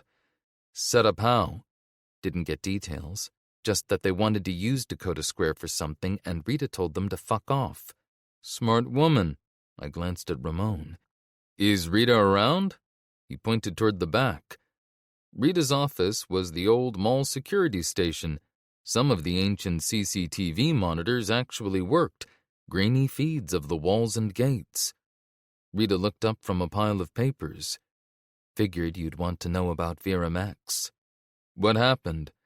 They rolled through with military vehicles, maybe 40 people. Rita poured coffee. Said they wanted to partner with Dakota Square, use our location as a base of operations. Base for what? Rita shrugged. Didn't say. talked about restoring order, bringing stability to the region, a lot of official-sounding bullshit. She sipped her coffee. When I said no, they got pushy, started making threats. So you kicked them out? At gunpoint, yeah. Rita smiled, made it clear they weren't welcome back. They say where they were headed? West at the time, but we've been hearing things on the radio. She tapped her log. Sounds like they've got a compound northeast of here, taking people, anyone with skills they want. People like Jenny. By force? Seems like it. Started out recruiting, now they just take what they need. Rita met my eyes. If you're going after them, you should know. VEC's not some raider gang. They're organized, professional, and they think whatever they're doing justifies anything. We just want someone they took back. Fair enough. Rita stood. But if you need help, Dakota Square's got about 50 people who can fight. We're not soldiers, but we're not helpless. You'd help us. Anyone standing up to those assholes is doing the right thing. She crossed her arms. So yeah. 50 fighters. Not soldiers, but people who'd kicked VEC out at gunpoint. Filed that away under things that might save our asses later. The rest of the day fell into a routine. Ramon and I working on the transmission, while Jimmy handled the engine work. For once he wasn't giving me grief, probably because he was as anxious to get back on the road as I was. Ramon and I had settled into the comfortable silence of two people who communicate mostly in grunts and the clink of wrenches. He'd stopped asking questions about the damage, and I'd stopped apologizing for it. Good working relationship. I was elbow deep in the SUV's transmission cooler lines when Penny burst into the garage. Just the look on her face told me something was wrong. "Dad!" She skidded to a stop, catching herself on the workbench. Joe bounded in after her. "The radio room. They're getting reports about a huge herd moving toward Bayside." Jimmy's head appeared from under the hood. "How huge are we talking?" "Hundreds, maybe more. They're all heading the same direction, like something's drawing them there." Ramon stopped what he was doing. "Bayside? Bastards are going to get hit hard if that's true." VEC heading northeast? Now this bullshit? Everything we'd been chasing was converging on the same point. Jenny, VEC, and now a zombie herd the size of a small city. The universe wasn't even being subtle about it anymore. "How's that fuel line looking?" I asked Ramon. "Another hour, maybe." "You've got 30. Jimmy cut in, already back under the hood. "We need to move." Ramon looked at the damage. "I can get you mobile tonight if we push it. Won't be pretty, but it'll hold till you reach Bayside." "Tonight works," I said. The hours went by the way they do when you're working against a clock you can't see, fast and slow at the same time. Jimmy and I fell into a rhythm, handing tools, holding flashlights, not talking much. It was past midnight when Ramon finally stepped back from the SUV. "That's all I can do tonight. The fuel line's patched and the transmission should hold. Get a few hours sleep, check everything at first light." We crashed in what used to be a mattress store. I lay on a king-size Sealy that probably cost $4,000 when money meant something, staring at a ceiling I couldn't see. Tomorrow we'd reach Bayside. Tomorrow, or the day after, I'd find Jenny. I'd been telling myself that every night for weeks, but tonight it felt different, closer, like I could almost hear her voice telling me to stop overthinking and go to sleep. So I did. Early the next morning, Ramon helped us load the last of our tools while Jimmy ran a final check on the engine. "She'll hold," Ramon said, patting the SUV's hood. "When I put something together, it stays together." I shook his hand. "Thanks for everything." Rita appeared in the doorway. "You folks be careful out there, especially around Bayside." "Not everyone would have helped the way you did," I said. "Thank you. Just return the favor someday," she said, "and maybe next time don't wait until your car dies to visit."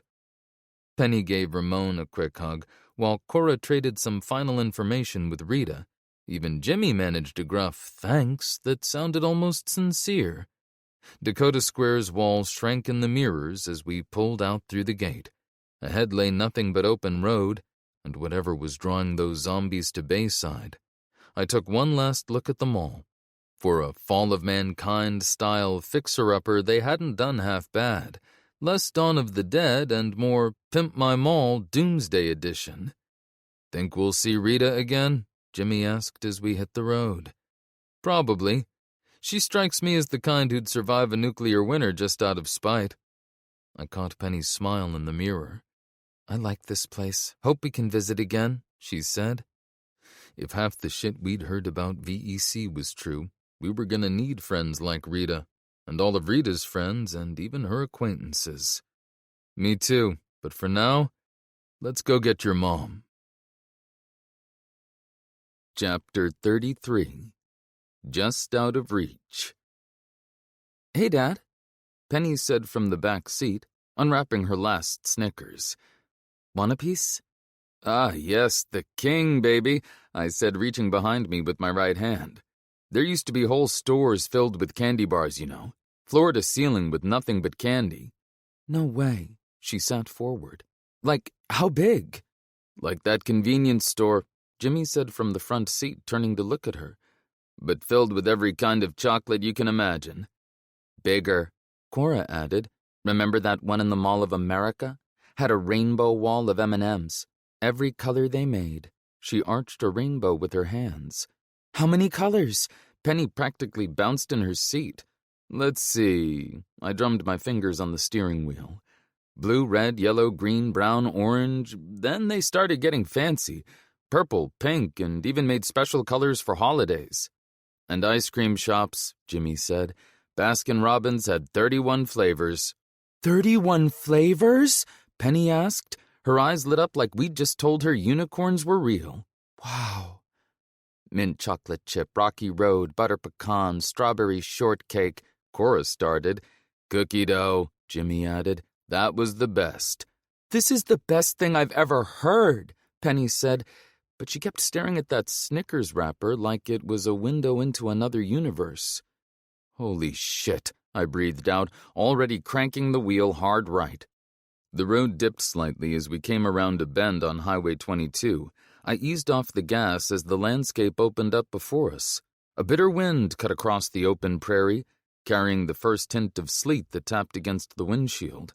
What used to be the Prairie Rose truck stop spread out ahead, once a North Dakota landmark for tired truckers, now a military encampment. Heavy clouds hung low overhead, turning the afternoon into an early dusk. The gray haze almost swallowed the military hardware spread across the sprawling parking lot, MRAPs with repaired armor sections, Humvees sporting replaced panels and fresh primer, and a striker with welded patches along its hull. Everything looked hard used but functional. A perimeter of canvas-covered 6x6 transport trucks ringed the main building, and diesel pumps had been converted into reinforced guard posts with sandbags. Guards in cold-weather gear moved with the easy confidence of people who'd been doing this for a while. "Did they spot us yet?" Cora asked. "More than likely," I said. It was a fair bet they had lookouts, and if we'd seen them, they'd probably seen us. "Think that's them?" Penny whispered, like they might hear us from half a mile away. "Unless there's another group of heavily armed zealots having a tailgate party in the middle of nowhere." I glanced out the window and frowned. Yeah, that was probably them. "Let's peel out of here," Jimmy said. "Make it look like we got spooked and ran. Then we can come back slow and easy." "Good idea." I tapped the wheel. "We'll do recon before we do anything stupid. Well, stupider than usual." I backed us onto a dirt road, keeping the billboard between us and the camp. Hopefully, they'd chalk us up as just another set of wide-eyed survivors who saw too much and ran. We left the SUV tucked in a stand of cottonwoods about a mile back, where a small creek cut through the prairie. The sleet had turned to a fine, freezing drizzle that found its way down my collar and into my boots. Made sense to scout first, to make sure this was really VEC, though the fact they had control of the highway was a pretty big clue. Getting there meant a half-mile of low crawl through wet prairie grass, which sounds more dignified than it was. By the time I hit the rise, my elbows were soaked, and something had found its way into my pants that I chose not to think about. I found a spot on a low rise where tall grass and a fallen tree made a natural blind. My fingers were already going numb as I adjusted the binoculars. Perfect view of the whole operation. Then I saw it. That ridiculous pigeon logo plastered on one of the transport trucks like a bad tattoo. "What do you want to do?" Jimmy asked. Jenny was down there somewhere, and every fiber of me wanted to go in hot. But that's how you ended up stopping bullets with your face. "We need a plan." "No shit. Got any brilliant ideas, or are we just stating the obvious?" I swallowed the urge to introduce his face to the dirt. "Jimmy, you circle east and find a spot on that rise." I nodded toward a gentle slope about a quarter-mile away. "I'll set up here. Between us, we should be able to see most of their operation." "What about us?" Cora asked. "You and Penny head back to the SUV with Joe. Keep your eyes on that highway and stay ready to bug out." Jimmy disappeared into the tall grass, while I found my spot behind the fallen tree. The camp sprawled below like some twisted military base, old fuel pumps repurposed as watch posts, with vehicles arranged in a defensive circle around what had to be command tents. The former restaurant now served as their headquarters, with armed guards at every entrance. "In position," Jimmy's voice crackled over the radio. "Got eyes on the east perimeter." I focused my binoculars on the patrols. "Count at least 30 from my side, moving in pairs, looking professional about it," I said. The cold metal bit into my face, but I didn't dare lower the binoculars. "Same here," Jimmy replied. "They look relaxed, though, maybe getting lazy out here in the middle of nowhere." Movement near the center of the camp caught my eye. A group of prisoners being escorted out of one of the armored transport trucks.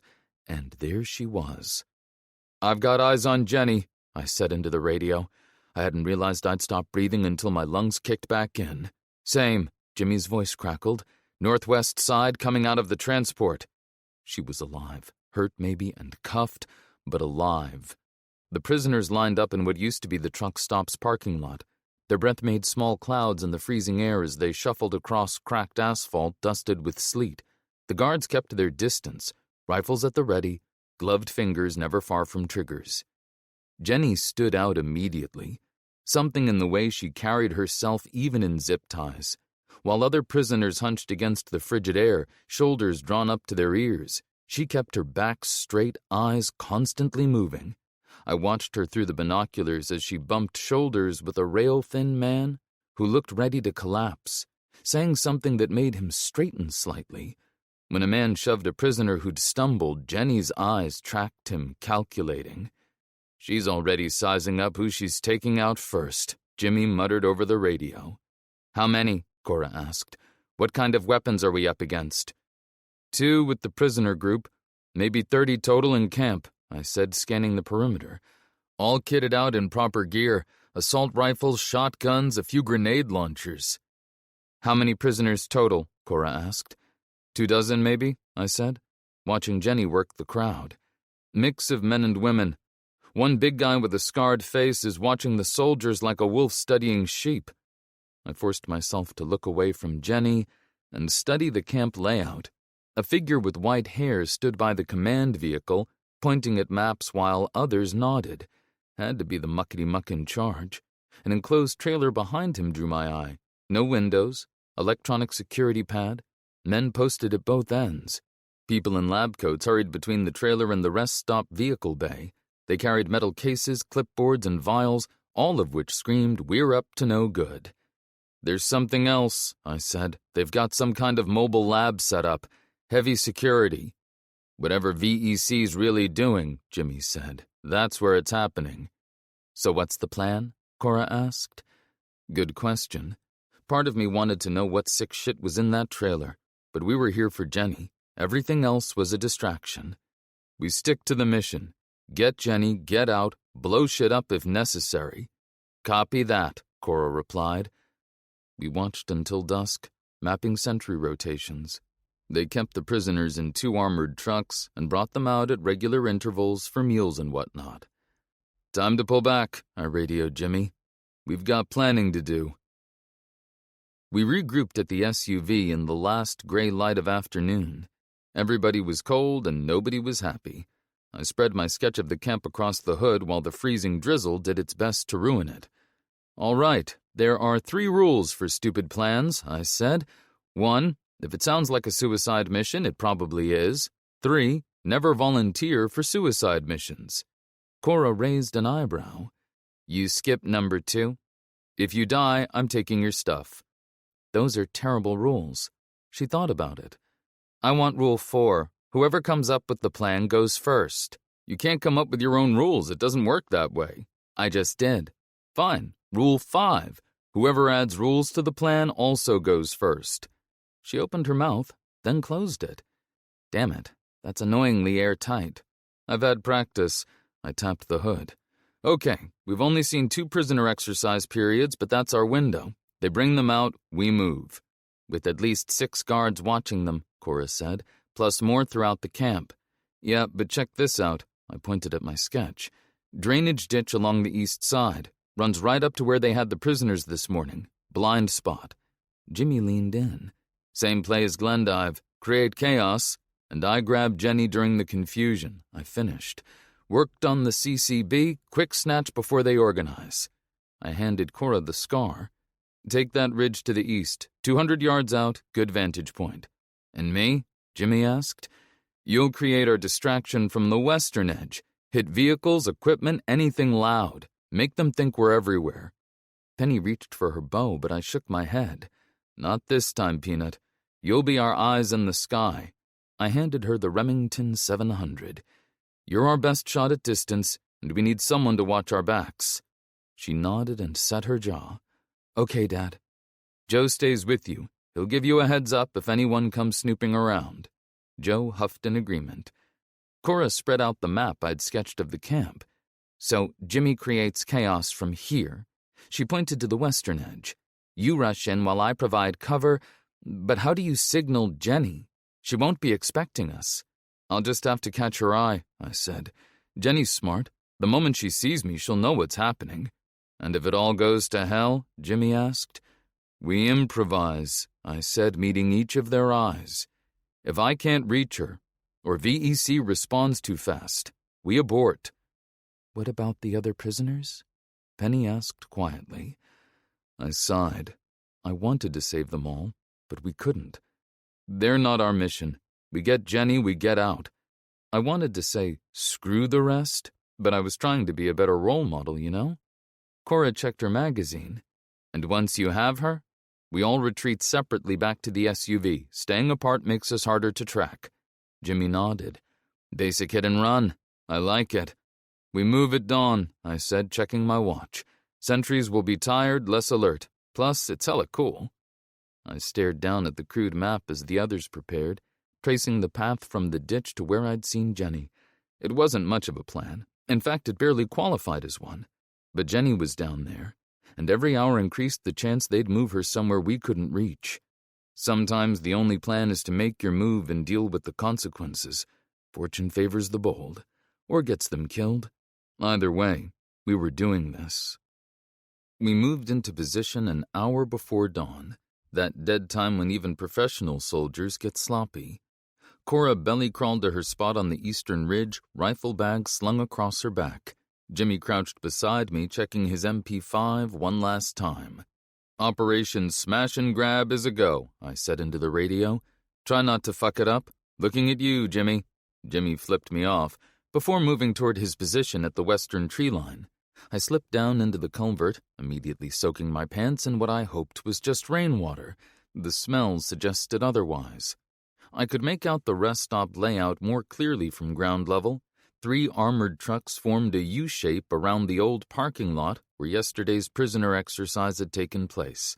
2 watchtowers, really just old fuel pump platforms with spotlights, stood at opposite corners. A central command tent glowed from within, casting enough light to show someone moving inside. 2 men coming along the eastern edge, Cora's voice tickled my earpiece. 20 yards ahead of your position, moving north to south. I froze, pressing myself flat against the muddy ground. Their boots passed along the edge above me in the thinning darkness, close enough to drop dirt on my shoulder. Breathe. Just breathe. Clear, Cora said once they'd passed. I exhaled and moved forward until I reached the spot where the drainage ditch curved closest to the parking lot, about 30 yards from where the prisoners would get their morning exercise. The trench got shallow here, offering damn little protection. A stack of wooden supply boxes and an old dumpster sat between me and the lot. Not ideal, but it was the best cover available. "I see movement at the prisoner trucks," Penny said. "They're bringing them out now." I peeked over the edge. The back doors of the center truck swung open with a screech. Armed men began herding prisoners out in groups of 5 or 6. 4 sentries stood watch with assault rifles, while 2 more guided the prisoners into the parking lot. "Dad, I see Mom." Penny's voice stayed calm, but I heard the edge underneath. "She's coming out now. Blue shirt. They're making her walk with some other people." "Can you see where exactly?" I asked, scanning the groups. By the truck with the cage thing on the bed. There's a guard right next to her, and another one who keeps looking at his watch." I spotted Jenny then exactly where Penny had described, on the north edge of the lot, near one of the caged M35s. My chest tightened as I focused the binoculars on her face. There she was, 20 yards away. After every dead lead, every night wondering if we were too late, she was right there. "Jimmy," I whispered, "what's your view from over there?" 6 men visible from here, plus the 2 in the towers. Jimmy's voice dropped to barely above a whisper. "Just say when." I studied the layout, mentally tearing up our half-baked plan. This hole isn't getting me close enough. I eyed the supply crates, tall wooden boxes stacked 3 high with faded military stenciling. They'd been arranged in a wall about 15 yards from the prisoners, probably used for unloading supplies. I need to move up. "Jimmy, hold fire. Cora, watch the towers." "Copy that," Jimmy replied. I hauled myself out, keeping low as I moved forward. My boots made sucking sounds in the mud, not exactly stealth mode. "Guard turning your way," Cora warned, "and this one's actually paying attention." I pressed against the containers, holding my breath. A man appeared around the corner, holding his rifle with the casual confidence of someone who'd been trained to use it. He paused, tilting his head like he'd heard something. I undid the clasp on the can opener. Things were about to get messy, and the plan was barely 10 minutes old. He stepped close enough that I could smell tobacco and gun oil. His flashlight beam swept past the edge of the wooden stacks, missing me by inches. After what felt like forever, he turned and continued his patrol. That had been fucking close, but my new position gave me a clear view of Jenny. Even zip-tied and surrounded by guards, she stood with that stubborn posture I'd know anywhere. Her eyes kept moving, scanning, looking for a weakness. Still the same woman who'd stormed a ship full of zombies with just a machete. God, I'd missed her. She was only about 15 yards away, but between us stood men with the kind of firepower that turned rescue attempts into footnotes. I needed that distraction to work perfectly. "Dad," Penny's voice suddenly cut in. "2 men are headed toward Uncle Jimmy's position." I froze. "Jimmy?" "I've got a problem," he whispered. "They're headed my way with thermal and night vision. If I move, they'll spot me." "Can you take them?" I asked, hoping the answer was yes. "One maybe, but not both without alerting the whole camp." There was real fear in his voice. Jimmy doesn't do fear. Jimmy does annoyed, and he does violent, and occasionally he does a grunt that passes for words. Fear isn't in his vocabulary, which meant this was bad. "Shit, they're going to find me." I hesitated. Jenny was right there, 15 yards. I could see the zip ties on her wrists. I could see the bruise on her cheekbone. I could almost hear her voice in my head saying, "What are you waiting for, Jeremiah?" And here's the part where I'm supposed to tell you I immediately did the right thing. That's not what happened. What happened was a dark, ugly reptile brain part of me did the math. Jimmy gets captured. The commotion draws guards away from Jenny. I grab her in the chaos. Jimmy's tough. Jimmy's survived worse. I could come back for him. Probably. Eventually. Or never. 2 seconds. That's how long I sat with it. Long enough to know exactly what it was and exactly what it said about me. Not my finest moment. Filed under things I'll think about at 3 a.m. for the rest of my life. Fuck. "Jeremiah!" Jimmy's voice crackled through. "Make a damn call!" Jenny turned, looked in my general direction. For a second I thought she'd spotted me. My heart stopped. Everything stopped. but her eyes swept past. She couldn't see me in the dark. She tilted her head, trying to shake a strand of hair from her face. It didn't move.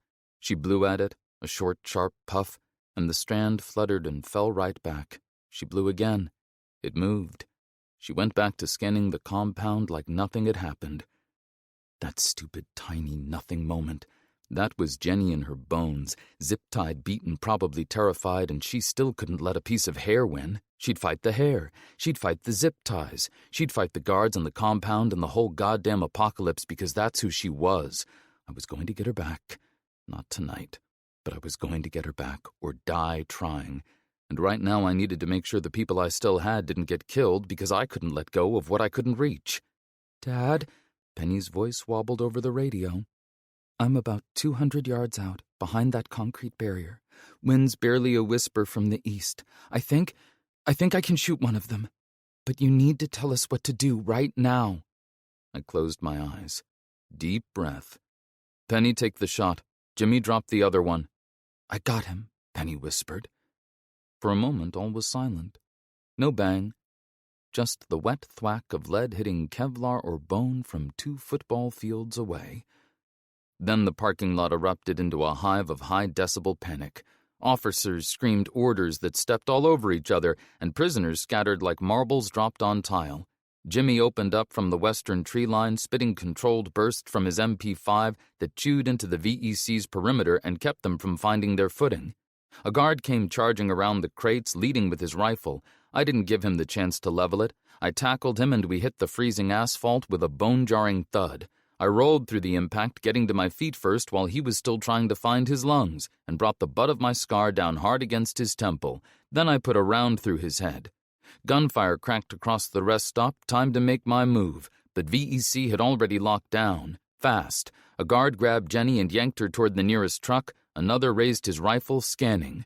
These weren't half-asleep sentries. "Dad," Penny said, "they're dragging Mom back to the trucks. 6 more just came out of the command tent." I watched the soldiers pour from the central area, forming up around the prisoners like they'd drilled for this, which they probably had. Jenny fought and landed an elbow to the guard's ribs that should have broken a sternum. He barely flinched. "Jimmy, can you get a clear shot at the guys near Jenny?" "No way." Jimmy's voice was strained over the chatter of his own gun. "Too many bodies in the crossfire. Plus, I've got company pinning me down." Shit. I ran the numbers. More soldiers than bullets, too much distance, and Jenny getting dragged further away every second. "Cora," I shouted over the radio, "can you drop them?" "Negative," she answered. "They're sticking to cover. These guys might be assholes, but they're not amateurs." I watched Jenny get shoved into the armored truck. She twisted, searching for me for any way out. Then the door slammed shut. Gone. "Jimmy, get your ass to the extraction point," I said. "Penny, keep watch. Cora, cover our retreat." "Copy," they replied. I slipped back into the drainage ditch. Bullets kicked up dirt around me. Search teams fanned out behind me. Floodlights cut through the darkness. Engines rumbled to life. Fuckity fuck. We'd been 15 yards away. 15! I could have thrown a rock and hit her. I could have called her name and she would have heard me. But I couldn't do either of those things, because 15 yards full of men with guns is the same as 15,000 miles. And now she was gone again, and I had nothing to show for it except a trench full of mud and the memory of her blowing hair from her face. Absolute dicks. The ditch ended when it met the tree line. 50 yards of open ground between me and cover. Floodlights swept the forest edge. Soldiers poured from the camp. I looked back at the armored truck one last time. Jenny was in there. Then I ran. The next 5 minutes were a blur of adrenaline and gunfire, crashing through underbrush, shouts behind me, boots pounding, rounds tearing bark off trees as I passed. I kept my head down and didn't stop moving. I turned sharp to the left and almost ate shit on a root. My leg cramped mid-sprint, my lungs hitched like they were trying to defect. But the gunfire behind me didn't stop, so neither did I. "Little help!" I shouted into the radio, dropping to one knee behind a fallen tree and letting loose a burst from my scar. Jimmy's MP5 chattered from somewhere to my left, while Penny's rifle cracked out single shots from her elevated position. Cora appeared beside me, sliding behind a tree with her rifle at the ready. She wrestled with the recoil as she lay down suppressing fire. "They're spreading out," she shouted over the gunfire. "Moving to flank us." We leapfrogged back through the forest, covering each other's retreats. Cora ducked behind a tree and fired a short burst. I counted to 2, then ran past her to the next bit of fallen timber. The rhythm was brutal, but it worked. Cover, move, cover, move. Jimmy materialized out of the trees to our left, gasping for air. He took up position and laid down covering fire. A grenade exploded to our right. Dirt and wood splinters showered down as my ears rang. Something sharp caught my arm, opening a thin gash from elbow to wrist. Between that and my ribs playing tic-tac-toe with my lungs, I was running out of places to bruise. This was bad, but we'd been through worse. Actually, no, this was pretty bad. "Jimmy!" I shouted. "SUV still clear." 200 yards north, he answered, firing another burst downrange. "Through that gully." I caught sight of Penny darting between trees ahead of us with Joe. The hum of the SUV's engine in the distance sounded like salvation wrapped in a busted radiator. The forest behind us came alive with muzzle flashes. I caught glimpses of tactical light sweeping through the trees. We'd disrupted a well-armed military outfit, and they weren't exactly in a forgiving mood. "They're bringing more men around from the west," Cora said, checking through her scope, "trying to cut us off." "Penny," I said into the radio. "Status?" "At the SUV," she said, slightly breathless. "I have the engine running." We'd staged the SUV in a dried creek bed, hidden under brush and branches. "Cora, go. We'll watch your 6, I said, reloading my last magazine. She sprinted forward while Jimmy and I laid down fire. The VEC guards dropped behind whatever was thick enough to avoid getting Swiss cheesed, momentarily pinned down. "Your turn," I told Jimmy. He hesitated. Probably knew we might not both make it out. "Move, damn it!" I snapped, firing another burst. "I swear I'll leave you behind if you don't get your ass moving." Jimmy took off at a sprint, leaving me alone at our defensive position. I fired measured shots, conserving ammunition as I backed toward the gully. The distance between me and VEC grew as they moved forward. Mud and stone tore loose beneath me as I slid down the gully. The dried creek bed offered jack shit for protection, but it was a direct line to the SUV. I could see its outline ahead, engine idling, headlights off. Blood warmed my sleeve and slicked my grip on the rifle. Every heartbeat pulsed fire from elbow to wrist, but there was no time to deal with it. Just keep firing, keep moving, and pray the upstairs lights stayed on. A flashlight beam swept above me. I flattened against the muddy wall and held my breath. The light passed, continuing its sweep. I ran the last 50 yards and dove into the passenger seat as rounds kicked up dirt. Jimmy hit the gas without looking at me. We drove in silence for 5 minutes, just ragged breathing and the engine grinding. We pulled over at a rise where the road curved back toward the highway. I swapped with Jimmy and took the wheel. "Well, that was a clusterfuck." Jimmy checked his mag. "What now?" Before I could answer, Cora cut in. "They're not chasing us." She stood on the floorboards with binoculars pressed to her eyes. "They're breaking camp. The whole convoy's moving out, heading north." I could see it even from here. Headlights snapping on in sequence, engines revving. This was a scramble. Vehicles peeled out while soldiers were still throwing gear in the back. I could see tents left half collapsed, boxes abandoned on the ground, a watch position still lit up with nobody in it. They'd left behind anything that took more than 30 seconds to grab. "They're spooked," Jimmy said. Good. They should be. But spooked meant fast, and fast meant Jenny was getting farther away every second. "They'll turn east if they're headed to Bayside," I said. The road forked ahead, left into the prairie and safety, right back to the highway and straight toward them. I turned right. "What the hell are you doing?" Jimmy turned to look at me. "We just escaped and you're going back? We follow them. We barely got out alive and now you want to chase them." I glanced in the rearview mirror and saw Penny's face streaked with dirt and determination. "You got a better idea?" "We can't leave Mom." Penny's voice was steady. She checked her rifle's chamber. The SUV went quiet, except for our transmission's ongoing list of complaints. Jimmy slumped back in his seat. "All right, but I'm saying it now. This is a bad idea." "Noted." I pulled onto the highway a mile east of the rest stop, keeping well back from the convoy's taillights. Debris from their quick exit littered the road. Broken crates scattered supplies, and fresh tire tracks cutting deep into mud. Nobody spoke much. The heater pushed lukewarm air at the cracked windshield, and we stared at the convoy's distant taillights like they were the only fixed point in the universe, which, for the moment, they were.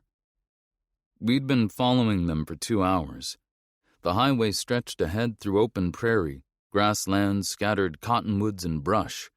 The SUV's engine groaned louder with each mile, rattling like it had a 2-pack-a-day habit. Freezing drizzle coated the windshield. The wipers barely kept up, doing more smearing than clearing. The temperature kept dropping. Our breath fogged the windows even with the heater cranking. I'd lost their taillights about a mile back and felt the first pangs of anxiety. "See anything?" I squinted through the streaked glass. I rubbed the inside with my glove like it was actually going to help. Spoiler alert, it didn't. Jimmy had the binoculars up. "Nothing yet. They've got a solid lead." He shifted forward.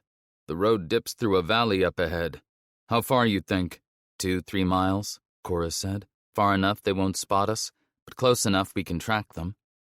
"If they're heading to Bayside, and we're not all idiots, then this is the road," Jimmy said, lowering the binoculars to wipe condensation from the eyepieces.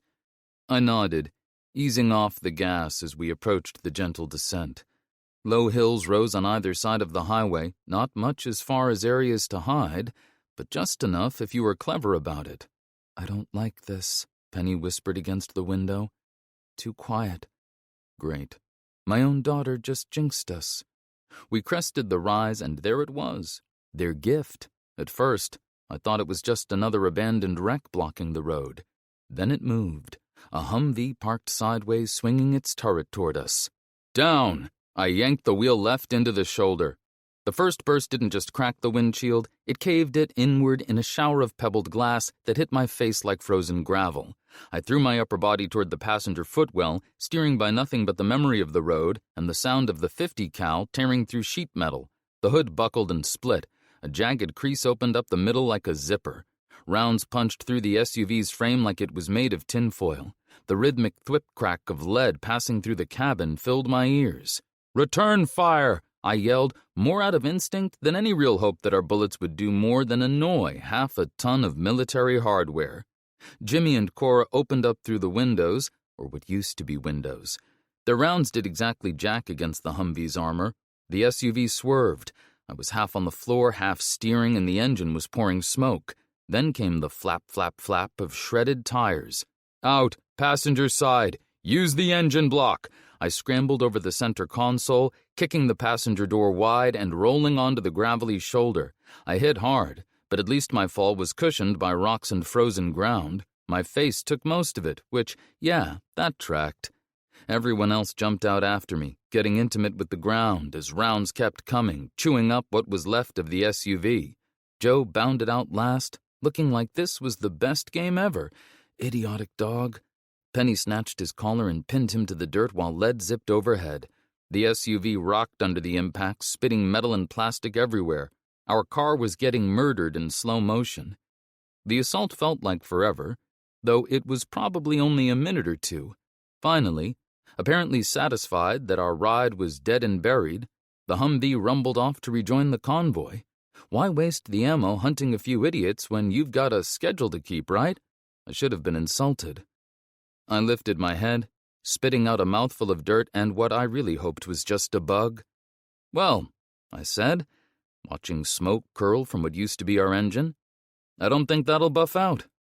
Everything we'd packed at Sunlit Meadows, everything Blake gave us, everything Ramon fixed, gone in 60 seconds of .50 cal fire. "Christ, Jeremiah," Jimmy groaned and picked himself up, wincing at a gash on his forearm. "You even make near-death experiences annoying." We got a good view of our little disaster once the dust settled. The SUV sat about 20 yards away, pouring smoke from its punctured hood and pretty much everywhere else. Most of the windows were gone. The roof was pocked and dented. Doors hung at wrong angles from sprung hinges. The roadside around us was littered with broken glass, scraps of upholstery, and whatever else had been ejected during our rapid exit. Jimmy was leaking red from a hole in his sleeve courtesy of some shrapnel. Cora sat on a nearby rock, helping Penny pick glass out of her hair. My ribs, already bruised from our earlier adventures, felt like they'd had a close encounter with a sledgehammer. But we were breathing, which was better than most people could say these days. "All right, damage report," I said, pressing gingerly at my side, "and try to keep it to just the new injuries." "Nothing fatal," Cora said. Blood trickled from a new cut above her eye. "Jimmy's arm might need stitches, but his constant complaining suggests he'll live, unfortunately." "We need to move. Every minute we waste, they get farther away," I said. Jimmy shook his head, wincing as Cora cleaned his arm with an alcohol wipe from our first aid kit. "That's suicide, Jeremiah. We're beat to hell, low on supplies, and now on foot. We need to regroup and come up with a real plan. Every second we spend here is another second Jenny's with those assholes." I checked Big Betty. My shotgun had survived better than the car.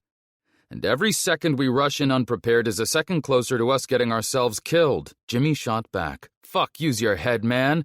I want to get her back too, but we're no good to her dead." I glared at him. "No." I started checking magazines, ignoring my screaming shoulder. "I'm not playing it safe while VEC—" "Dad?" Penny's voice made me stop. Not because it was loud, but because it sounded exactly like Jenny's when I was about to do something stupid. Honestly, I'd heard that tone pretty often these last few years. "I want to find Mom too, but maybe Uncle Jimmy's right." A2, Peanut. I looked at my daughter doing her best to be the voice of reason. When did she become the adult in this relationship? And more importantly, could I file a complaint? She had a point. Jimmy had a point. Damn it. I'd always imagined this moment would be about kicking indoors and hauling her out, not sitting by our wrecked car, bleeding and arguing logistics. Penny was trying to look tougher than she felt. Cora sat cross-legged on the cracked asphalt, already counting supplies like she expected we'd need every bullet. Jimmy leaned against a boulder, doing his best impression of someone who hadn't just been thrown through a windshield. Nothing around us but empty prairie and highway. Nowhere to hide if they came back. I looked down the road toward Bayside, toward Jenny. The convoy was long gone. "Here's the plan," I said. "We follow them, but we do it smart, and we plan our moves. But we don't stop." I glared at Jimmy. "And we're doing it on foot. Bayside's maybe a day out if we don't die first." "A day's march with busted ribs and VEC patrols," Jimmy muttered, but he nodded. "Fine. Your suicide mission, your rules. Cora, count what's left of our supplies. Jimmy, find anything that goes boom. If it makes things dead, we want it. Penny, you and Joe keep watch. Try not to let anything eat us while these two do inventory." I sat down and peeled back my sleeve to look at the gash on my arm. Not deep, but it needed cleaning before we started hiking. I dug out some gauze and started wrapping it. "We've got about 2 days of food and water," Cora said after a few minutes, rifling through our packs. "And we have 2 intact med kits, so, try not to get mortally wounded more than twice." Jimmy soon emerged from the wreckage, face smeared with grease. "The good news is a lot of the ammo survived, but our weapons crate is toast. We've got Penny's Remington, the 2 scars, and a shotgun, plus our personal hardware." I pulled out my map and started marking potential routes to Bayside. 30 miles on foot through zombie territory. I needed to find us a path that wouldn't get everyone killed. "We grab what we can carry," I said, "and we haul ass to Bayside. Jenny's waiting for us, and I'll be damned if a little thing like no car and certain death is going to stop us." "That's got to be what, 30 miles?" Jimmy asked. "Nah, 23, Cora said, studying the map I'd laid out. "Give or take." "Oh, well, that makes it so much better." Jimmy rolled his eyes, but I noticed he was already packing. I did the math. 23 miles of probably hostile territory between us and Jenny, low on supplies, beat to hell, and on foot. Perfect. VEC wouldn't see this coming, because nobody would be stupid enough to try it. We packed up what we had left. Jimmy and Cora checked their rifles. Penny slung her quiver across her back. I stood and shouldered my pack. "Let's go," I said. "We've got a date with some very surprised a-holes." We started walking. The winter sun didn't do shit for warmth. Our breath fogged in the cold wind that swept across the highway. Empty prairie on both sides, flat and frozen, Occasional culverts and shallow gullies, maybe 3 feet deep. Not much cover, but the only protection out here. Penny checked her bow, running her fingers along the grip. She bit her lower lip. Her eyes were blinking too fast for just wind. "You good?" I asked. She nodded, still messing with her bowstring. "I'm good." She paused for a few heartbeats. "We're going to find her, right?" "Yeah." Unfortunately, she was stuck with the one parent who was better at shooting than feelings, but I tried. "We are. Now come on. These ribs aren't getting any less broken standing around." I didn't look back at the SUV. Nothing back there I needed. Everything I needed was ahead. Chapter 34. Runnin' Down a Dream. The North Dakota rain wouldn't quit. Cold, relentless, and turning I-94 into a river of mud. Not quite freezing, which would have been better, honestly. Give me snow over this half-assed liquid misery any day. I yanked my jacket tighter, which did nothing to keep the water from finding new ways to make me hate everything. Light faded fast under a gray sky that stretched on forever. My boots squelched every time I took a step, and my toes had gone AWOL despite the wool socks I'd fought a raccoon for last winter. The highway stretched ahead with nothing but miles of sad, rain-beaten grass on either side, and a bunch of sad, rain-beaten idiots walking on it. "When I signed up for this shit, nobody mentioned swimming lessons," Jimmy said, wiping his face for what had to be the millionth time. "Nobody signed up for anything, you just won't leave," I muttered, adjusting my pack as the wet straps dug into my shoulders. It's exactly as awful as you'd imagine. Cora gave us both the look. You know the one, the "I will end you both if you don't shut up." All women apparently learn on instinct. She was pale and blue-lipped, and yeah, it freaked me out more than I was going to say out loud. Penny slogged along beside me with Joe bringing up the rear. Her teeth were chattering, and a cough had started to rattle in her chest. The mutt looked about as thrilled as I felt. His fur was a masterpiece of mud and mysterious substances. I made sure to keep him downwind. "How much further, Dad?" Penny asked, hopping between puddles like they were hot lava instead of just slightly different puddles. We needed shelter before Penny's cough turned into pneumonia or worse. Hypothermia was knocking on our door, and that's one visitor you don't want to let in. Slightly better than solar panel salesmen, slightly worse than really mean Girl Scouts asking you to buy cookies or wouldn't it be a shame if something happened to your car's brake lines, capiche? "Well, Peanut, if we keep up this blistering pace, we might just crawl into Bayside by tomorrow night." I kept scanning the road for anything that moved and wasn't water. A rusted road sign lay half buried in mud. Dickinson, 19 miles, scratched out and replaced with Bayside in graffiti. Probably the most official signage we'd seen in weeks. "Bayside," Jimmy said, barely audible over the patter of rain. He kept his wounded arm tucked close. "Never thought I'd be so excited to see a town I've never heard of." Our boots made that special sound that screamed, "Your socks will never be dry again, ha ha ha," as we continued our march.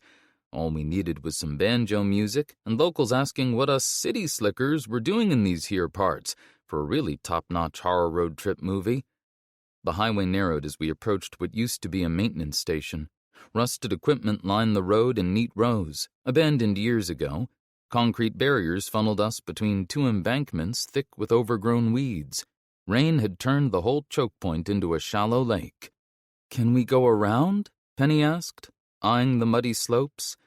I shook my head. "Too steep and slippery. We'd slide right back down."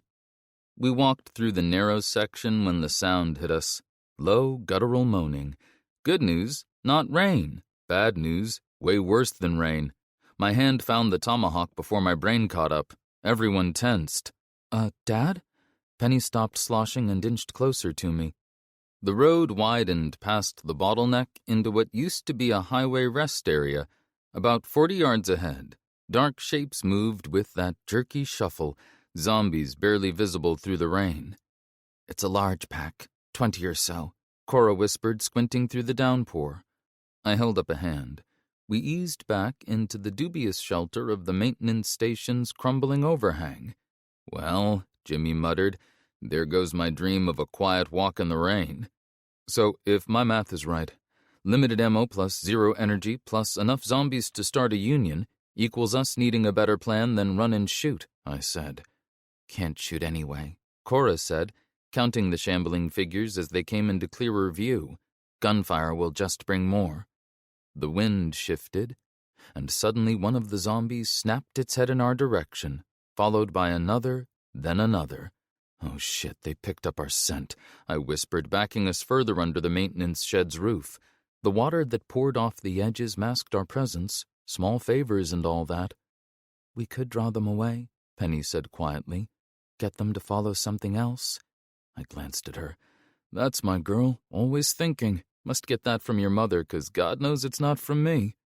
We huddled in the shed, surrounded by ancient road equipment and the remains of long-dead vehicles. The sound shifted, more eager, hungrier, not great. So we need a distraction. I studied the shuffle of zombies while doing math I didn't like. Something to draw them off. Maybe we can rig up a noisemaker or throw... I'll do it, Jimmy said. We all turned to stare. What? He tried for casual but failed. Not like you've got a better idea. Several, I said. All of them less stupid. I just said noisemakers. And how long's that gonna take to rig up? Jimmy gestured at the zombies outside. They can be on us any minute, and you want to MacGyver something? He had me there. Cora spread out our tattered map on a rusted workbench. If you're going to do this, we need a plan. Jimmy, you can lead them south on that access road. Jimmy studied the map, then nodded. There's a creek about half a mile down. I can lose them there, then circle back to the highway. I jabbed at the route. Grain silo from the ridge to the south. You'll see it. If you don't, you're probably dead. What if they don't follow? Penny asked. Oh, they'll follow, Jimmy said. I'll make sure of it. You've got 30 minutes, I said, checking my watch. Any longer and we're assuming the worst, or best, depending on your point of view. Jimmy flipped me off. We helped him prep. Emergency food cans for noise, and a lovely coating of zombie guts I like to call Decay Number 5. I smeared the putrid mixture across his shoulders and back, trying not to add my own breakfast to it. It would help mask him once he lured the zombies away and wanted to make his way back. The leftovers of the zombie that donated those guts lay a few feet away. You sure about this? I asked quietly while Cora and Penny gathered his supplies. Jimmy's face hardened. Just be at that grain silo. I watched as he slipped out the back of the shed hunched against the rain. He disappeared into the gray curtain, leaving us with nothing but the sound of rain hammering on the metal roof and zombies shuffling closer to our hideout. The weight sucked. Every noise could be the zombies turning, could be them spotting us, could be... A metallic clanging echoed from the far side of the rest area, followed by Jimmy's voice shouting 4-letter words that echoed across the open space. I peered around the edge of the shed to see him standing in the middle of the parking lot banging empty cans together. "Hey, you brain-dead bastards!" he yelled. "Over here!" The waterlogged zombies turned as one. It was closer to 30, not 20. They were faster than I'd expected, splashing through puddles like they were late for a continental breakfast of brains. Jimmy backed away, keeping a calculated distance. "They're taking the bait," Cora whispered. "All of them." I watched as Jimmy led the horde toward the access road. Their moans carried in the wind as the zombies followed. "Now!" I hissed when the last of them had passed the far edge of the rest area. "Stay close to me." We took off, keeping to the edge of the road where the gravel shoulder provided some traction. The rest area building stood between us and the zombies, but I kept glancing back anyway. We moved in a semblance of formation, Cora bringing up the rear with her rifle ready, Penny sandwiched between us, and Joe loping alongside like a wet mop with legs. We splashed through puddles, keeping our heads down against the driving rain. "Look!" Penny pointed behind her as we cleared the rest area. About 50 yards away, the zombies had fully committed to chasing Jimmy, who was now jogging down the access road, occasionally turning to make more noise and keep their attention. We trudged east, hugging the edge of the rest area.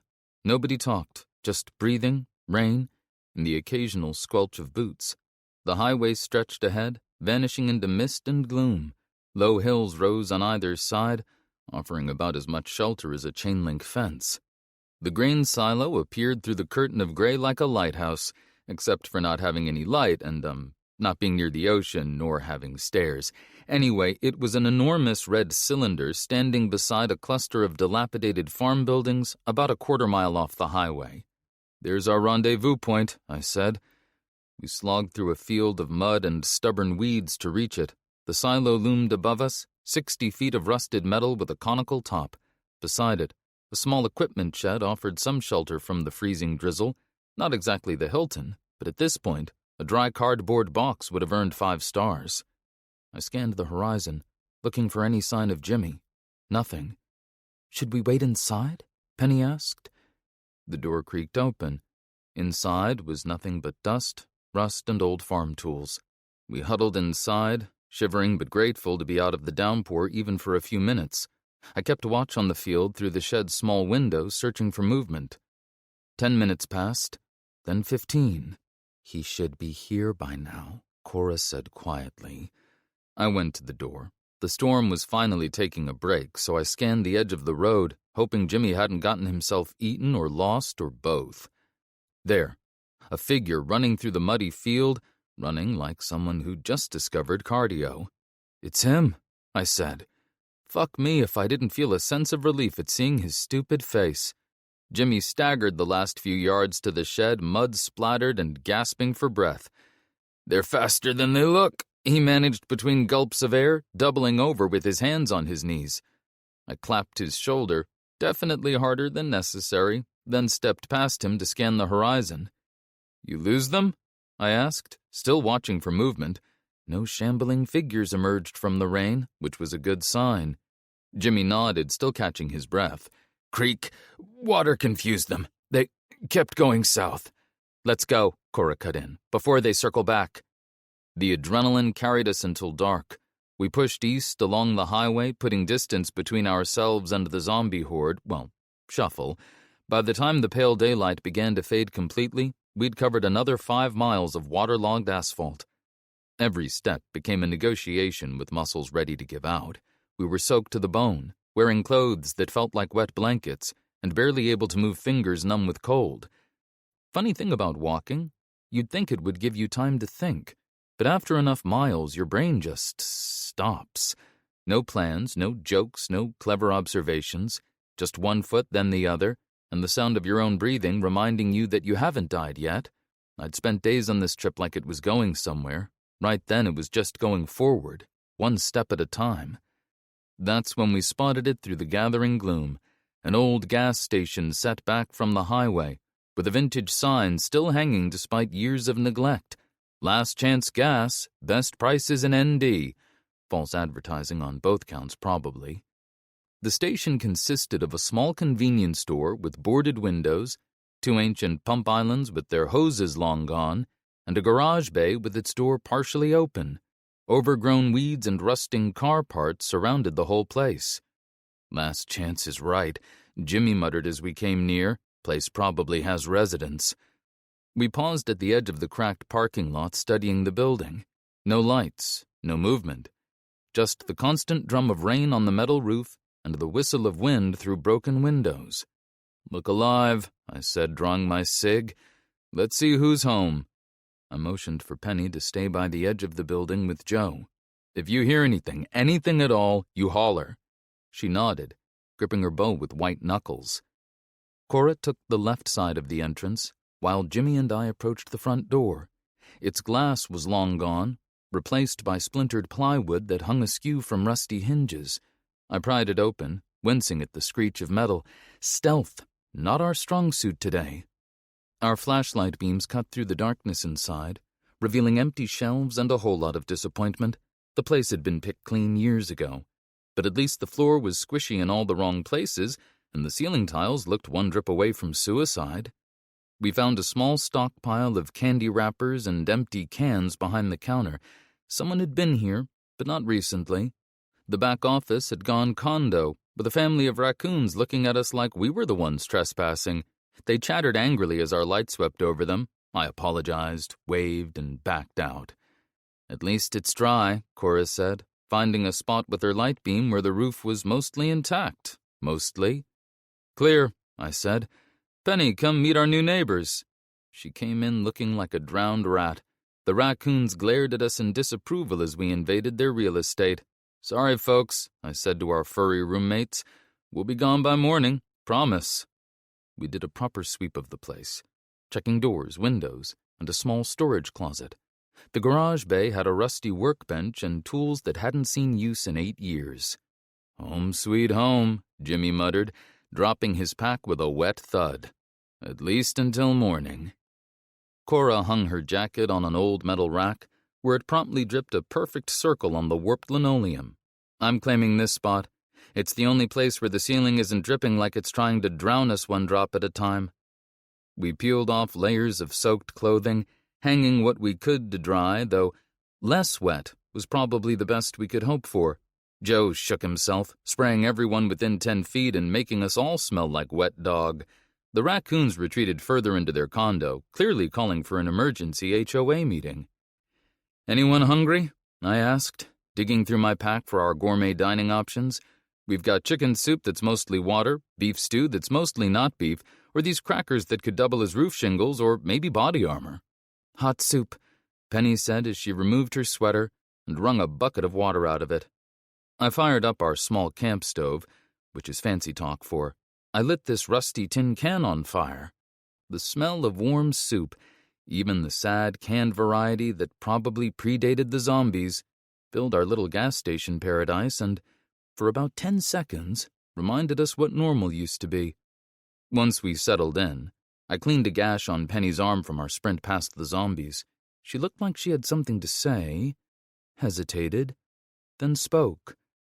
"Does it get easier, shooting people?" Shit. I focused on the bandage. "No." I closed the med kit, then reached over and gave her hand a quick squeeze. "And it shouldn't." She leaned on me, just for a second, enough to remind me she was still a kid. The world didn't care.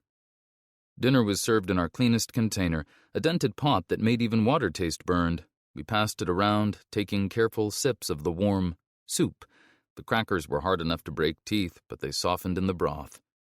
Jimmy took first watch while Cora counted our ammo. Penny crashed with Joe, whose snoring competed with the drip from the ceiling hitting a metal bucket. The night passed in that weird post-world quiet. No cars, no planes, no distant music or voices. Just rain on the roof, the building settling, and the occasional zombie moan carried on the wind from somewhere too close for comfort. Dawn came without rain, though the clouds looked ready to start again. Outside was mud, trash, and standing water everywhere. The highway glistened wet. We packed up, leaving the raccoons behind. I was pretty sure they waved at us as we walked down the road. Friendly fellas. Our clothes were still damp, but at least they weren't dripping anymore. You gotta take what you can get, you know? "We can probably make Dickinson by nightfall," I said, adjusting my pack as we stepped back onto the highway. "Maybe, but we'll have to push hard," Cora said. I turned to look at her. That's what she said. She rolled her eyes. Penny yelled, "Dad!" and Jimmy just sighed. The highway stretched ahead of us, cutting through the soggy North Dakota plains. Puddles everywhere, sky still stuck on grayscale. Abandoned cars dotted the roadside, rain-slicked and empty. A few miles in, the road curved right. Drowned fields on one side, farmhouses on the other. Most had that empty look, nobody home except maybe zombies. Occasionally, we'd pass road signs that had been repurposed as message boards, mostly, "Stay away," and "No food here," with varying degrees of spelling ability. A particularly fun one said, "Looters will be shooted then eated." As midday approached, we rounded a bend and hit the wall. Not a metaphorical wall, an actual wall made of vehicles. Dozens of them stacked and jammed together across the entire highway width, sedans crushed beneath pickup trucks. A school bus tipped on its side, forming the foundation.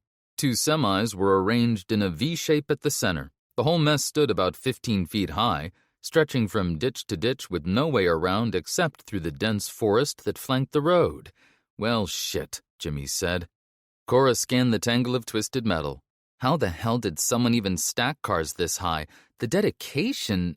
Winches, ramps, a lot of swearing, and probably more than a few crushed fingers, I said.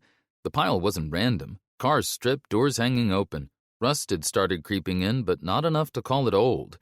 Could be a trap, could be someone's defensive wall. Either way, it's a giant fuck-off sign made of Detroit's finest. Part of me respected the commitment. The rest of me just wanted to sit down and cry. But didn't the convoy come this way? Penny asked. How did they get through? The muddy area around the blockade was a mess of tire tracks, all veering right into the trees like they didn't want to stick around to find out who built the wall. Looks like they went around, through here. I pointed at what looked like the entrance to a nature trail, except instead of hikers, it had been carved out by vehicles. One wrong move and that whole mess could come down, Jimmy said, eyeing the precariously balanced cars. A slight breeze rocked a dangling bumper. I shrugged. Through the woods we go, then. The forest edge looked about as inviting as creepy wet forest edges go. Dead branches hung low, dripping from yesterday's downpour. The ground between the trees was a soup of mud, fallen leaves, and exposed roots, a twisted ankle waiting to happen, or worse, 2 twisted ankles.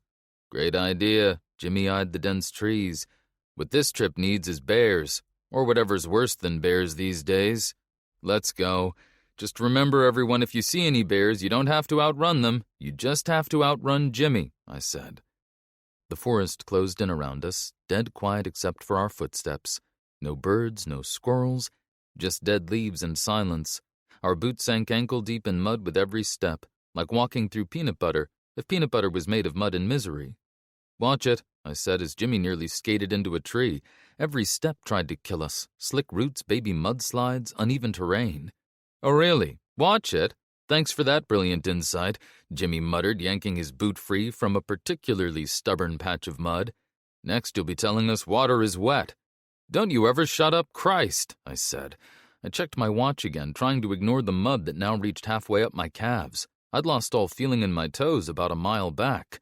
We need to pick up the pace. Sure, Jimmy shouldered past me, slipping and cursing as he tried to keep his footing. Getting lost or killed will definitely help Jenny. This motherfucker. I drew in a breath and turned on him. You fucking dick. You don't get to... What, care? He stepped closer. Newsflash, asshole. You're not the only one who wants her back. Cora stepped between us before I could explain the finer points of mud facials to Jimmy. Both of you shut up. We keep the highway in sight and cut through where we can. And if either of you starts this again, I'm feeding you to whatever's out there. Joe froze, fur bristling, ears flat, body low. Not his zombie alert. I knew that posture. This was different. This was his we're all about to die posture. Something crashed through the underbrush. Heavy. Way too heavy for a person. Move, I hissed. Back. Slow. It came out of the tree line like a nightmare someone had ordered off the wrong menu. A bull. Undead. Easily 2,000 pounds of rotting beef on 4 legs that shouldn't still be working. One horn broken, the other intact and caked with something I didn't care to identify. Its hide was patchy, gray-black where the fungus had spread. Its matted fur hung off in clumps, and its eyes, milky white, dead, but tracking us, like it was deciding who to gore first. Nobody moved. My brain offered the following helpful observation. That's a zombie cow, Jay. I'd seen one of these before, once. A rodeo grounds outside Tulsa that I still had nightmares about. Zombie clowns, zombie bulls, the whole package. I'd told that story before and nobody believed me. Jimmy had laughed so hard he'd pulled a muscle. Nobody was laughing now. Hearing about something and watching it stand 20 yards away deciding who to kill first are 2 very different experiences. What the actual Cora didn't finish because the bull decided socializing time was over and lowered its head at Jimmy. It charged. Not like a zombie. This thing ran. Fast, deliberate, 2,000 pounds of angry dead beef, moving like it remembered exactly how to kill things and was thrilled to be doing it again. We dove for cover. I ended up behind a boulder that suddenly felt way too small. Penny, tree! She was already climbing an oak 10 yards to my left while Joe barked his head off below her, apparently forgetting he wasn't bull-sized. Jimmy dove behind a fallen log and avoided getting skewered by mere inches. Bummer. The bull skidded, turning in a tight circle. It faced Cora, who had taken position behind a thick pine trunk. She put 3 rounds from her scar into its head. Might as well have been throwing rocks. The .556 deflected off bone and the bull just looked pissed. It pawed the ground, turning toward her. Of course, Of course bullets bounced off its skull. It was a bull. Bulls had skulls like engine blocks. I emptied my magazine into its side from behind the shoulder. The bullets vanished into meat that hadn't been fresh since the FDA stopped giving a shit. It turned those milky eyes my way, now just 10 yards from me, and I suddenly understood how a rodeo clown feels. Except rodeo clowns trained for this. I had trained for zombies. Human zombies. Zombies that were my size and didn't weigh as much as a sedan. I was right back at that rodeo in Tulsa, but this time I didn't have a fence to jump over. Well, time to do something stupid. I waved my arms. "Hey, hamburger!" The bull snorted. Dark liquid dripped from its mouth. It charged. I waited behind the boulder, doing calculus on tons of angry meat versus how fast I could move. Too soon, and it would adjust. Too late, and I'd be learning physics lessons about mass and acceleration the hard way. I dove at the last second, feeling it thunder past close enough for its matted fur to brush my leg. The smell hit me. Imagine 2-week-old room temperature ground chuck, but worse, because this ground chuck was trying to murder you. Not recommended. The bull crashed into the boulder, momentarily stunned. Jimmy's shot cracked from 20 yards away. The bullet caught it right where spine met skull, the one spot where the bone was thin enough. The beast staggered, took 2 more steps, and collapsed hard enough to shake the ground. We stood there, catching our breath. I picked a chunk of something off my shirt and flicked it away. "Well, this shirt is ruined." "Did that just happen?" Cora said. "Zombie cow," I said. "That just happened. We just fought a zombie cow." "First one I've seen in person," Jimmy said, staring at the corpse. "Second for me. Remember the Tulsa rodeo story?" Jimmy's face went through about 4 expressions. "That was real? I told you it was real. You laughed at me for 20 minutes. Because you said a zombie clown chased you through a cotton candy stand. It did. That happened. I thought you were doing a bit. Why would I make up zombie rodeo clowns, Jimmy? Why would anyone make that up?" I looked at the thing. 2,000 pounds of proof that the universe had a sense of humor. Christ! At least the human ones don't have horns. "Yet," Jimmy said. I jabbed a finger at him. Don't you put that out there." Cora was examining a 6-inch gash along her forearm where she'd caught it on something sharp in her dive.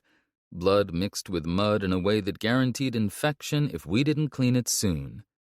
Jimmy pulled wound irrigation syringes and bandages from his pack.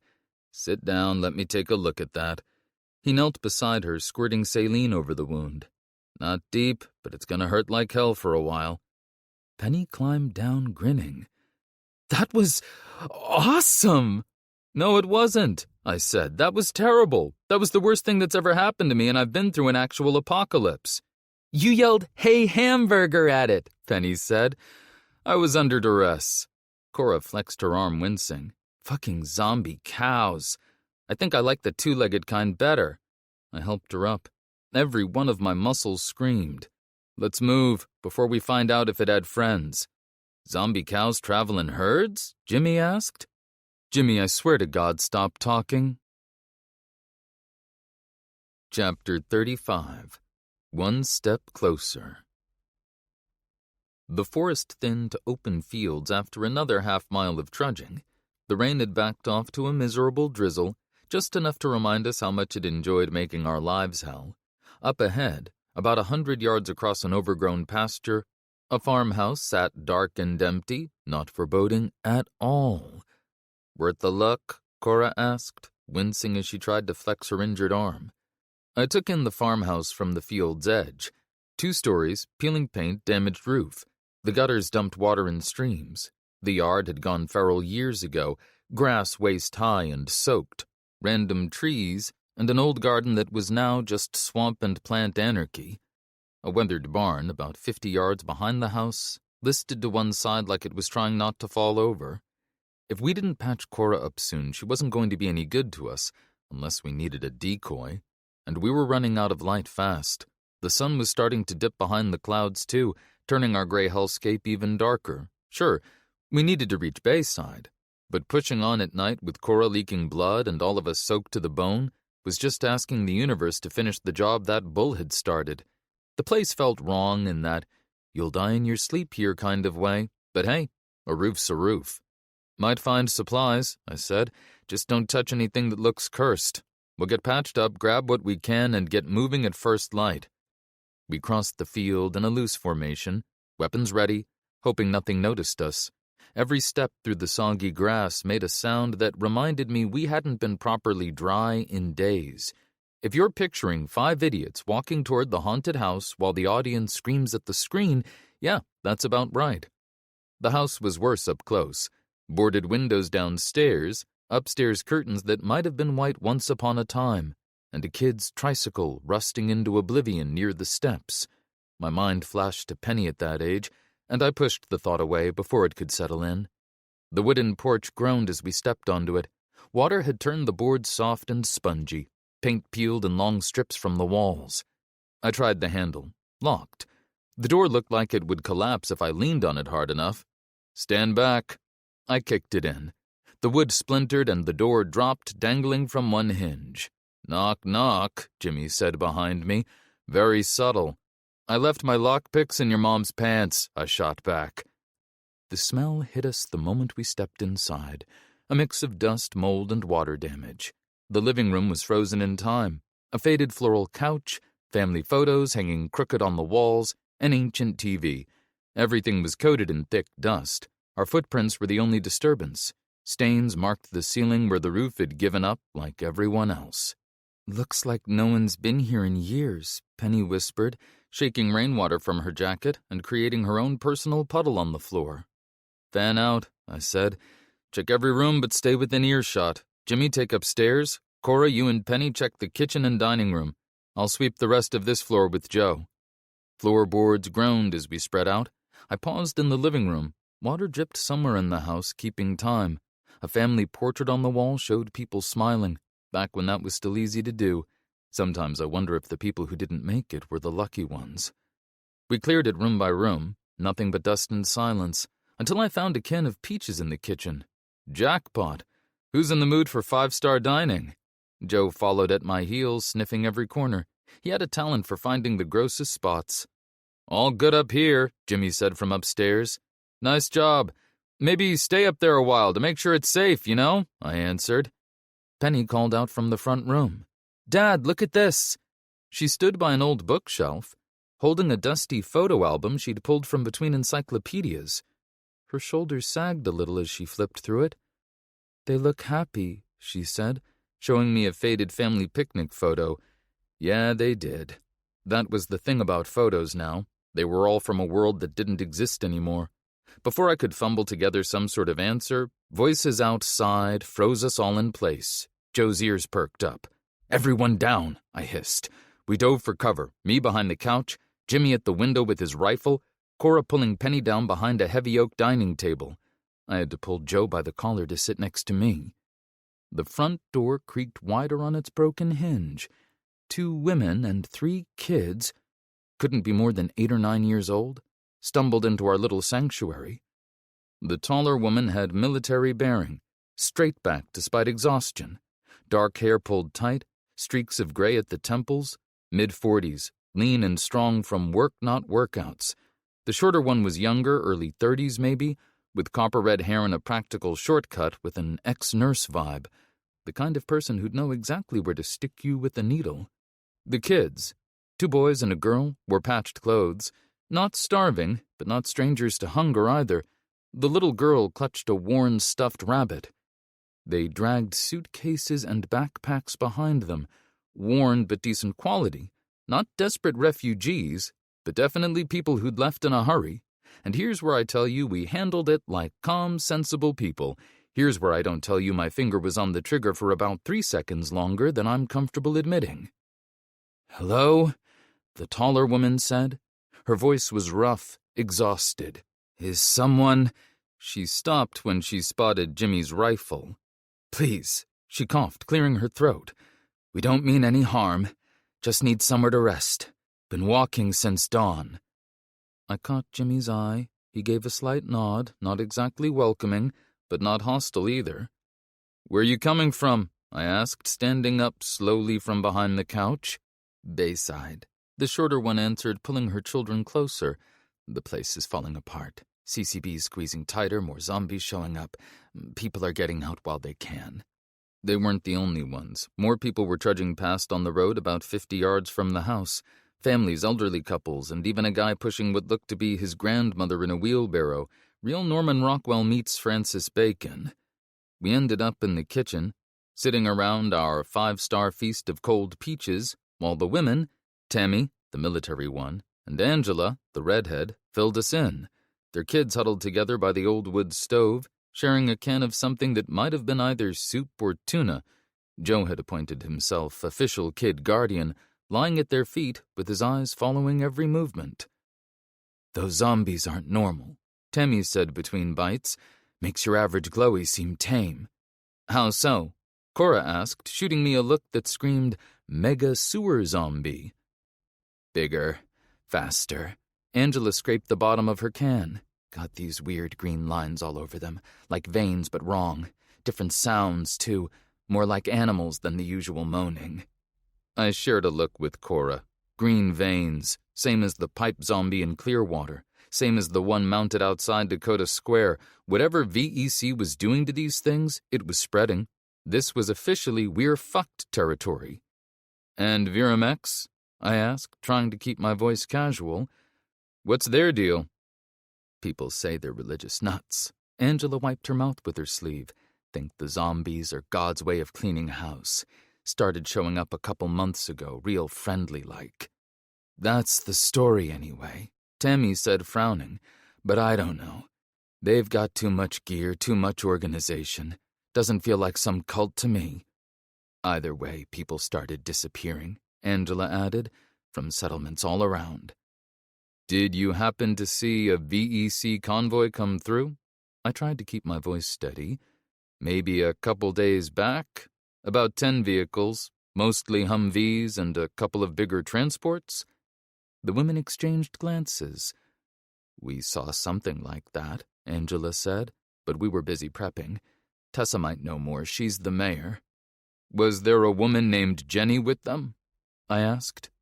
The name caught in my throat a little. "About 5'10", red hair, bit of a pillow hog." Tammy shook her head.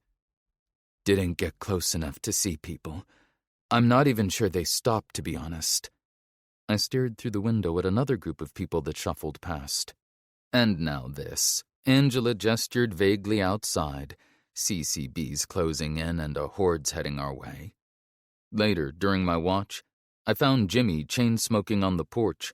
Traffic had thinned to occasional stragglers. We'd split up to watch both the road and the house. Trust doesn't come easy these days, even with women and children. "Hell of a mess," he said, not looking at me. "Yeah." My joints popped as I sat down. "But we've seen worse." "Have we?" He flicked ash off the railing. "Saddle Peak. Christ, I still have nightmares about those cabins." The silence stretched between us. A man walked past on the road, head down, moving fast. Jimmy tracked him with his rifle until he disappeared into the darkness. Angela's little girl was having a nightmare inside. I could see her tossing and turning by the window. Yep, been there, done that. "We'll get her back," Jimmy said after a pause, lighting another cigarette. "Even if I have to listen to your stupid jokes the whole way there." I nodded. Sometimes I forgot why I hadn't shot him yet. Then he'd go and say something almost human. The next day was cold and misty. The rain had stopped, but the sky hung low and gray, threatening more. We said goodbye to Tammy and her family and shared what supplies we could spare. "There's a bridge about 10 miles ahead," Angela said, pointing north. "CCB's got the main road blocked, but that old railway crossing, if it's still standing, it'll get you there faster." "If it's standing?" Cora asked. Angela shrugged. "It was last month." When we reached it, the railway bridge looked exactly as promising as Angela's endorsement. Actually, no, it looked worse. It was a massive iron trestle spanning a steep ravine with the churning river at least 80 feet below. The main span was just rusted rails and rotting railway ties, but along the south side ran a narrow maintenance walkway with a rickety handrail that might give you tetanus just from looking at it. "Please tell me we're not crossing that," Cora said. Below, the river turned around broken concrete and twisted metal. I sighed, giving the rickety death trap a once-over. We don't have much choice. At least there's a walkway." The metal grating creaked and sagged under our feet. Some sections were missing entirely, replaced by rotted planks. Wind whistled through the structure, and water crashed against rocks far below. Joe pressed close to Penny's legs, avoiding the gaps. Every step sent tremors through the rotted frame, making the remaining bolts rattle in a totally not scary way. When I was halfway across, a section of the handrail snapped with a crack and plummeted into the river. The crash echoed up from below. I froze. "Nobody move. Cora, you're closest. Think you can make it?" "Yeah." She put her weight on the next plank. It flexed beneath her boot. "Just don't follow yet." She moved forward one careful step at a time. We stayed still. She reached the end and turned back. "Okay, who's next?" One by one, the rest of us crossed. Penny and Joe, then Jimmy. Each step took a year off my life. I heard an ominous groan from the bridge's supports as I started to move. Shit. I sprinted the last stretch as sections dropped away behind me piece by piece, 80 feet down, churning water, broken concrete. My brain helpfully calculated that I'd have about 3 seconds to regret every minute that led to this moment before I hit the water and turned into a popsicle. The sound alone was enough to snap my eyes forward, though. Steel screaming, wood snapping, everything I'd just walked on deciding it was done holding. I dove for solid ground as the final span gave way. The crash echoed through the ravine, followed by smaller impacts as pieces hit the water below. "Well," Jimmy said, catching his breath, "guess we're not going back that way." "Is this what you do for fun?" Cora asked, helping me up.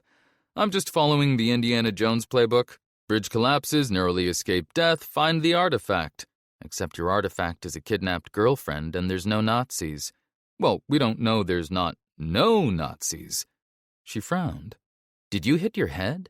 I dusted myself off. "Many times. Now, who's up for a nice relaxing stroll to Bayside?"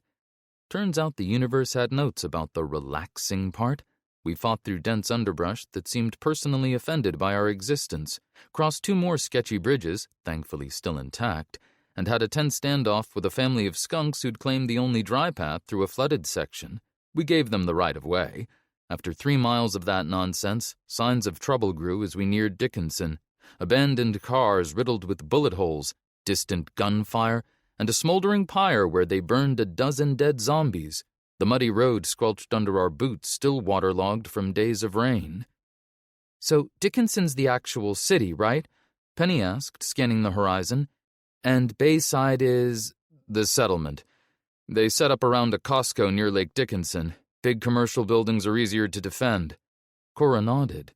"Those stores make decent fortresses. Concrete walls, limited doors. Plus free samples," I said. We'd walked 23 miles through rain, mud, zombie bulls, a collapsing bridge, and Jimmy, and there it was. Jenny was in there, or she was close, or she'd been here and they'd know where she went. One of those had to be true, because if none of them were, I didn't have a next move. I'd been running on she's just ahead for weeks and the tank was empty. This was it. You ever build your whole plan around a single hope and then realize you're about to find out if it was justified? Don't. It's terrible. Bayside came into view as we crested a hill, a Costco having an identity crisis. They'd welded everything but the kitchen sink to it, though I wouldn't have been surprised to find one of those in the mix too. The warehouse sat about half a mile from the actual shoreline of Lake Dickinson. The fence circled the whole shebang, a 15-foot barrier thrown together from corrugated metal, vehicle frames, and highway guardrails. Along the top ran what I'd generously call a rampart, really just a walkway, slapped together from wooden pallets and iron plating that would make any building inspector worth his salt have a stroke. But hey, safety schmafety. Every 20 yards or so, they'd built fighting positions, basically sandbags, where defenders could hunker down when the shooting started. You know, for those special moments when you really don't want to be seen. The whole setup formed a wonky oval around the Costco, a sad-looking strip mall, and a couple of gas stations. 4 watchtowers stood at the compass points, like they'd consulted some post-world feng shui expert. The tallest one loomed over the main entrance, where a Costco parking lot sign still hung on, probably too stubborn to fall. Each tower connected to that rampart walkway, giving defenders the high ground. Not too shabby, as far as DIY fortresses went. I'd seen worse. Hell, I'd lived in worse. The closer we got, the more obvious the weak spots became. The north side had a section that was still under construction, with guys welding and hammering like they were racing the clock. Spoiler alert, they were. Scrap metal walkways connected the buildings in that special, fuck-it engineering style. The whole place gave off that vibe of, we're still alive, while definitely crossing its fingers behind its back. They're getting ready for war, Cora said, watching people slap more metal onto the fence. I took in the setup. Parking lots give them clear shots, but those buildings... I nodded at the structures outside the perimeter, abandoned fast food joints and auto repair shops that offered perfect cover for attackers. CCB gets in there. They become shooting galleries, Cora finished.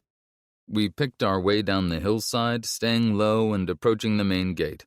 A 50-yard stretch of open, muddy ground separated us from the entrance. No cover, no concealment, just a killing field designed to give defenders clear lines of fire. Pretty smart if you asked me, which nobody did. The main gate stood partially open with armed guards on either side. They directed traffic, people coming and going, supplies being loaded and unloaded from trucks and handcarts. More guards paced the walls watching for threats. Outside the gate, a checkpoint made of sandbags and sheet metal housed another group of guards. Hard faces, harder eyes, fingers resting on trigger guards. When we got within 20 yards, they stood up straight. Nothing says, "Welcome to town," quite like 5 rifles suddenly pointing in your general direction. "Names?" called a voice from above, sounding like someone who'd given up on sleep days ago. A woman leaned over the edge of a guard platform, rifle at the ready. "Jeremiah," I said. "My daughter Penny, and our friends Cora and Jimmy, and this is Joe. You're the folks Clearwater radioed about. Mayor Tessa's expecting you." "Another woman running things," I said to Cora. "Crossroads, Dakota Square, now here, starting to see a pattern. Kinda makes sense. Men tend to die doing stupid things," Cora said. She shrugged. "Someone's got to keep civilization running." "Like after the Civil War," Jimmy said. "Half the South ended up run by widows." I glanced at him. "Huh. Sometimes you actually sound smart." "Fuck you, too." The gate opened with a metallic squeal. A woman stepped out, wearing body armor under her jacket. Young, but with that look people get when they've had leadership dropped in their lap.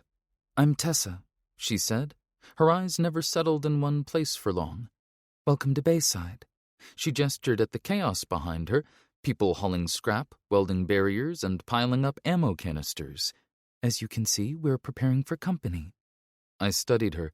Young for a mayor, but age didn't mean shit anymore. I'd stopped judging people by their age about 3 states ago. Turns out surviving the end of the world is a hell of a resume builder. "Lovely place you've got here." I paused. "Anyway, heard you might know about VRMX. We just need to know what you know, then we'll move on." "VEC." Tessa nodded. "Yeah, they've been making noise. Come on, let's get you inside. Coffee first, then we'll talk." Chapter 36. The Final Countdown. The wind cut through Bayside, carrying that sweet rot zombie smell we'd all gotten too used to. I stood just inside the main gate, taking in what they'd done with the place. They'd turned a Costco into a city. The warehouse stretched out in front of us, high ceilings disappearing into shadows. Half the lights worked, half didn't. Tents and curtained sections filled the old shopping aisles, clothes hung on display racks. Someone had set up food prep where the deli used to be. A radio crackled somewhere, spitting out static. To our right, the garden center had become their medical area, white sheets for privacy, and that unmistakable hospital smell fighting a losing battle against everything else. People watched us pass with that look you get when you're new, hope mixed with please don't be assholes. Kids played with a shopping cart. An older woman stirred something that actually smelled like food. Everyone carried weapons, but otherwise, it was almost normal. Metal clanged in the distance, someone trying to repair God knew what with God knew what. "Love the remodel," I said as we passed what used to be the electronics section. Now it was their armory. Really captures that end-of-the-world vibe. You take reservations? Tessa gave me that look, half amused, half exasperated. I got that look a lot. She led us upstairs to a second-floor office overlooking the main floor. glass walls, a faded manager nameplate hanging crooked on the door. It was Command Central now. Maps and plans weighted down with ammo boxes and weapon parts. The wind kept trying to blow everything away through a broken window in the corner. An older guy with a scraggly white beard sat at a folding table, fighting with his maps as the wind kept claiming them. His weathered hands showed the kind of calluses that come from decades of hard work. "This is Marcus," Tessa said, propping herself against the desk that dominated the center of the room. "So Clearwater said you were looking for someone." "My wife, Jenny," I said, turning back to Tessa. "She was taken by VEC." Tessa glanced at Marcus, who stopped wrestling with his papers and looked up at us. "Oh yeah, those hosers. Everyone's talking about them." His thick Canadian accent turned about into a boot. "Real charming bunch," Cora said. Marcus smiled. "Got a convoy headed east, carrying more than just supplies, if you know what I mean." My pulse picked up. Tessa pulled out a map and spread it across the desk, showing Dickinson, the lake, and the surrounding towns. CCB positions were marked in red, and they were everywhere. Blue lines for supply routes, and Bayside right in the middle looking real lonely. I leaned over the map, tracing the eastern roads with my finger. "Where exactly?" "Our scout Eric spotted them yesterday," Tessa said. She tapped a circle about 25 miles east. "St. Alexius Medical Center. They've been using it as a base, moving prisoners in and out." I opened my mouth to thank her, but distant gunfire cut me off. "How bad is it?" I asked, more out of habit than actual interest. This place had trouble written all over it, and I was trying to avoid reading. Tessa moved to the window. We followed. From up here we could see over the north ramparts. Muzzle flashes lit up the tree line maybe half a mile out. "Lost a lot of fighters," she said, arms crossed. "Now we've got a horde coming from the north. CCB is right behind them. Zombies have been filtering in for days." "Another dozen people left this morning," Marcus said. "Can't blame 'em, but doesn't help our numbers."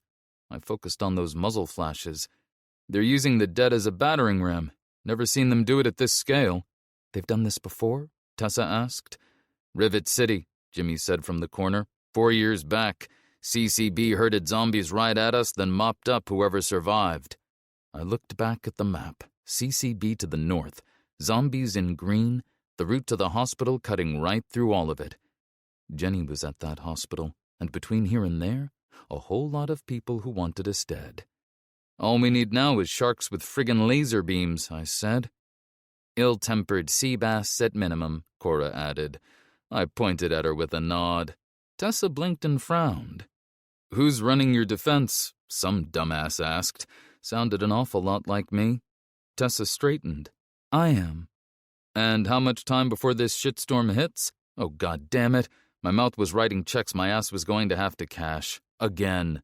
"Based on our scouts' reports, about 48 hours, give or take." I caught Cora's eye, then Jimmy's. This was getting complicated in exactly the way I didn't want it to. "Give us a minute, Mayor." She furrowed her brows, then nodded. "Yeah, sure." We stepped outside the office onto the catwalk that overlooked the main floor, moving far enough down that our voices wouldn't carry. "All right, Team Reed, and Jimmy. Paint me red and call me a barn, but it looks like we've got ourselves a real pickle here. Chase the convoy, or help the town full of people about to get rolled over." I scanned the main floor. Ordinary people preparing for battle in all the wrong ways. A teenager struggling to load a magazine backward. An older man practicing an awkward firing stance with an empty shotgun. A group trying to figure out how to distribute clearly insufficient body armor. These people were going to die, and most of them knew it. They were preparing anyway. "Those guards at the gate look competent enough," Cora said, leaning against the railing. "But past that," she gestured at the scene below. "A couple dozen trained fighters, maybe? If that," I said. "The rest are just people who'd rather not die today." "We're not staying." Jimmy jabbed a finger eastward. "Jenny's out there, Jeremiah, right now." Down below, a kid pushed a cart loaded with sandbags. The thing probably weighed more than he did. Nearby, an old lady stirred what looked like shoe leather soup. "They need help." Oh, hell. I wanted to punch myself the moment I said it. "So does Jenny." Jimmy slammed his fist against the metal railing. The sound reverberated along the catwalk. "Or did you forget why we dragged our asses across half of Montana? We have an actual location. How long before they move her again? He wasn't wrong.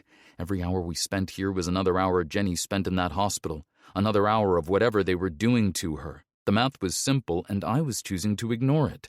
We could split up, Cora said. Some of us go after Jenny. No. I rubbed my face. We barely have enough bullets for one suicide mission, let alone two. Dad, Penny touched my arm. Mom would help them. Even Joe seemed to agree, the way he sat erect, tail wagging slowly. I swore he narrowed his eyes at me. Great, peer-pressured by a dog. Yeah, she would. She would also shoot me if she learned we'd left without helping these people. Hell, it wouldn't be the first time she'd shot me. Or at me. Same difference. Then I guess you better start working on those whistling arrows you've been talking about. Jimmy kicked an empty bucket someone had left on the catwalk, sending it clattering down to the floor below. This is bullshit. Cora tilted her head back and sighed. Fuck, the needs of the many outweigh the needs of the few, or the one, I finished. Jimmy paced, clenching and unclenching his hands. He kept mumbling what sounded like fucking idiots under his breath. I looked at him. I'm not going to say this is your call, but I think we all need to agree here. Jimmy stopped pacing. His jaw worked for a second. 2 days. We help them hold long enough to get organized, then we're gone, whether this place is standing or not. I nodded. 2 days. You know this is insane, right? Cora asked, but she also started counting the magazines in her pack. We filed back into the office, where Tessa and Marcus were discussing evacuation routes. We'd like to help, I said. Tessa looked up. You're staying? I glanced at Jimmy. He nodded and made a V sign with his fingers. She studied us for a moment. 4 more fighters, however ragtag, was 4 more than she had a minute ago. What can you do? Jimmy's good with a gun, trust me. Penny's excellent with a bow and decent with a rifle. Cora has a thing for explosives and can handle pretty much any weapon you hand her. And I once fought off a bunch of zombies in a traveling circus outside Boise. There was this one tiny car full of clown zombies, big shoes, red noses, the works, honking and moaning at the same time, and Cora punched my arm. Hard. Tessa blinked. Ow! What I meant to say is, I've been doing this long enough to still be breathing. Barely. And the dog? If it moans, he bites. It's a whole thing. Tessa gestured to the maps on her desk. Show me what you see. Cora stepped forward and examined the defenses, pointing out weak spots. Your eastern perimeter is underbraced. North gate hinges won't hold against a vehicle ram. Watchtower placement creates 4 blind spots. And, she tapped the map, you're hitting all the obvious salvage spots. After 8 years, you need to think weirder. Like where? Tessa asked. Bowling alleys, car washes, mini-golf courses. Marcus blinked. You're joking. Bowling alleys have ball return systems, solid steel tracks and mechanisms. Car washes, those rotating brush frames are built like tanks. Mini-golf is basically free scaffolding. Cora pointed to the map. There's probably a family fun center within a few miles. We've got strong backs and time. 2 days to shore this place up. Tessa studied the map, then looked at us. When she spoke, her voice was quieter. Resources are limited here. Ammo, explosives, personnel. We're running on fumes. Everyone is, I said, but we've held settlements before. Sometimes the best weapons aren't the obvious ones. Like what? Fertilizer, cleaning supplies. Mixed right, they're more useful than bullets. You've got a garden center full of potential. Marcus straightened. Hold up there, bud. You're talking about making explosives in my settlement. Safely, I added. Small batches tested outside the walls. But yeah. Tessa stared at the map for a long moment. The weight of too many decisions with no good options showed on her face. The CCB hit Morton's Crossing last month. Well-armed settlement. They lasted 6 hours. Yeah, but you're not Morton's Crossing, I said. For one thing, I don't even know what that is, and for another, you've got us now. She straightened like some of that exhaustion slid off her shoulders. Marcus, find Emma, the pharmacist. See if she can help with the chemistry. Let's start with the east wall. Make it solid. She looked at me. You help us hold this place and we'll help you get to that hospital. I nodded. Deal.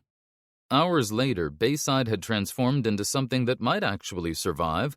Cora had turned vehicles into explosive-filled barricades. Old tires became firebombs, empty liquor bottles would turn into sticky fire with styrofoam stuffing. An engineer named Dave and I even rigged outdoor speakers for some sonic warfare. "You know," Tessa said, joining me on the improvised observation platform near the east wall, "when we first heard Clearwater had people headed our way, I didn't expect all this." "All what? Our charming good looks?" She didn't answer, just closed her eyes and ran a hand through her hair, holding it there before letting out a slow breath. When she opened her eyes, she gestured at the organized chaos below. "I just hope it's enough." I could see the entire eastern approach from our position. The parking lot had been transformed into a maze of obstacles and traps. Baysiders were everywhere working hard. The east wall actually looked solid now. Marcus had somehow convinced half the settlement to haul steel plates around. Was it enough? We'd find out soon. Later that day, I found a quiet corner by the loading docks, away from all the noise and planning. Everyone in Bayside was running on pure adrenaline, Molotovs and booby traps and goddamn optimism, like maybe that combination would actually work against thousands of zombies and whatever the CCB had waiting behind them. I couldn't bring myself to tell them different. They needed that hope, even if it was built on bullshit and bulk shopping supplies. If that's not the American dream, I don't know what is. I'd been here before. You build something good and the world finds a way to tear it down. The only question was whether these people could hold it together long enough for the world to get bored and move on. I watched them work, Marcus directing the wall reinforcements, Cora rigging up something that would probably violate several Geneva Conventions and at least one city ordinance. Everyone was moving with purpose, believing they had a shot. But I'd seen hordes before, seen what the CCB could do. A poorly fortified Costco and a day to prepare didn't equal survival. It equaled a massacre with a membership card. We needed more than improvised defenses and untrained civilians. We needed reinforcements. I pulled out Blake's long-range radio. "Blake, this is Jeremiah. Come in." Static. I tried again. "Blake, do you copy?" More static. Then, "Jeremiah, that you?" Relief hit me harder than I expected. "Bayside's about to get hit. CCB's driving a huge horde, then they'll come in and clean up the mess. We've got maybe a day." I paused. "These people aren't ready. Doesn't matter what we rig up." The connection cleared for a moment. "If Bayside falls, CCB steamrolls every settlement between here and you. We need help. Whatever you can spare." "Understood. We'll—" Blake's voice cut in and out. "Try. Send. Hold." Then nothing but white noise. I stared at the radio. Maybe he'd heard. Maybe help was coming. Maybe I'd just talked to dead air. Didn't matter. Sometimes hope was all you had, even when you knew better. I clipped the radio back to my belt and stood up. I had to go back in there and keep acting like we had a chance. I'd gotten pretty good at it. Oscar-worthy even, if they still gave those out. Chapter 37. Bad Moon Rising. After the strategy session, Marcus and I volunteered to get eyes on what was coming. I found him at the north gate just before dawn, more gray smear than sunlight. The gate was a mess of scavenged fencing, bent scaffolding, and enough chicken wire to count as architecture. Sandbags ringed the base, and a shaky lookout platform hung off the top, like someone had given up halfway through building it. I stayed well away from that thing. Marcus stood near the gate with two guards who looked awake in the same way lukewarm coffee is hot. He was pointing at a map scratched into a chunk of plywood. "Ready?" I asked, adjusting the pack that was already trying to saw my shoulder off. I stifled a yawn. I'd tried some of Bayside's coffee earlier. One sip and I knew I'd accidentally poured myself a cup of motor oil. "Yup." He gave his rifle a once-over and nodded. "Let's go." The guards unlatched the gate just enough for us to squeeze through. Metal scraped like it wanted to wake the dead, which, considering our luck, felt a little too on the nose. Outside, the world was quiet. No wind, no birds. Just damp silence and the kind of fog that makes you feel like someone's breathing down your neck, and not in the cute way, more in the creepy way. The radio bumped against my side as we moved, reminding me that if we ended up face first into the pavement, help was at least a few screams away. I tried not to dwell too much on our odds being somewhere between slim and, "Ha, you're so screwed." We slipped through the streets at Bayside's edge, sticking to shadows. The houses were exactly what you'd expect after the world ended. Doors hanging open, windows broken out, yards overtaking the pavement. Marcus led us to a farmhouse on a rise about a mile out, enough distance to get perspective, not so much we'd get stranded. It looked intact from the outside. Inside, though, we found the usual signs: half-packed suitcases, furniture tipped over, blood where it shouldn't be.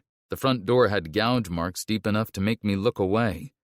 Marcus and I checked the downstairs rooms first. Empty. We headed upstairs to what used to be some kid's bedroom. Superhero posters hanging in tatters, stuffed animals scattered around, and a crib in the corner with sheets still tucked in. I didn't look long. Some things don't need a second glance. Penny was 4 when Deadbreak hit. Same age as whoever slept in that crib. We set up in front of a window facing east, the most likely place for bad things to come crawling over, and then we waited. Watch duty is the kind of boring that makes you start naming the mold on the walls. I had to stop at Jaqueline. Hours passed, maybe. Could have been days. Time does weird things when you're trying not to blink too loud. But I had a plan for that. And the other Adam says, "Yes, I'm positive." Marcus snorted, tipping his cap back. "You're a bad influence, you know that? Don't act like you're not taking notes." I grinned. "All right, what's next?" "How does a penguin build its house?" "I don't know. How?" I asked. "He glues it together."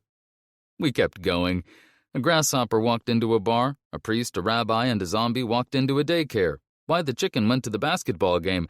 Spoiler alert, he heard the referee was blowing fouls. Look, the jokes were hilarious. They beat sitting in silence waiting to see who dies first. The sun climbed higher, burning off some of the fog. Marcus stayed quiet, scanning the horizon. Then I saw it. Just a glint at first. Morning light bouncing off something that shouldn't be there. I squinted, leaning forward on my uncomfortable perch. Movement. Low and wrong and way too coordinated for my liking. Dozens of them stumbling forward. No, hundreds. My stomach dropped. More kept coming. 1,000, maybe 2. Wall-to-wall zombies as far as I could see, all shuffling and swaying like a bitey flash mob heading straight for us. "Contact," I said, keeping my voice steady. "Zombies at 12 o'clock, and 11, and 1, pretty much everywhere." "They're about 6 miles out," Marcus said, squinting through the haze. "Give or take a timbit." I tried not to snort at a boot. The horde moved like a wall, dense, relentless, making that wet shuffling sound that never leaves your head. Every step brought them closer to Bayside. Then I saw the real problem. "Oh, come on," I muttered. Dirt bikes zipped around the edges of the horde, using air horns to herd them straight at us. And way back in the mist, barely visible, trucks, cars, SUVs, all bristling with spikes. Seriously gauche, trying way too hard with all the skulls and red paint, screaming, "I have daddy issues." Zombies in front, CCB behind. The dead to soften us up, the living to finish the job. Same playbook as Rivet City, but 10 times the scale. "Cowards," Marcus said. He made a sound like he wanted to spit. "Can't fight their own damn battles." I glanced back at the street behind us. Still empty, which probably meant we were overdue for something awful to happen. "Time to go. We've got work to do." We hauled ass back to Bayside with all the haste a mega-zombie horde required.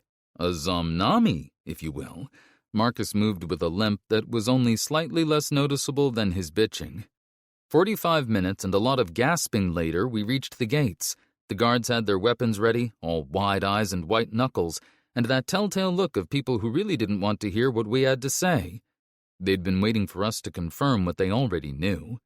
But there's a difference between guessing the monster's under the bed and seeing it curl its fingers around the mattress. Tessa met us at the gate, jacket half-zipped, hair in a bun that looked like she'd styled it with a leaf blower. "Well?"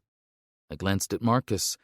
"Full-blown horde headed this way, biggest I've seen since Graceland, and CCB's right behind." "Shit." Tessa let out a breath through her nose. "How long?" I held my hands about a foot apart. "This long?" Tessa stared at me. "What?" "Not to scale, obviously," I added. She just stared harder. "Oh, nightfall," I said. Marcus nodded. "Maybe morning if the fog keeps thick. Makes it harder for the CCB to steer 'em." "All right," she said. Let's use what time we've got. I walked into Tessa's office later that day, wincing a little from a stiff back. I'd been helping repair the front gate, and if I never saw another welder, it would be too soon. "How's it going?" She was still burning holes in the map with her eyes, not saying anything. When she finally looked up, there was something almost apologetic in her expression. "You could leave, you know. You and your people. Go after Jenny." The maps were still spread across the desk, routes, defenses, fallback positions, all covered in scribbled notes and circles. I watched her fingertip trace a jagged arc across the east side where the wall was weakest. Not a line on paper, a line between living and not. "Can't," I said. "Jenny would never forgive me if I left you hanging. Neither would I." "I never wanted this job." She said more to the map than to me. "The last mayor ran when things got bad. I complained. Next thing I know, everyone's looking at me like I've got answers."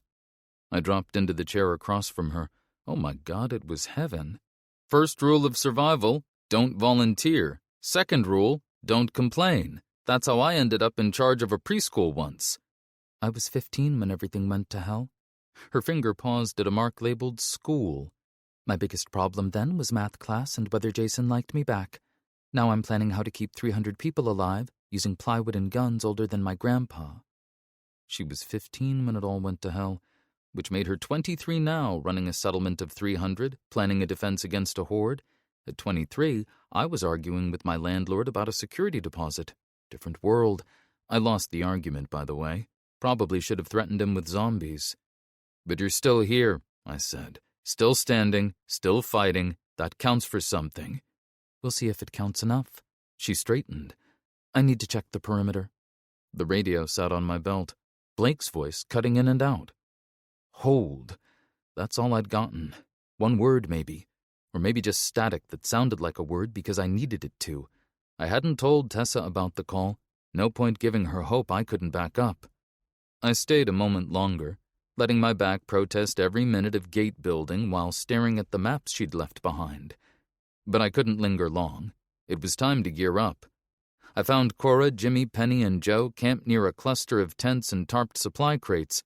The whole place smelled like sweat and that flavor of dread that Febreze doesn't cover. Cora and Jimmy had weapons laid out across a table.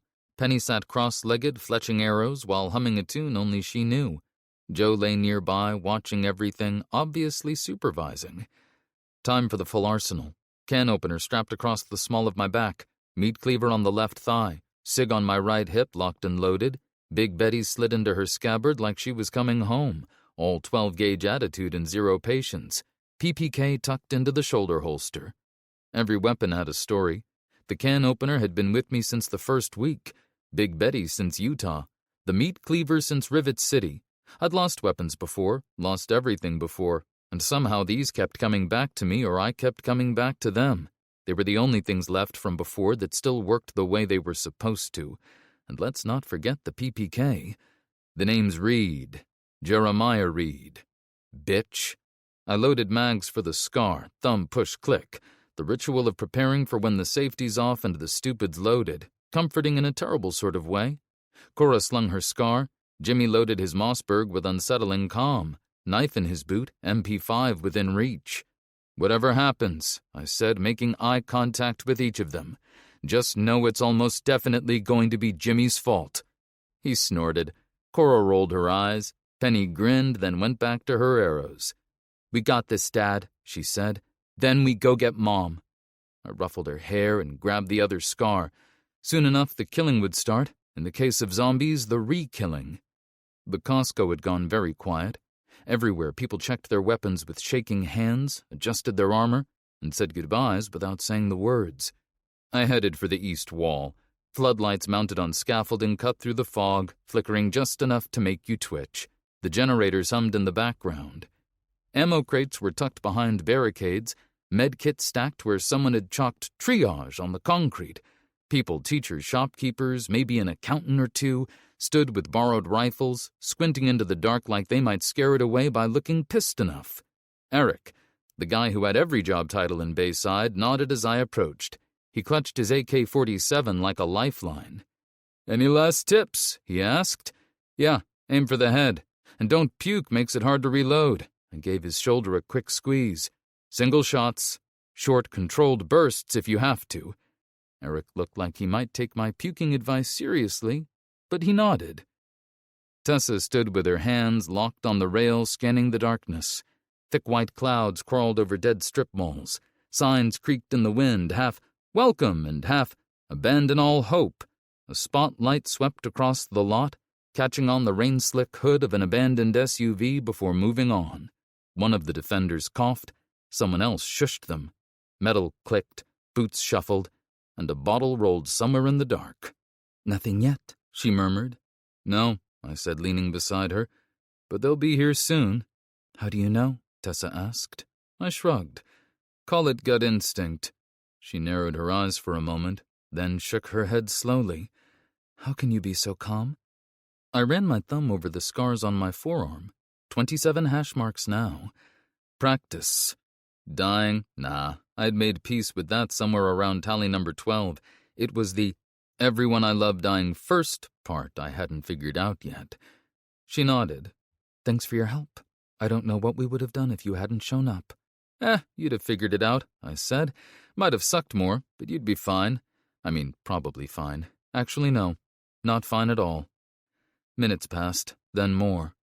Tessa opened her mouth to speak, but lightning cracked the sky like it was kicking off the show. Dun, dun, dun. The horde materialized out of the clinging gloom like a dark mass. At first it looked like the fog itself was moving, then the shapes resolved. Bodies stumbling forward, arms outstretched, mouths hanging open. I tried to count, gave up fast, then started eyeballing. How wide, how deep. 4,000, give or take. Maybe 15,000 rounds if we were lucky. The math wasn't great. 4 rounds per zombie, assuming perfect headshots from people who'd never fired under pressure. So, realistically, we had enough ammo to piss them off. "Oh, fuck," someone said. Yeah, that about covered it. The smell hit us first. Rot so thick it coated the back of your throat. A low rumbling chorus of moans followed. Far ahead, dirt bikes weaved in and out of the mob, blaring air horns.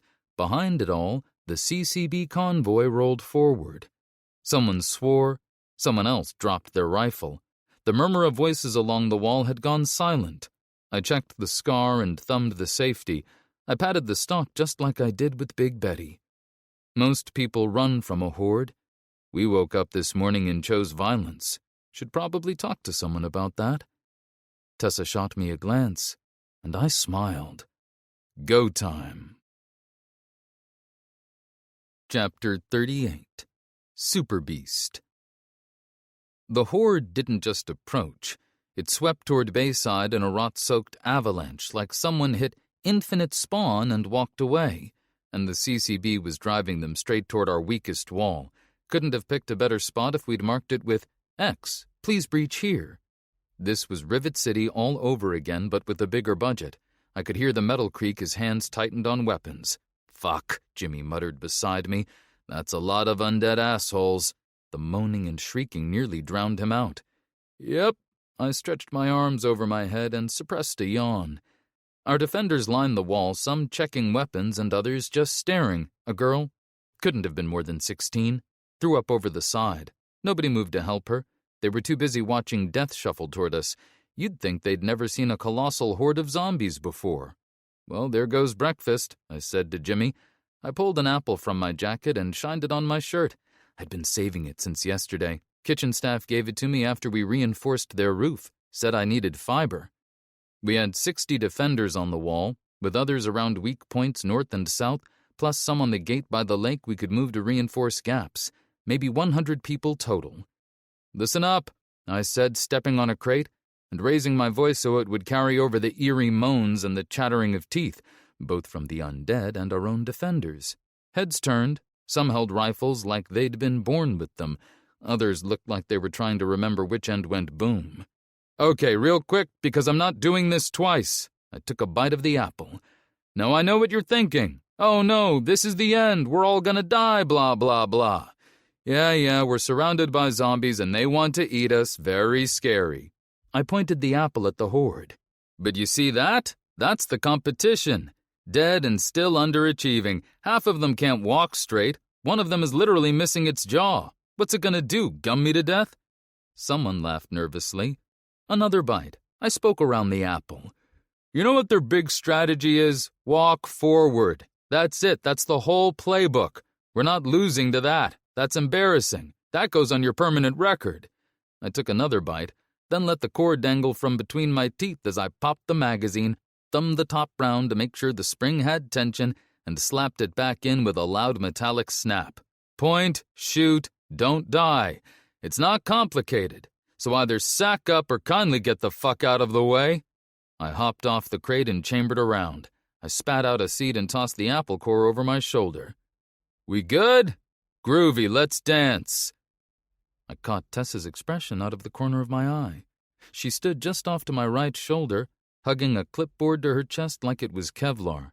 She was watching me and watching the horde, trying to do 6 jobs at once: mayor, quartermaster, triage nurse, morale officer, field general, and probably emotional support human.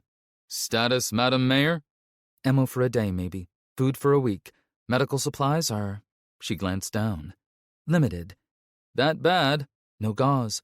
We're down to cutting up T-shirts and hoping for the best. Guess we'll just have to politely ask our guests not to bite too hard. Unless people are into, that sort of thing. I nodded at her list. Special surprises ready. Jimmy's tires are planted, she said. Molotovs at every position. Traps in the alleys, spikes on the north fence in case they try to flank. Perfect. I gave her shoulder a light tap. Try not to die. I'd hate to have to run this place. I turned back to the zombie mosh pit and gave my gun a quick tap. Cold and familiar, like a pat from an old friend that said, "Don't worry, I'm sure antibiotics will clear that up." Penny was already at her post near the front barricade, bow in hand, calm as ever. She crouched behind a steel drum that had been turned into a firing point.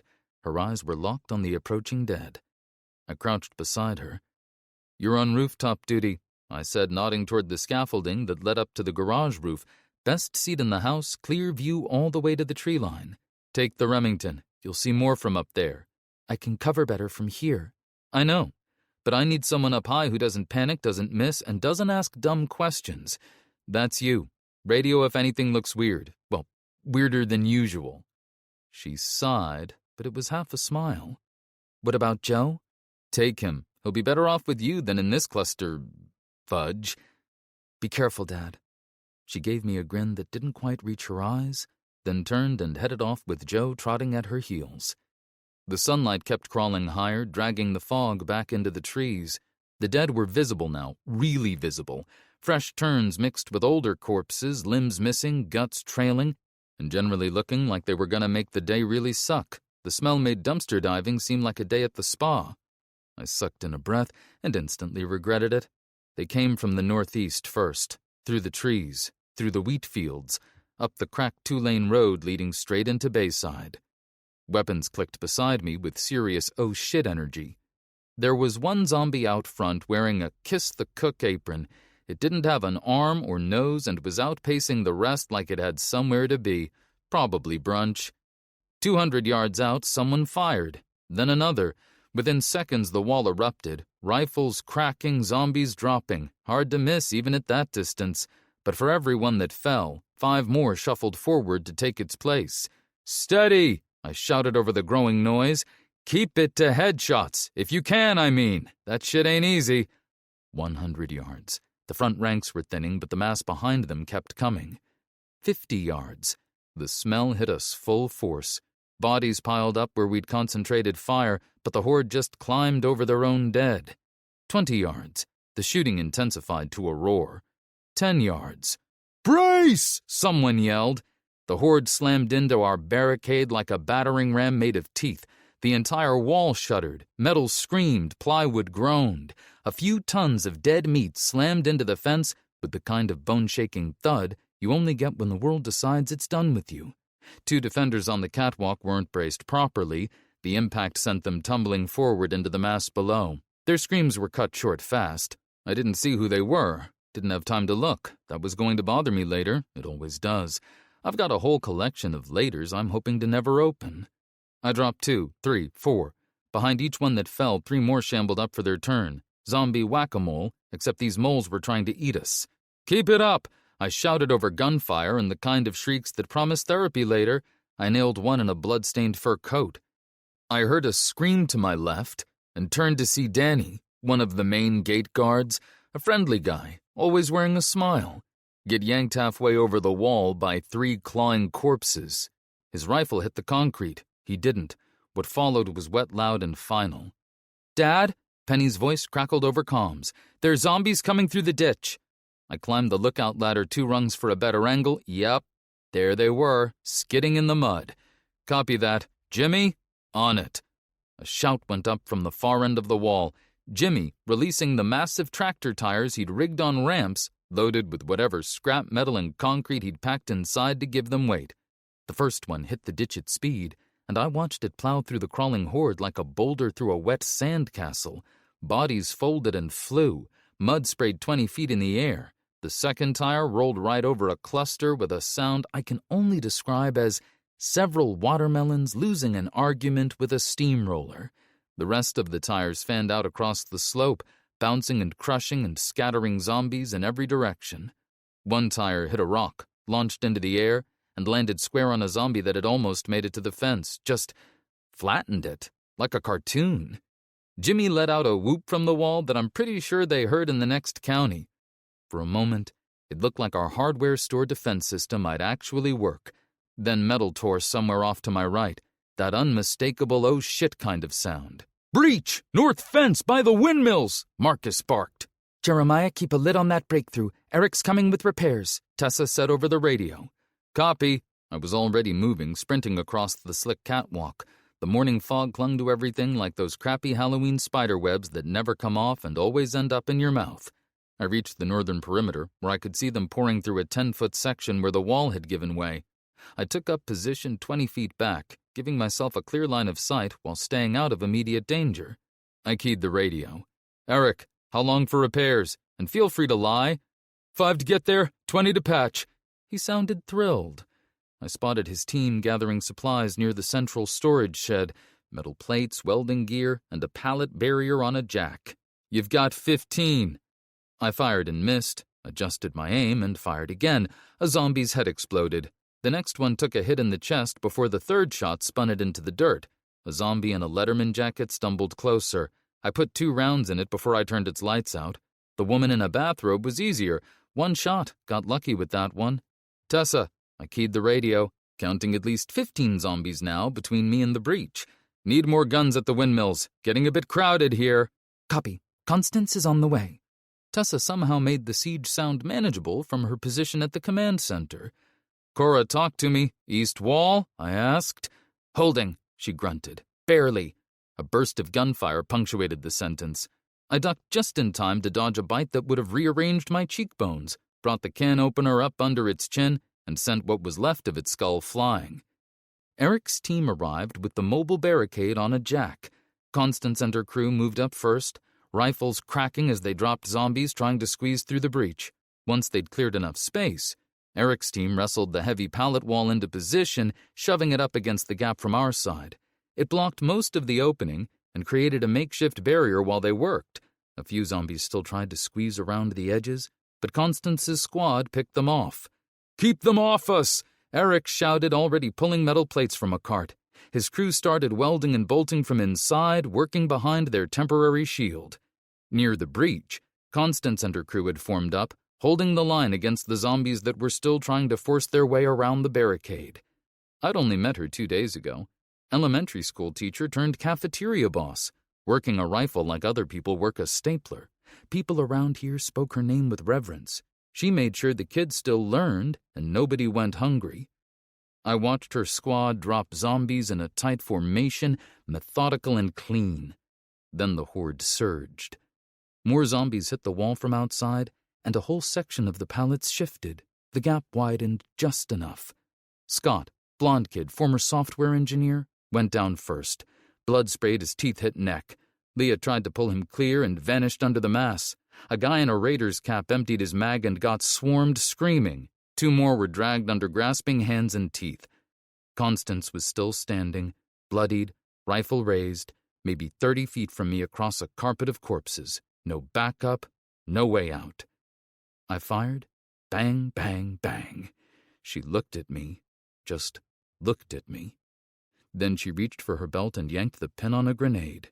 "Constance, don't!" I dove behind a concrete planter. The blast hit me even behind cover. Shrapnel pinged off the barricade, and I heard someone from Eric's crew scream. When I looked up, the wall was splattered with remains in a 15-foot radius. 2 of Eric's welders were on the ground, one clutching his arm, the other just sitting there looking stunned. Eric himself had caught a piece of something across his forehead. Blood sheeted down his face, but he was already getting back up, grabbing his welding torch. "Keep working," he shouted at his crew, wiping blood out of his eyes. "She bought us time. Don't waste it." Yesterday, Constance had given Penny a handmade bracelet. Today she was a crater and a ringing in my ears. "Dad!" Penny's voice cut through the static. "They're breaking off toward the greenhouse." I forced myself to turn away from the crater where Constance used to be.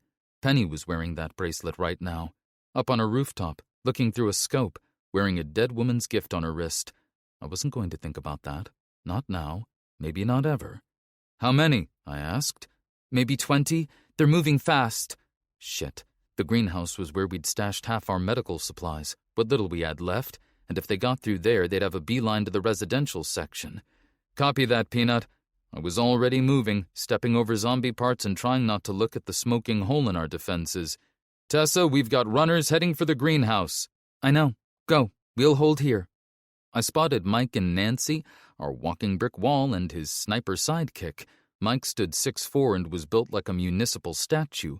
Nancy barely came up to his ribs and could shoot the wings off a fly mid-flight. "On me," I called to them, gesturing toward the greenhouse 100 yards south. "You got it, boss," Nancy answered. We sprinted across the compound, squelching through mud and puddles formed by the light morning drizzle. The greenhouse came into view as we rounded the corner of the supply shed, and it looked like someone had invited every zombie in a 5-mile radius to a gardening seminar. The glass structure glinted in the morning light, revealing the horror show inside. Survivors backed against glass walls, while the undead shoved their way in from the eastern entrance. I raised my rifle, sighting down on the zombies still approaching the greenhouse. I fired at the lead zombie and missed. The shot went high, punching a neat hole through a greenhouse pane that didn't need the extra ventilation. Not my finest moment, but in my defense, it's hard to aim when your hands are shaking and your brain is screaming at you to be literally anywhere else. I swallowed a curse, adjusted for the recoil, and let the second one fly. This time the round found the bridge of its nose. The next one took a hit to the chest that didn't do jack. It looked down at the hole in its torso, with what I can only describe as mild inconvenience, then kept walking. I fired again and landed a clean headshot. Rule 1.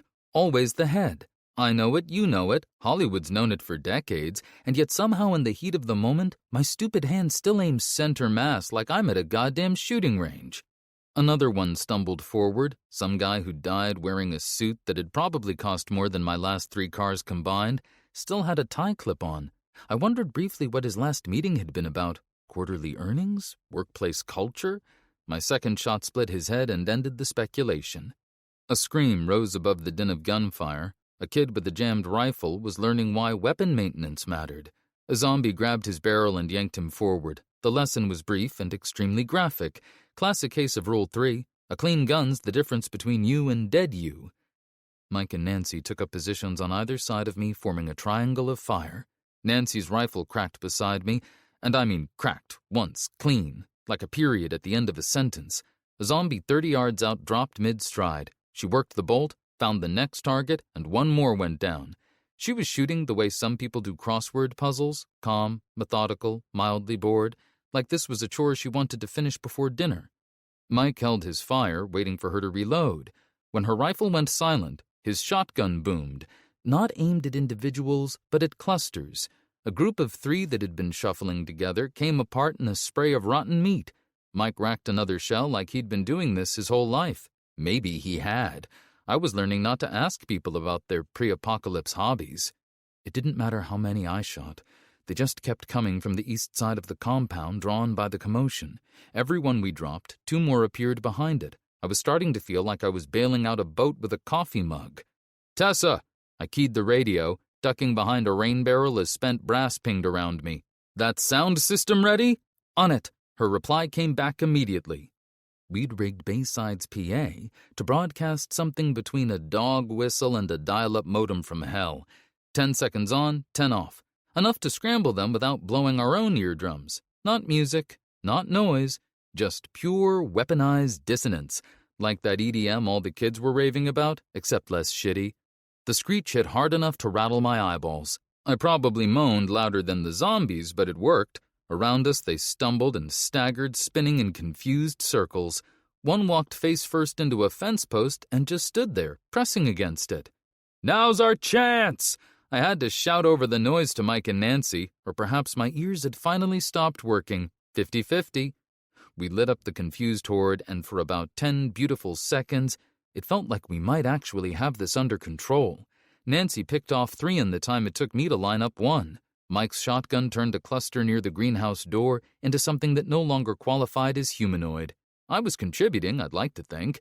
Maybe not Nancy-level contributing, but I was in the general vicinity of useful. Then the PA cut out. 10 seconds off, as designed, and the zombies remembered what they were doing, which was eating us.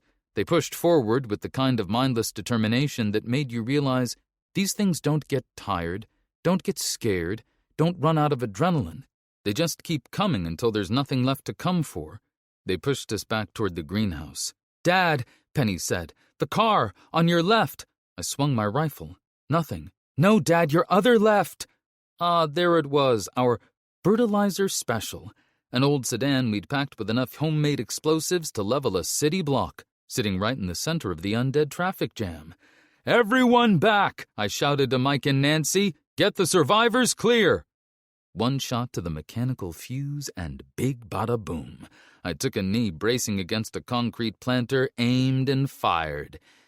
And missed. Real inspiring, Jeremiah. Great speech about pointing and shooting. Nailed it. I ran through my collection of 4-letter words, found a favorite, and steadied my breathing. I squeezed again. The mechanical fuse ignited. "Everybody down!" The sedan didn't just explode. It vanished in a whoomp of orange heat. Zombies cartwheeled through the air. An arm landed near my foot, still twitching. I kicked it into the mud without looking at it.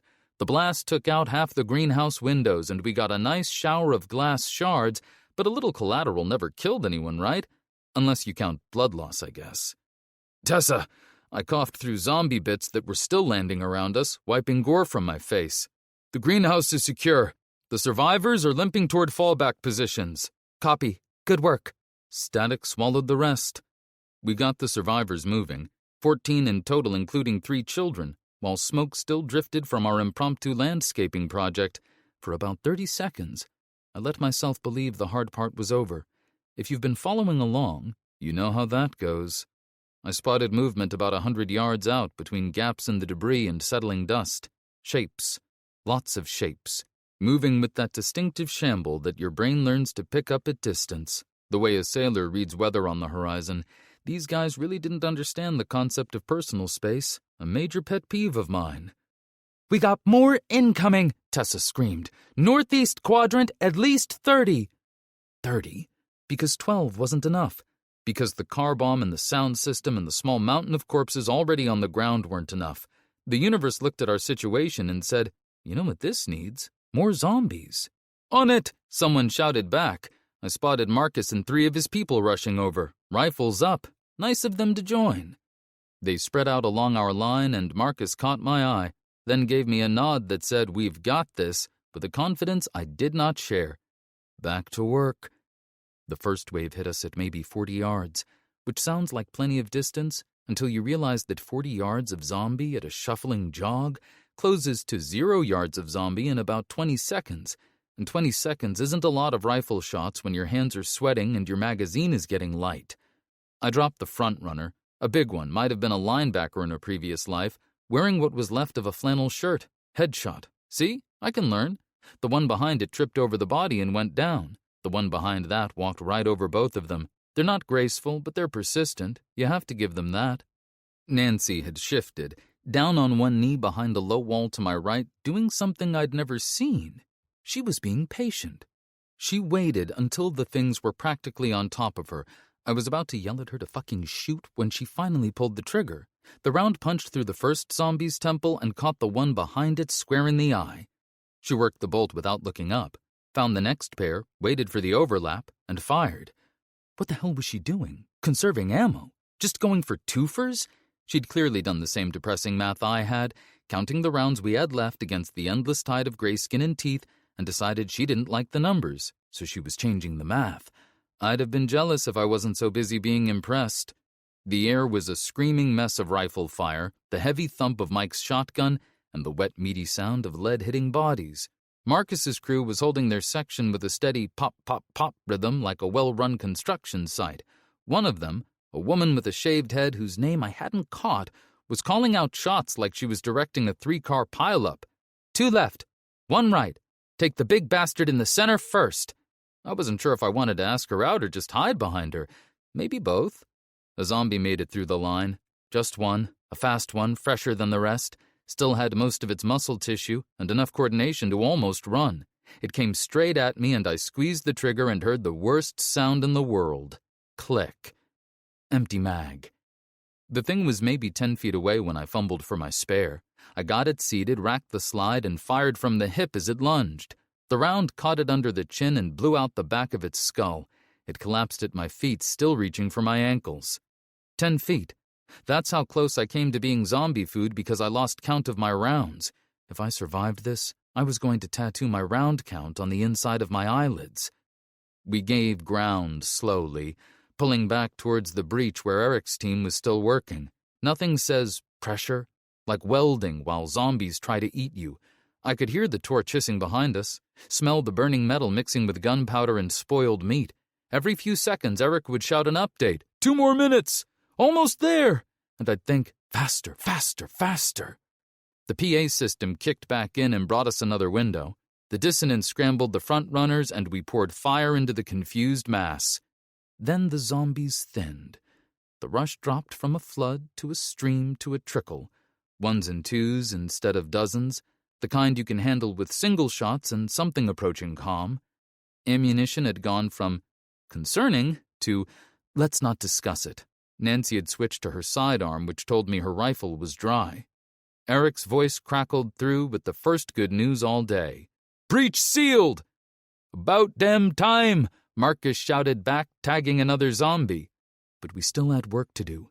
Maybe a dozen zombies were still shambling around inside the compound, confused by the PA, bumping into walls and each other like drunks at closing time. We spread out, methodically putting them down one by one. Nancy took 2 more, headshots obviously, from 30 yards with a pistol. I don't think I said anything out loud, but whatever expression was on my face made her shrug. Just shrug, like she'd parallel parked on the first try. Marcus's crew handled 3 more near the windmills. Mike got one that was trying to claw through a storage shed door to get at someone hiding inside. He walked up, put the barrel against its head, and pulled the trigger. I dropped the last one near the residential section. It was crawling, missing a leg, dragging itself forward with its arms, working its jaw like it was chewing on something invisible. I put 1 round through its skull and watched it go still. Sorry, pal. No brain serve there today. Finally, silence. Well, relative silence. Just heavy breathing, the patter of rain, and the distant moaning outside the wall reminding us this wasn't over. Just intermission. By midday, the moaning had become white noise, broken by sporadic gunfire and the wet thud of falling corpses. The attack had slowed to a manageable trickle rather than the earlier flood. I slumped against the wall, spent. My shoulder felt like someone had taken a hammer to it, bruised and knotted from the rifle's recoil after hours of non-stop fire. Painful blisters had formed on my trigger finger, causing blood to seep from the torn skin. I was going to have to invest in better gloves. Maybe some of those fancy tactical ones with the grippy palms and cool plastic knuckle thingies. I reached for my canteen, taking long swallows of water that tasted like someone had stored it in a rusty tin can. It was heavenly. Here. Tessa appeared with something brown and rectangular that I thought was a brick to reinforce the wall. Can't fight on empty. I ate without asking too many questions about what made it brown. Some mysteries are better left unexplored. How are we looking? I asked between bites of whatever this was. Tessa leaned against the wall next to me. 30 dead, she said, staring at nothing. Rain dripped from her hair.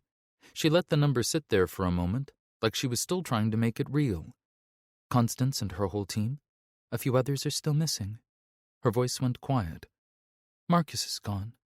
Shit. I set the food down. Didn't feel much like eating anymore. How? Protecting people who got separated near the strip mall. Took out a dozen zombies. Bought them time to reach the safe room. Tessa's throat hitched. He knew what he was doing. I stared at nothing for a second. This morning we'd been swapping bad jokes in a dead kid's bedroom. Less than a day and it felt like losing someone I'd known for years. The apocalypse does that. Compresses people down to whatever time you actually get with them. I raised my canteen. To Marcus, Constance, all of them. We sat there in the drizzle, too tired to talk and too stubborn to give up. The rain pattered against the catwalk, mixing with the distant moans of the undead still surrounding us. Dad, Penny said over the radio. North wall by the fuel tanks. They're breaking through. I stood up somehow. The creaks that followed were either the wall failing or my joints. Thanks, Peanut. Keep your eyes peeled.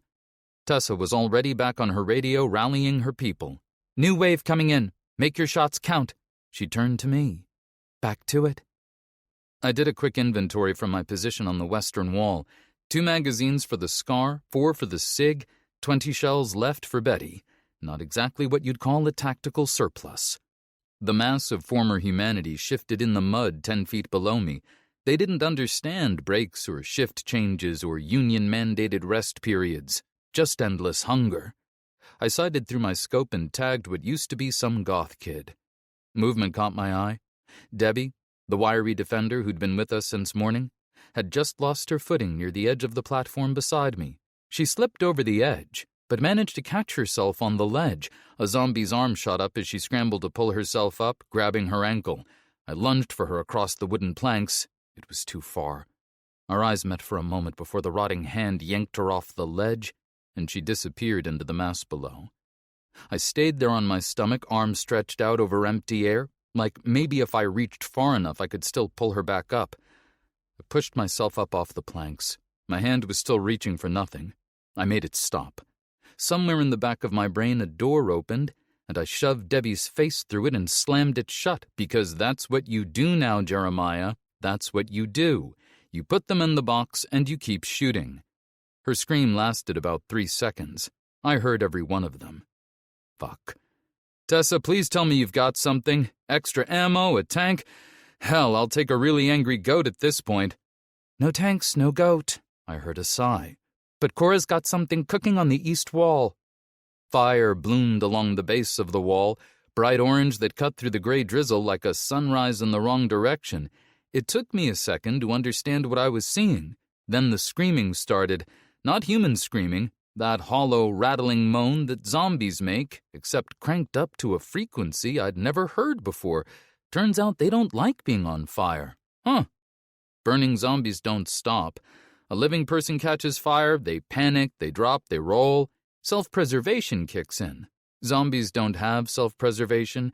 They have walk forward and eat things, and being engulfed in flames does not update that directive. So what you get is a horde of shambling burning figures still trying to reach you, except now they're also setting everything they bump into on fire, including other zombies, who then join the fun and keep walking.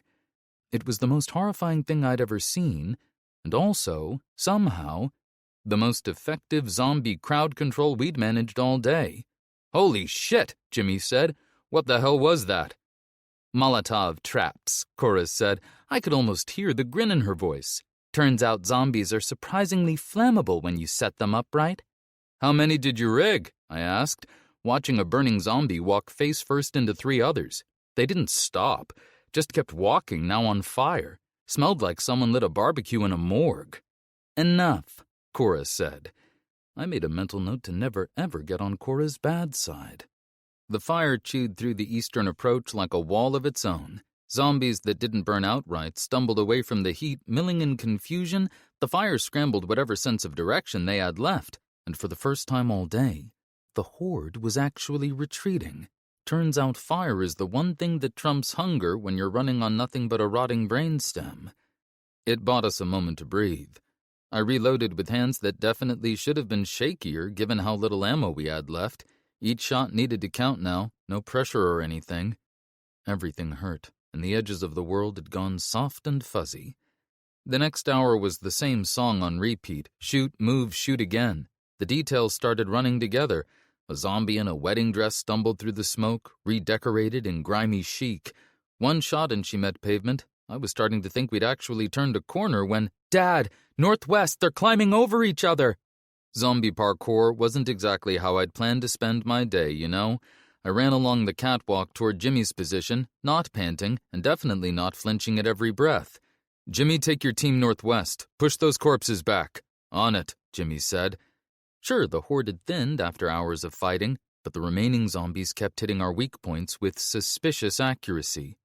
I raised my binoculars toward the tree line. Those riders were still out there, 200 yards back, directing traffic with air horns and flares. Tessa appeared beside me after climbing up from the central courtyard, following my gaze through her own binoculars. "They're still hurting them," she said. "Yep." She scrubbed at her face, groaning. "It's like they know right where to push." Man, I really had to bite my tongue on that one. Sure, they're getting clever on us, but even a broken clock is right twice a day. Unless you're one of them commies who use a 24-hour clock. Then it's just once. Tessa was already moving, redirecting the defenses. She had balls, I gotta admit. "This line holds. Don't care how smart they think they are." So we kept at it. What else was there to do? And the zombies kept coming because coffee breaks are for wusses. I spotted one in a postal uniform, squeezed the trigger, and returned him to sender. I'd have to write that one down later. Actually, scratch that. I was writing that one down immediately. Jokes aside, and believe me, the jokes were the only thing keeping me vertical, there was no real strategy anymore. Just CCB throwing bodies at our weak spots, hoping we'd run out of bullets before they ran out of zombies. Not the worst plan. And yeah, our line was getting thin, but we were still standing. Another shot, another body dropping, another magazine running dry. The horde that had seemed endless this morning had been whittled down to perhaps a few hundred zombies, but they kept coming in waves. The calls for ammunition grew more desperate, but every answer was the same. We were scraping bottom. I tossed aside my last empty magazine. More than half of our people were down to single digits. We had some AK-47s left and hopefully enough questionable ammo, but that was about it. "Jeremiah!" Tessa yelled. "Westgate's failing. The barricades are about to give." "Jimmy, Cora, let's go." I waved at 3 Baysiders. "You 3 with us. Everyone else hold your ground. If you're out of ammo, get creative. Zombies hate sharp, pointy things." We sprinted along the catwalk past tired defenders, dodging grabbing hands that reached through gaps in the plating like some hellish car wash. The whole thing swayed. Bolts popped, welds cracked, and every step was a coin flip between still standing and, surprise, you're a zombie appetizer. Someone had left an empty ammo box in the middle of the walkway. I hurdled it. Jimmy kicked it off the side and it clocked a zombie square in the face.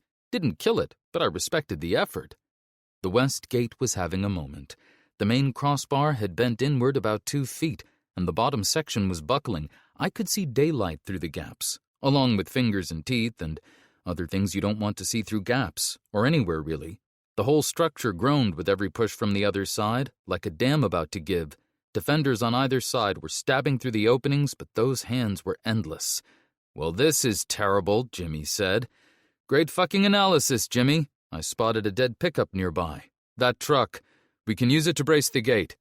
The truck fought us. Rusted brakes and a steering wheel that was close to useless, but we finally got it wedged against the gate. Jimmy grabbed chunks of wood and jammed them behind the rear wheels.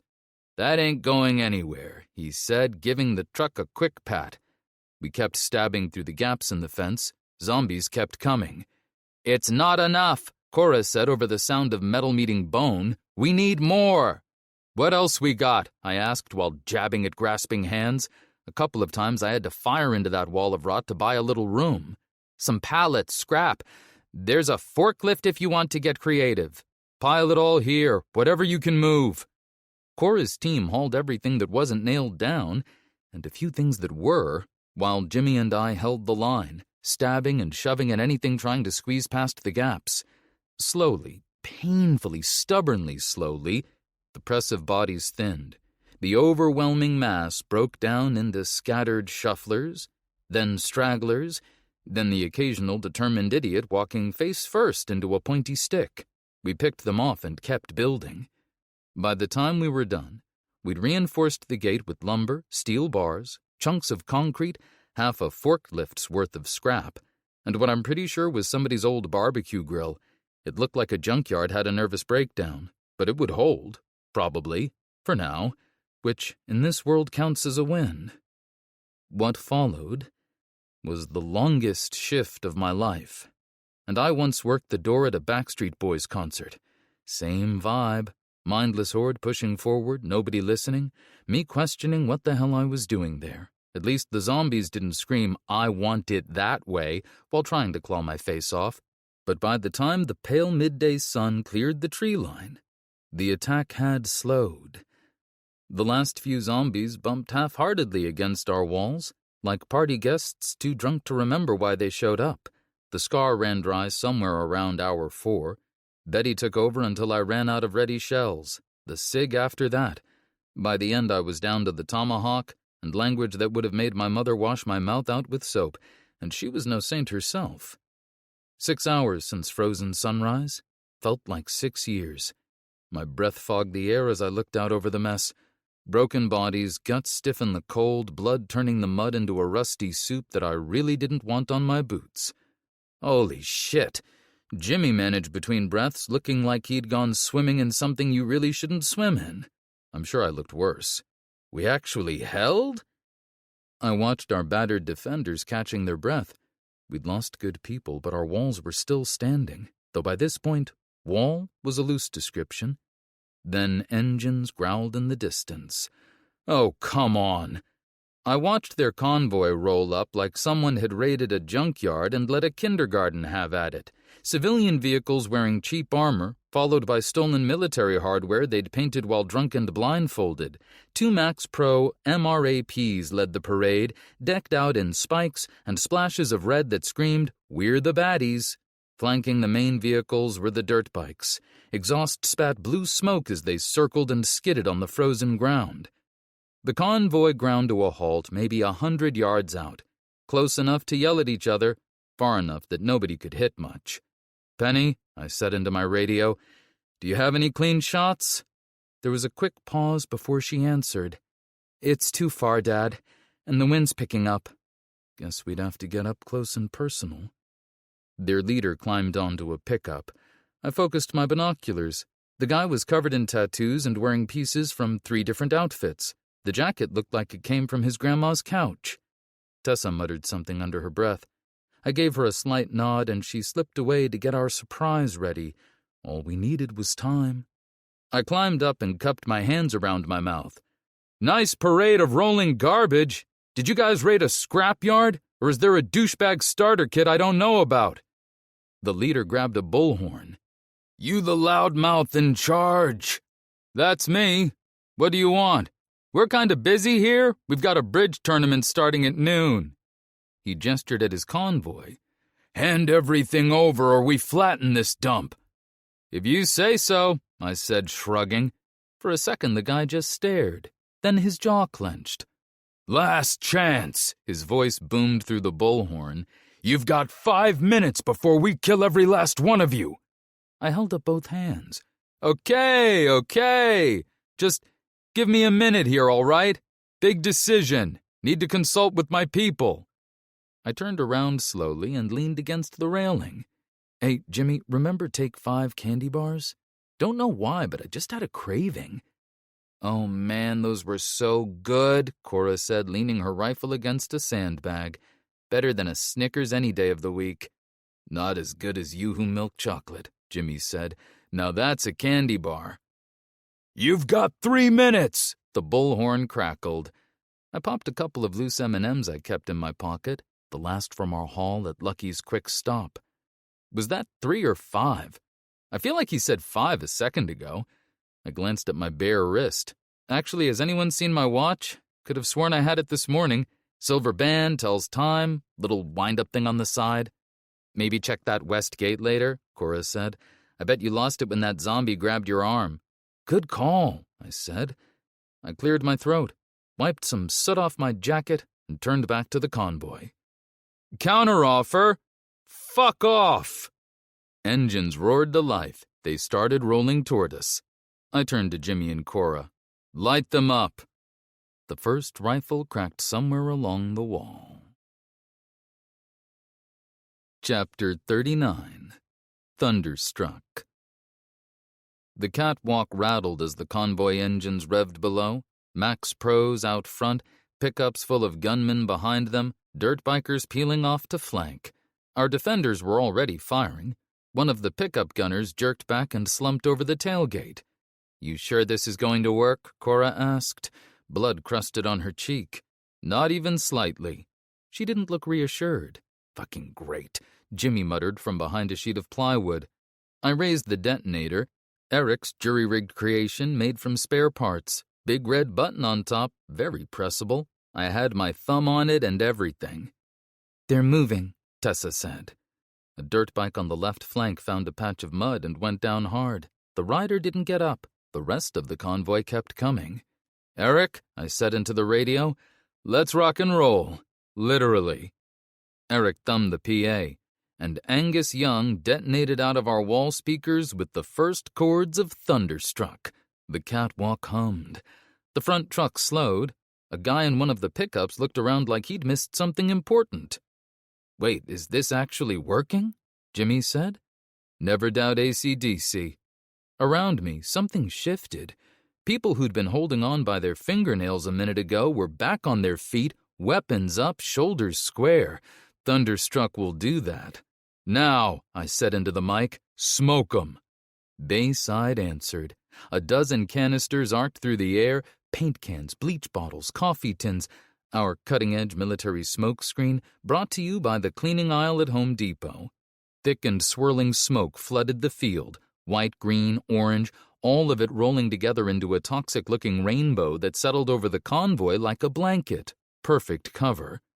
"Targets of opportunity," I called down the line. "Take what you can get." Rifles hammered away around me, a frantic, messy wall of noise. Up on her perch, Penny worked her Remington, steady, measured, one shot at a time. Somewhere in the haze below, I could hear shouts, engines revving, the squeal of brakes applied too hard and too late. I spotted a gunner in the fog, just a silhouette really, half a man leaning out of a truck turret and swinging his barrel around looking for something to shoot at. I fired. The shot sparked off the turret ring, barely grazing him. He flinched but didn't drop. I fired again and he pitched sideways off the truck. Couldn't tell if it was my round or someone else's, and honestly, at this point, I didn't care about who got credit. I cared about him not getting back up. He didn't. Another figure stumbled out of the haze behind the truck, hunched over, coughing, one hand over his face and the other waving a rifle at nothing, fighting smoke and losing. I sent 2 rounds his way and he pitched backward into the fog. Gone. The convoy was falling apart. Drivers couldn't see 10 feet in front of them. Trucks slowed, then stopped, then started again as someone rear-ended someone else. Bikes peeled wide to avoid ramming the Max Pros and scattered into the smoke. The tight, disciplined formation they'd rolled in with was dissolving into a mess of stalled vehicles and panicking fighters. Meanwhile, the music continued to blast from the speakers, which meant somewhere in that chaos, armed men were trying to organize a counterattack while a PA system screamed at them. Time to make our move. "Open it up!" I yelled down to the gate crew. They hauled on the chains and the gate swung open with a metallic screech. Our surprise rolled forward, an old delivery van we'd packed with everything flammable we could find. Fertilizer, diesel, propane tanks, and acetylene torches from the welding station. The engine was running and the wheels were locked onto the steel track Eric had welded to keep it straight. Nobody in the driver's seat. We'd wedged the throttle with a crowbar and aimed it at the middle of the convoy. It was, without question, the dumbest and most beautiful thing we'd built. "Let her rip," I said. Jimmy pulled the wheel block. The van tore through the gates like a bat out of hell, a drunk fiery bat on a mission to blow shit up. It bucked and screamed against the track, but the steel guide held. Every second it stayed on course was a small miracle, and I am not a man who's earned a lot of miracles lately. The van bounced over a rut and my heart stopped. It corrected and kept going. I could see heads turning in the haze, fighters pointing, some diving for cover, others raising weapons too late. Bullets pinged off the van's rusted shell, punching little holes in the bodywork that didn't matter because nobody was inside, and nothing they could hit would stop what was coming. "Come on, baby," I muttered, "just a little closer." 5 seconds. 5 seconds of watching a van full of homemade explosives barrel through a smokescreen toward an armored convoy while bullets sparked off its hood.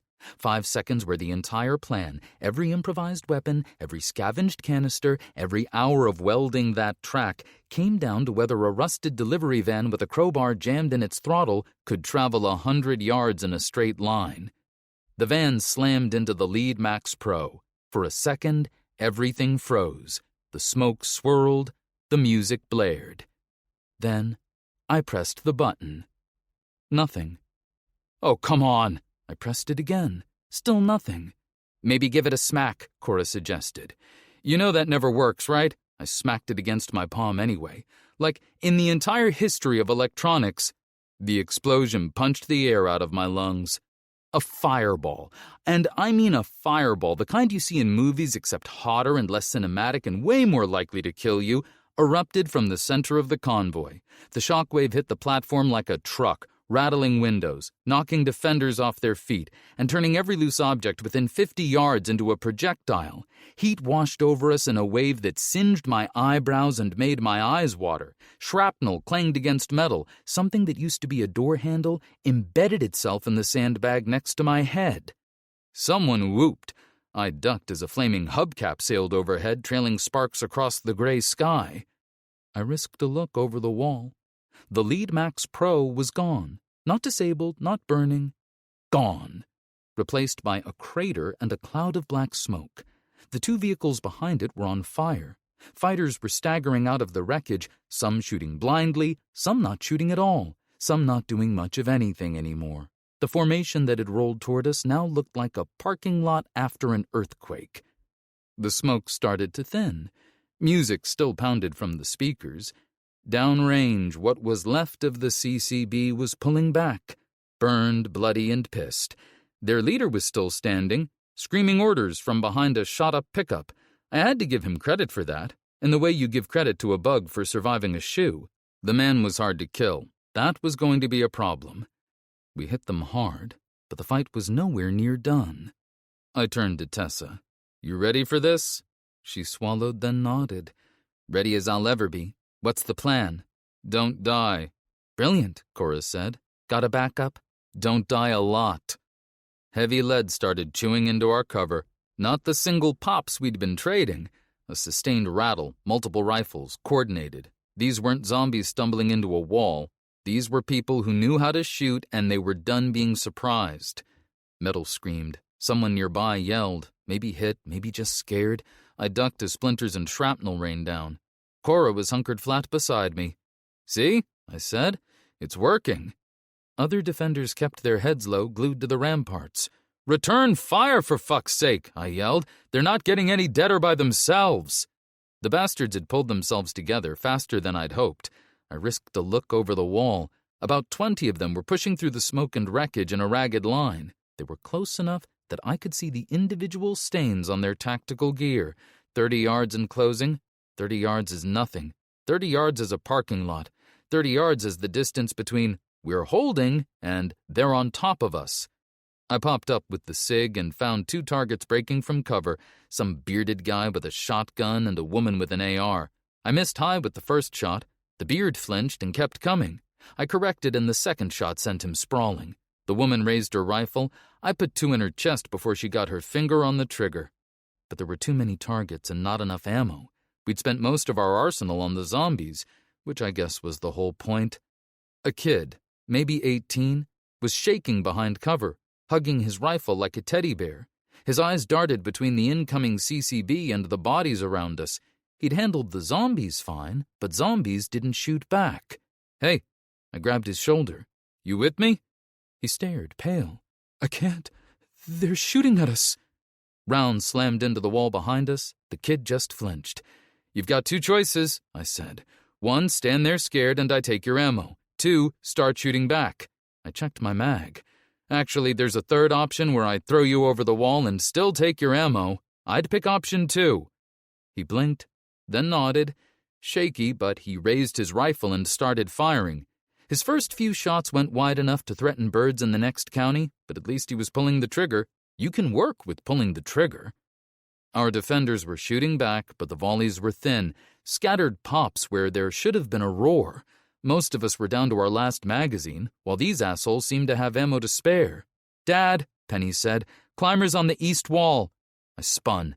60 yards down, grappling hooks were sailing over the wall, not one or two, but a dozen clanging against the metal. Rope snapped taut, bodies started climbing. "Cora! Last cocktail's coming up!" The air filled with the whoosh of flaming bottles. Glass shattered against the wall, throwing sticky sheets of orange and blue flame over the barricade. A climber caught a bottle square in the chest. He didn't even have time to shout before he turned into a frantic, thrashing column of fire. He peeled backward off the wall, screaming until he hit the dirt with a wet crunch. He kept burning. Another guy made it halfway up before a bottle broke on the plywood above him. The liquid fire ran down the rope and swallowed his hands.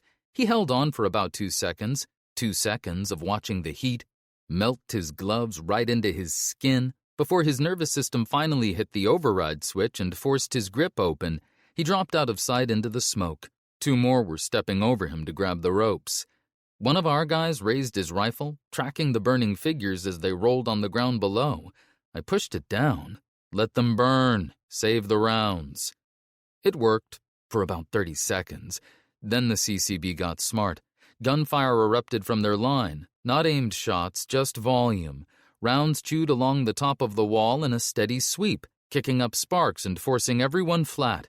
They were pinning us down so the next wave could climb without catching a Molotov to the face, and it was working because we couldn't throw bottles and dodge bullets at the same time.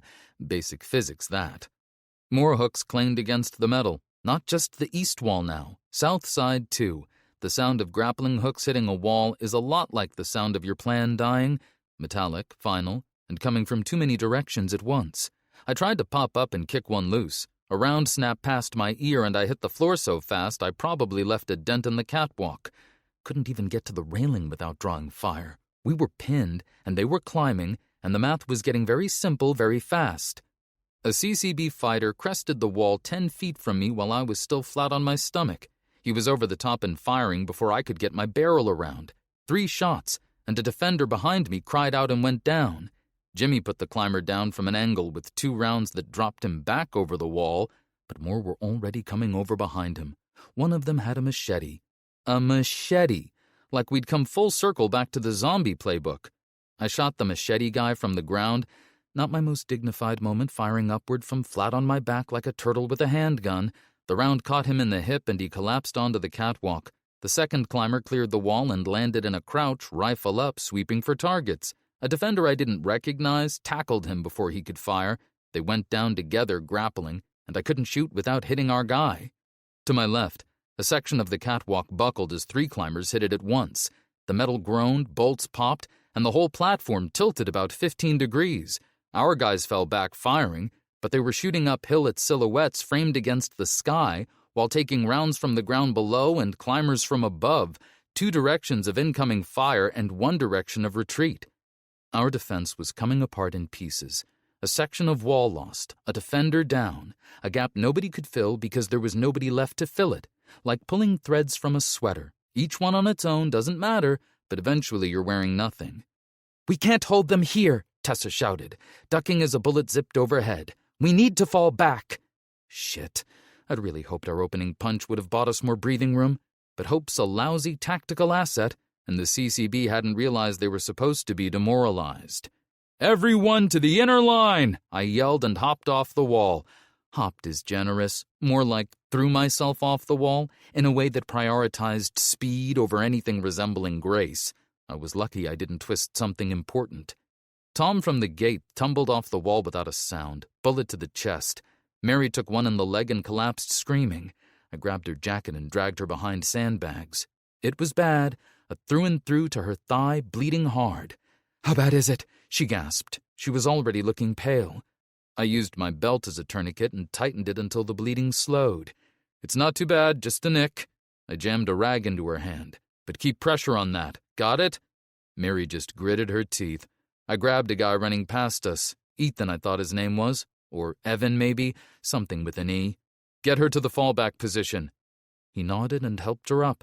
I watched them limp toward the inner line, then turned to catch up with the others. We reached the secondary defenses, sandbags, overturned vehicles, whatever we'd cobbled together. It looked fragile as hell, but it was all we had. Tessa was there distributing our final reserve. "Weapons here, 1 magazine each." I looked at the pile. Rusty AK-47s, old hunting shotguns, and beat-up handguns. "Ha ha, very funny, Tessa. Where did you put the real guns?" She just looked at me. "Arm up and dig in," I said, grabbing a battered AK for myself. The stock was cracked, and someone had wrapped the grip in electrical tape. It felt like holding a threat and a promise at the same time. The threat being that it might blow up in my hands, the promise being that it definitely would. Our defenders gathered dead on their feet. The kid from the wall, my 3 options kid, was there still gripping his rifle.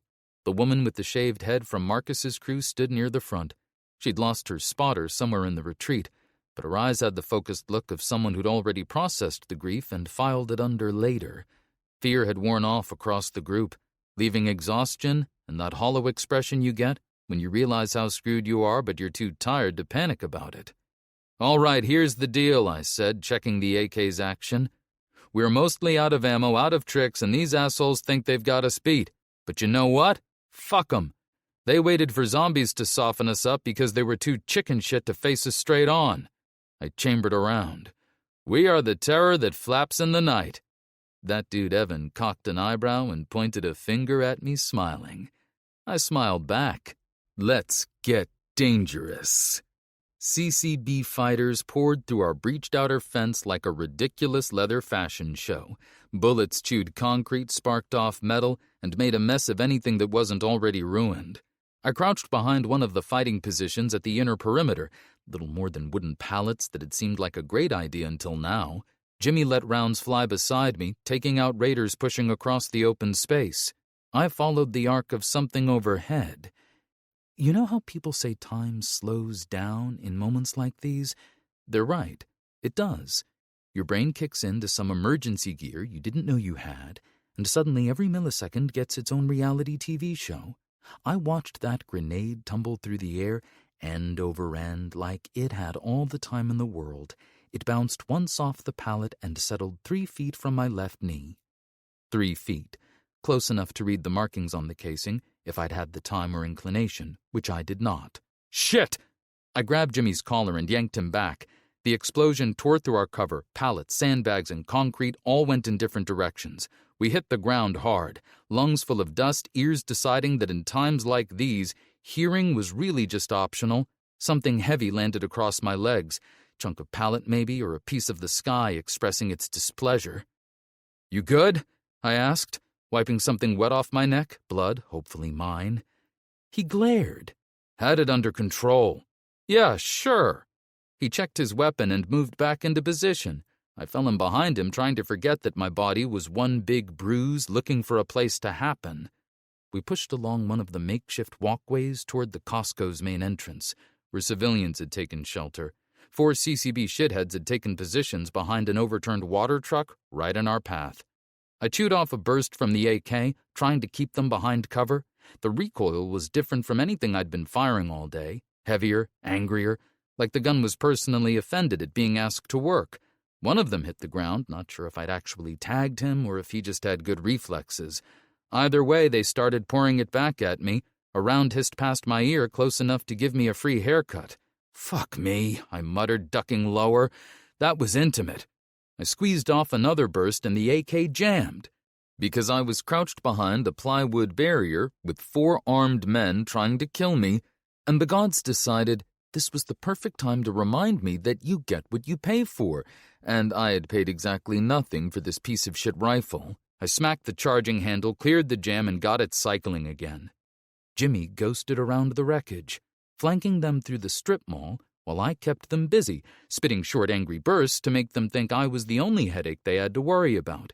Every trigger pull was a negotiation with the AK. Please work, please work, please work. Then, pop, pop, pop. They never saw him coming. He reappeared from behind the truck, already reloading. "Raiders travel heavy," he said, tossing me 2 magazines. I caught them. Look at you thinking ahead. The radio crackled with Cora's voice. Jeremiah, get to the fucking greenhouse. Need help over here. Of course, Cora had found the single worst possible place to get pinned down. Behind glass, in a greenhouse, during a gunfight. If she survived this, I was never letting her live it down. On our way, I barked into the radio. We halted toward the sound of gunfire, ducking and weaving through rounds. I could hear Cora shouting orders, like she was trying to herd cats with assault rifles. The greenhouse came into view and, Jesus Christ, the place looked like someone had tossed a handful of grenades into a garden center and called it interior decorating. Shattered glass lay everywhere, smoke poured from fires, and the whole place reeked of burned fertilizer. Somewhere in the wreckage, a grow light was still on, cheerfully illuminating absolutely nothing. Great use of solar power, guys. Cora and 5 defenders were pinned behind overturned planting tables that worked as cover only in the metaphorical sense. Rounds were turning those tables into mulch, which, I suppose, was appropriate for a greenhouse, but not especially helpful for the people hiding behind them. One group of CCB had set up behind the collapsed watchtower. Another group had come through the water gate, firing from behind fishing boats and rain barrels. Cora's people were stuck in the middle, catching it from both sides. A crossfire. The textbook definition of somewhere you do not want to be. One of our guys staggered and fell, clutching his leg and swearing at the sky. Someone dragged him to cover, leaving a red streak on the concrete. We were running out of bullets, and honestly, we were running out of people to shoot them. Jimmy, hook left through those planters. I'll keep them busy. That's a shit plan, he said, but he was already halfway there. All my plans are shit plans. That's what makes them work. I popped up and opened fire. The CCB turned my way. Mission accomplished, I guess. To my left, something made of glass and probably once home to a nice tomato plant disintegrated into a million pieces. Rest in peace, hypothetical tomatoes. Cora! I shouted over the noise. You still breathing? Barely, she yelled back. Little busy here. A burst stitched across the concrete support I was hiding behind. I felt each impact through the metal like someone was hitting it with a sledgehammer.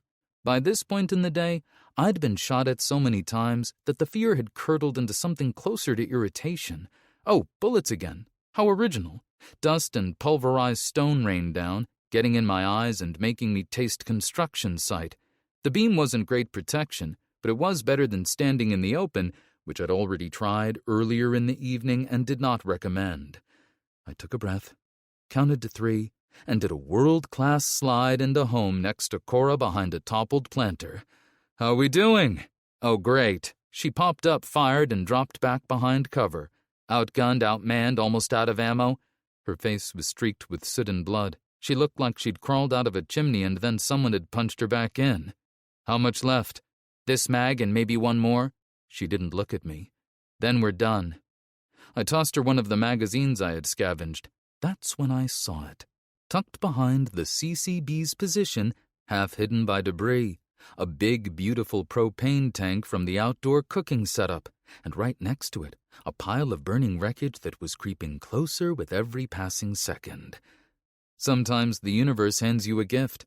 Sometimes those gifts weigh about 40 pounds and are full of compressed, flammable gas. You don't ask questions. You just say thank you and start running. Which was, of course, the problem. The tank was a good 20 yards away on the other side of open ground, behind enemy positions, and the only path there involved sprinting through the kind of space that people in my line of work call a kill zone. But we were out of options, Cora was almost out of ammo, and the planting table we were hiding behind was out of structural integrity. Cover me, I said. Jay, Cora started, but I was already gone. I ran. Not tactically. Not with any kind of form or strategy. Just ran. The way you run when thinking about running would slow you down. Bullet zipped past at the rough distance of, oh shit, 20 yards. Something tugged at my sleeve, a round passing close enough to pluck the fabric without breaking skin, which is the kind of luck that makes you believe in God for about half a second before you go back to sprinting. 10 yards. My lungs were burning and every step felt like it was happening in someone else's body. 5. I skidded behind a dumpster, gasping for air that was mostly smoke. A round pinged off the metal inches from my head. I flinched so hard I bit my tongue and tasted blood. Added it to the list of fluids I was currently leaking. I didn't have any new holes in me, though, so when? I wiped the sweat from my eyes, steadied my breathing. and lined up the shot on the propane tank. The first shot pinged off the metal. Second one, too. Great work, Hawkeye. The thing was maybe 15 feet away, and I was shooting like I'd never seen a gun before. My hands were shaking, not from fear, just from exhaustion and adrenaline, and the fact that I'd been running and fighting for hours. The third shot punched through. The world turned into a very loud, very hot orange. The blast knocked the wind out of me and sent me flat on my back, staring up at a sky that was equal parts smoke and clouds. My ears went from ringing to just gone, silent, like someone had hit the mute button. When my vision cleared and my brain decided to rejoin the conversation, I turned my head and took stock.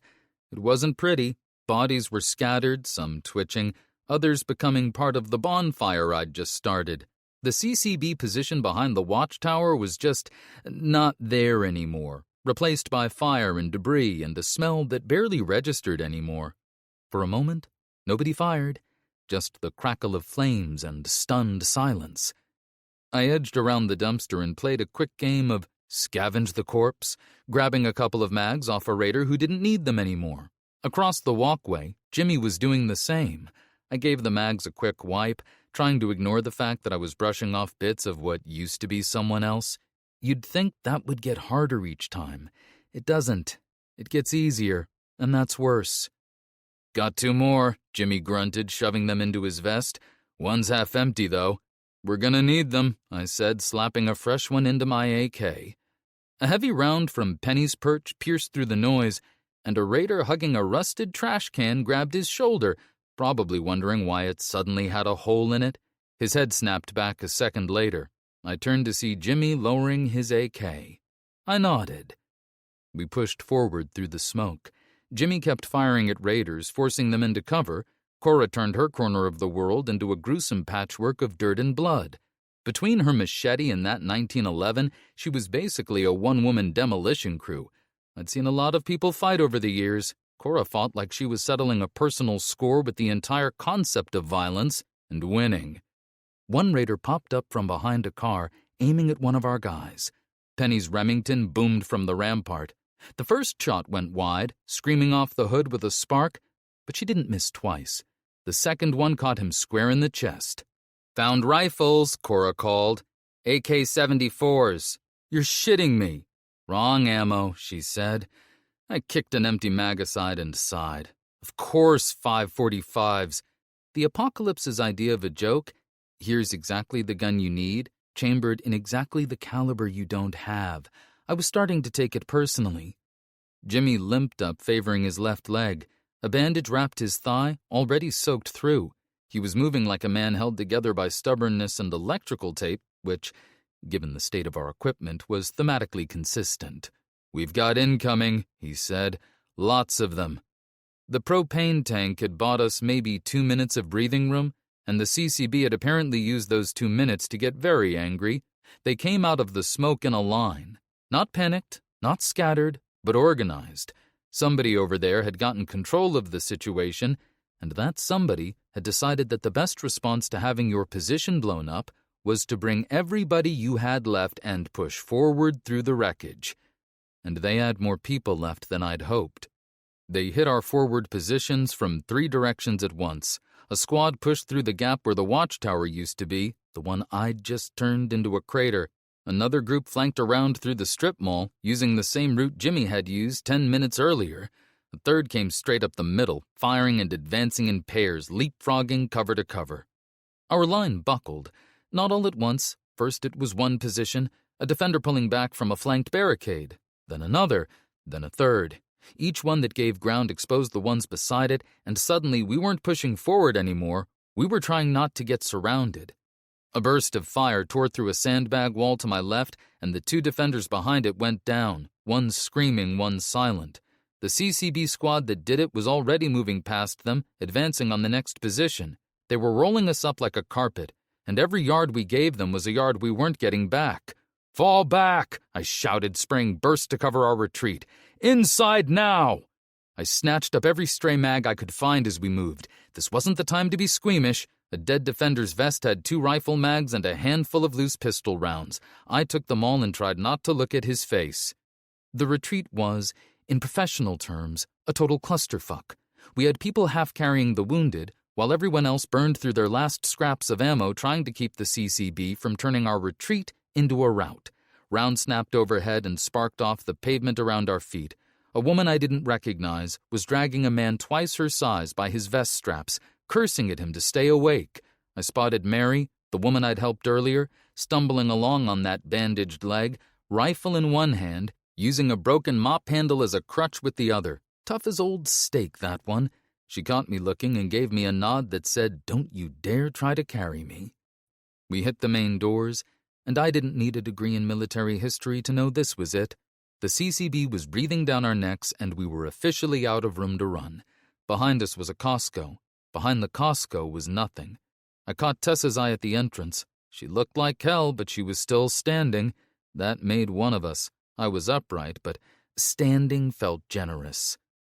Inside the Costco, we started flipping tables, dragging shelving units, and turning the cafeteria into a fortress. I spent the next 2 minutes handing out what was left of our ammo. A couple of mags here, a handful of loose rounds there. It was like distributing candy on Halloween, except the candy was bullets, and the trick-or-treaters were exhausted people who might die in the next 10 minutes. "Tessa, get the people to the loading docks." She nodded and moved, directing people deeper into the store, past what used to be the deli area, where the food prep station stood abandoned. I had a fleeting, absurd thought about how much I'd pay for a Costco hot dog right now. My brain does this, fixates on something completely irrelevant when reality gets too heavy. It's either a coping mechanism or a sign of serious mental decline. Who even knows at this point? Jimmy joined me, leaning on his good leg. "What's the play?" "Same as earlier. Don't die." He smiled and patted my shoulder. Actually patted it. And all the time I'd known Jimmy, he'd expressed physical affection exactly twice. Once when he'd been shot in the leg, and now. That was either very touching or a very bad sign. "Great plan," he said. I settled behind a toppled table with Betty. 10 shells left. Not the numbers that won wars, but better than nothing. My SIG and the PPK were empty. I'd started this day with a suppressed SIG, a SCAR with a scope, and a plan. Now I had a shotgun, 10 shells, and whatever was left of my ability to not get killed. An explosion blew the roll-up doors off the tracks. I didn't flinch. That was just a tic I'd suddenly developed. CCB came through shooting, left, right, everywhere. The air turned into a thick soup of gun smoke, copper, and the smell of burnt coffee from a shattered pot nearby. Bullets sparked off the metal racks, shredding patio chairs, dinner plates, and anyone slow enough to be in the way. Betty boomed. 2 raiders went down hard, looking very surprised about it. Pump, aim, fire. 5 shells left. 4. 3. "Out!" Cora shouted from behind a clothing rack. "Need a mag!" I swung around to cover her, let Betty bark one more time, and watched a raider's face basically disappear. 2 shells left. Mike and his team were holding the former electronics section like it was the Alamo, which, now that I think about it, was not a great comparison given how the Alamo turned out. His team dropped raiders until one of them caught a round in the leg. He went down shouting. Another guy moved to help and caught one in the spine. "Mike, get out of there! You're gonna get swamped!" Either he couldn't hear me over the gunfire, or he was too stubborn to care. Knowing Mike, it was the stubborn part. I watched his team come apart. A defender crumpled against a shelf, another dragged himself behind a table trailing blood. Then it was just Mike, shotgun empty, pulling his knife. He stuck one raider in the gut, twisted, pulled it free, and turned toward the next one. The guns cut him down before he got there. Mike dropped and didn't move. Just stopped, like someone had flipped a switch. He'd been with us since sunrise, patching wounds, fighting hard, pulling people from the fire. Now he was lying face up by the vitamin aisle. I let Betty bark one last time. 1 shell left, then click, empty. I held her for a second. Betty had been good to me. 12-gauge diplomacy when I'd needed it most. I set her down gently behind the counter, which is a stupid thing to do with a shotgun in the middle of a firefight, but I couldn't just drop her. She'd earned better than that. I pulled my knife. Great plan if your goal was assisted suicide. I looked around for anything with a trigger. Nothing. Just me, a piece of sharpened steel, and a lot of guys who looked very unhappy to see me. The part of my brain that handled tactical assessment said you're fucked. The part that handled stubbornness said yeah, and... Then I heard a sound I'll never forget. The wet, heavy crack of a metal shelf leg connecting with a human skull. Nancy. She'd grabbed a piece of shelving and was swinging it like a woman who'd spent her whole life waiting for permission to hit something this hard. The raider she'd connected with went down in a way that suggested he wouldn't be getting back up. She was already swinging at the next one before he hit the floor. Somewhere to my right, Tessa was carving a path with a fire axe in one hand and an empty Glock she was using as a hammer in the other. The mayor of Bayside, covered in blood and smoke, hacking her way through the CCB like she was clearing brush. Jimmy used his rifle as a club. Cora's machete caught the overhead lights with every swing, but I could see the hitch in her breath, the way her shoulders hitched between strikes. We'd all hit empty, fucking blown past it. This wasn't a gunfight anymore. This was a bar brawl at the end of the world, and nobody had anything left except whatever they could swing, stab, or throw. "Dad!" Penny's voice pierced through the chaos. "Over here!" She was behind an overturned freezer, still working her bow. Then I saw them. CCB flanking her from the left while she was focused on the front. Two of them, moving fast, rifles up. Everything else disappeared. The melee, the screaming, the smoke. All of it dropped out like someone had cut the audio on everything that wasn't the 15 yards between me and Penny. I've made a lot of decisions tonight. Some of them were smart. Some of them were stupid. This one wasn't a decision at all. This one was gravity. I sprinted across the floor, diving over debris. My lungs were on fire. My knees were screaming. My shoulder was sending signals I was choosing to ignore. None of it mattered. None of it registered. The entire universe had collapsed down to a tunnel, with my daughter at the end of it, and God help anything standing in between. A raider stepped into my path. I didn't slow down, just drove my knife up under his ribs and kept moving, letting his own momentum carry him off the blade. I grabbed his AK-74 and squeezed off 2 rounds into the guy behind him, swung the barrel toward the next one and pulled the trigger. Click. Fuck. Story of the whole goddamn night. There were still too many between me and Penny. Then Joe came out of nowhere, hitting the nearest raider like a missile with 4-inch fangs. 90 pounds of pure canine fury launched at a man who was absolutely not prepared for it. God bless that dog. I used the chaos to bury my knife in another raider's throat. Then something hit my shoulder hard enough to spin me around and slam me into the floor. The world went blurry for a second. When it came back into focus, I was looking straight up the business end of a rifle barrel. A raider in a skull mask looked down at me. So this was it. Death by Costco. Guess I should have sprung for the executive membership. Funny thing, I'd always figured I'd go out cursing. Instead, I was just tired. Done. My fingers tightened on my knife anyway, mostly because some habits are just too stubborn to die before you do. Jenny's face flashed through my mind. Not the dramatic version, not the last time I saw her in zip ties, but the stupid one.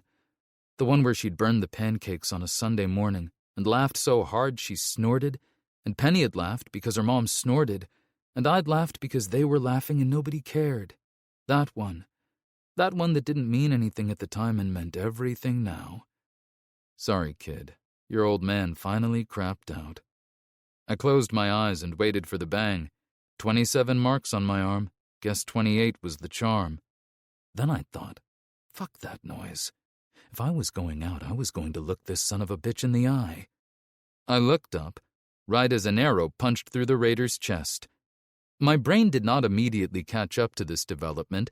I'd been ready to die, had made my peace with it, said my internal goodbyes, the whole production, and now there was an arrow where a bullet should have been, and the man who was supposed to kill me was staring down at it like he'd just noticed a stain on his shirt. We looked at each other for a heartbeat, him confused, me trying to restart a brain that had already begun shutting down, until he face-planted into the floor. "Dad!" Penny burst out of the smoke, bow in hand, dropping to her knees beside me. "Can you move?" For a second, the words were stuck in my throat. I just looked at her, my kid, smoke in her hair, blood on her hands, bow still clutched in her fingers. My kid had just put an arrow through a man's chest to save me. I didn't know whether to thank her or ground her.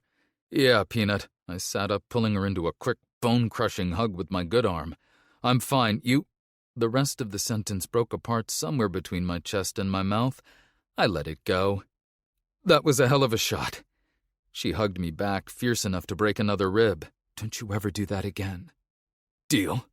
I pulled back, checking her over. No blood, no holes. Thank God. We both hit the deck behind the freezer as a heavy machine gun started thundering outside, a big, deep thump, thump, thump that made the floor vibrate. Then came the roar of engines. My first thought, more assholes. But a voice boomed over a loudspeaker, sounding way too professional for this shit show. "CCB forces, you are surrounded. Lay down your weapons." I knew that voice. Honestly, my knees almost gave out right then and there, and it wasn't just the blood loss talking. Everything in the store just froze. Raiders and defenders stayed stuck mid-motion like someone had hit pause on murder. Then the world exploded. The Costco entrance didn't just break, it folded in a twisted mass of metal and concrete dust. Blake's armored Humvee shoved through the roll-up door, turning the CCB's rear line into high-velocity speed bumps. More rigs followed, armored pickups with mounted guns and another Humvee that didn't even seem to notice the small arms fire pecking at its paint. But it wasn't just Blake's Sunlit Meadows crew. Mixed in were civilian rigs turned into war machines. SUVs covered in scrap metal, motorcycles zipping through the gaps, and a school bus plated in steel with Dakota Square spray-painted on the side. We weren't just getting help. We were getting an army. The cavalry charge turned our desperate last stand into a righteous, industrial-strength ass-kicking. Karma's a bitch and she'd brought friends with guns. I watched a CCB fighter take one look at the Humvee bearing down on him, drop his rifle like it was on fire, and put his hands up so fast he almost dislocated his shoulders. The guy next to him tried to run and made it about 6 steps before a motorcycle cut him off and he went face first into a wall. Somewhere in the chaos, a raider tripped over a fallen shelving unit and landed in a pile of scattered dishes. Penny helped me to my feet. Everything in my body was screaming in a language I didn't want to learn, but for the first time in hours, we weren't just surviving. We were actually winning. Jimmy walked over to give Penny a hand keeping me vertical. He was covered in blood. Mostly not his. I hoped. The CCB's swagger evaporated the second they realized they were outgunned, outflanked, and, frankly, out of time. Weapons started hitting the floor. Hands went up. The ones who tried to run found out the hard way that you can't outsprint a motorcade. "Holy shit," Jimmy said, watching Blake's convoy roll through what was left of the CCB's line. "Look who finally showed up." Blake vaulted from the Humvee like he was stepping out of a taxi, calm, loose, almost annoyed to be here. He let off 2 quick shots and 2 raiders learned gravity still worked. "Sorry we're late," he shouted. "Traffic was murder on I-94. I surprised myself with a laugh that probably sounded a bit insane. "Should have taken the carpool lane." "You look like shit," Blake said. "You should have seen me 5 minutes ago. I was practically glowing. I mean, mostly from the blood loss, but I had a certain sparkle." I spotted Sophie up in the gunner's hatch of the second Humvee, framed by the smoke and looking way too comfortable. She tracked her targets and fired. Once, twice, 3 times. No rush. Just a roofer driving nails. 3 raiders folded into the dirt like dropped laundry. She didn't even blink. She just shifted her sights to the next target with a terrifying mechanical calm. I was definitely going to have to let her date whoever the hell she wanted. Maybe. Blake's people swept through Bayside. I leaned against a counter and let myself breathe, while the sounds of the cleanup washed over me. Boots on tile, shouted commands, the occasional sharp pop of a holdout who'd picked the wrong moment to be brave. Somewhere in the kitchen area, a voice yelled, "Clear!" followed by a crash that sounded like an entire shelf of pans hitting the floor. Room by room, aisle by aisle, the gunfire sputtered out, replaced by the sounds of people who'd won. Heavy breathing, the clatter of weapons being collected, and one woman sobbing with what I was pretty sure was relief. 10 seconds. That's all I gave myself. 10 seconds of leaning there, shoulder throbbing, hands doing the jitters, legs deciding if they were going to keep me upright. 10 seconds of not being in charge of anything, not making decisions, not calculating ammo or exits or odds. 10 seconds of just being a beat-up, bleeding man standing in a Costco. It was the best 10 seconds I'd had all year. Blake was already walking toward the exit with a mix of his Sunlit Meadows crew and Rita's people from Dakota Square. I fell in behind them. Penny stuck close with Joe, tail up, ears forward, locked on the fight like he was just waiting for someone dumb enough to need mauling. Except no one told him the fight was over. That's my girl. And my dog. I'd be proud if I wasn't so damn tired. We walked back through Bayside, past the wrecked vehicles and bodies. Nobody talked much. There wasn't a lot to say. The compound looked like it had been through a blender. Walls cratered, buildings smoking, wreckage everywhere. Sunlit Meadows guys were rounding up the surrendered CCB, zip-tying their hands and walking them toward a holding area. Nothing says you lost quite like plastic restraints and the walk of shame across the parking lot. People were emerging from the Costco and shelters, dust-covered, exhausted, but moving, helping the wounded, already trying to put things back together. That's the thing about people, and I mean this sincerely. You can bomb them, shoot them, starve them, throw the literal walking dead at them, and the first thing they do when it's over is start cleaning up. We're a stupid, stubborn, beautiful species, and I will never understand us. Blake stopped and took a long look at the aftermath. Buildings were shot to hell, smoke was drifting in lazy curls. There was blood everywhere, and I mean everywhere. We were going to need a fleet of pressure washers to fix this, or maybe just a very large rug to sweep it all under. "Thank you," I said. "Let's get your shoulder looked at before you start getting all sentimental on me." The last echoes of the shooting finally died off, leaving a quiet that felt wrong. After hours of nothing but bangs and screams, the silence was heavy, like it was waiting for the other shoe to drop. Watching Sunlit Meadows secure the perimeter and seeing the CCB survivors with their chins on their chests, I had to wonder, did we actually pull this friggin' thing off? Because honestly, I was still waiting for something else to catch fire.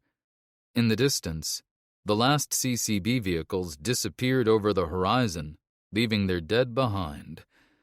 "Think they're done?" I asked. Blake watched them go. "For now. They lost a lot today." I looked out over Bayside.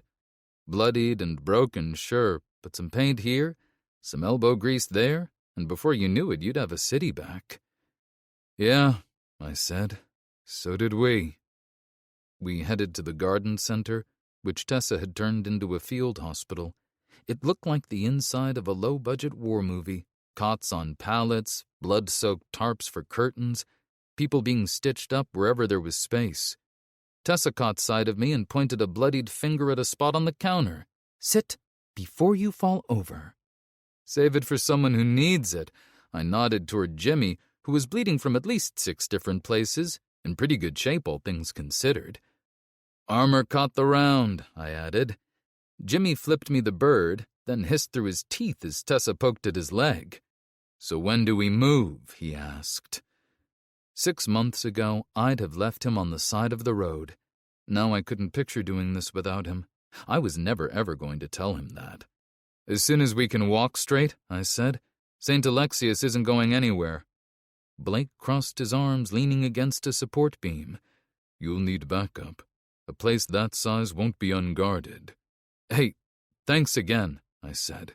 "Owe you one." He gave a shrug that almost looked like a smile if you squinted. "Got a thing for lost causes." Cora and Sophie showed up, half carrying Mary between them. Mary had a fresh hole in her side and was making it abundantly clear to everyone within earshot that she did not need to be carried, that she could walk just fine, and that if anyone tried to put her on a cot, she'd put them on one first. The woman had been shot, stabbed, and dragged through 2 firefights, and her primary emotion was annoyance at being helped. I was starting to think she might be immortal, or just too stubborn for death to take notice. "What are you two scheming?" Cora asked, easing Mary onto a counter anyway. "Talking next steps," I said. "And how we're going to take the world's longest nap before going after that convoy." Sophie checked her rifle.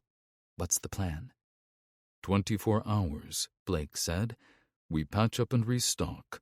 Then, a small team, quiet and fast. We scout first, only hit if we're ready. Jenny's probably taking the place apart from the inside already, I said.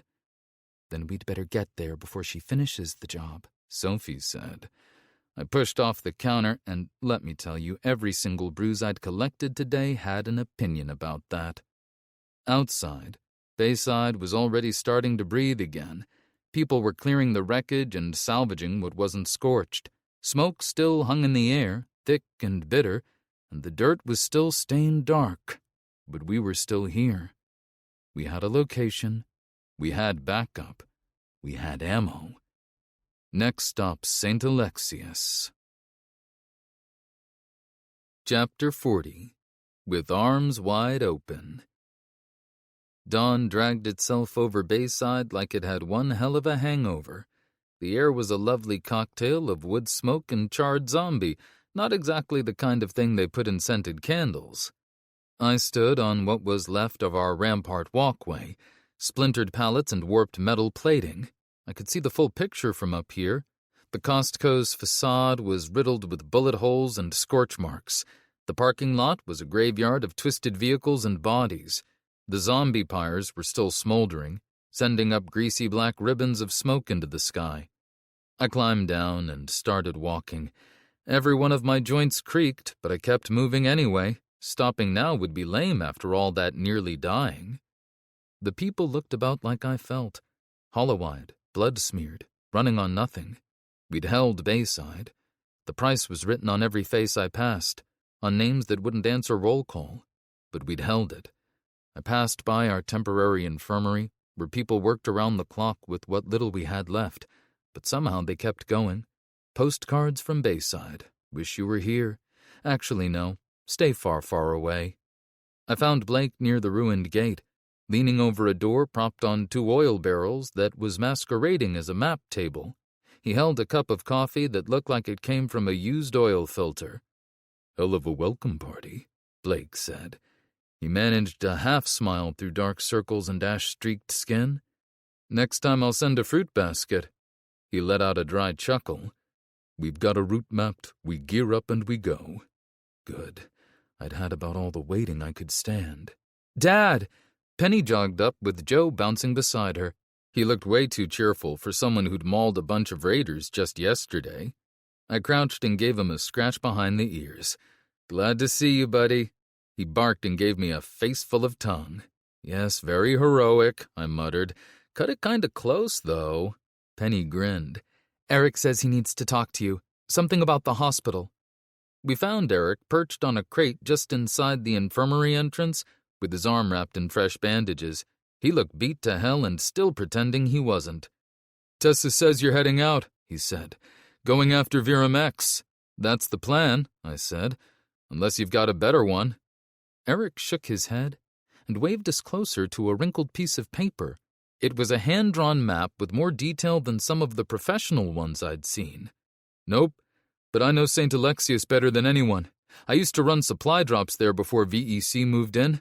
The main building's 5 floors, 2 basements, he said. Service corridors here and here. Maintenance tunnels from the boiler room to the ER. I studied the layout. Security? He winced. No specifics.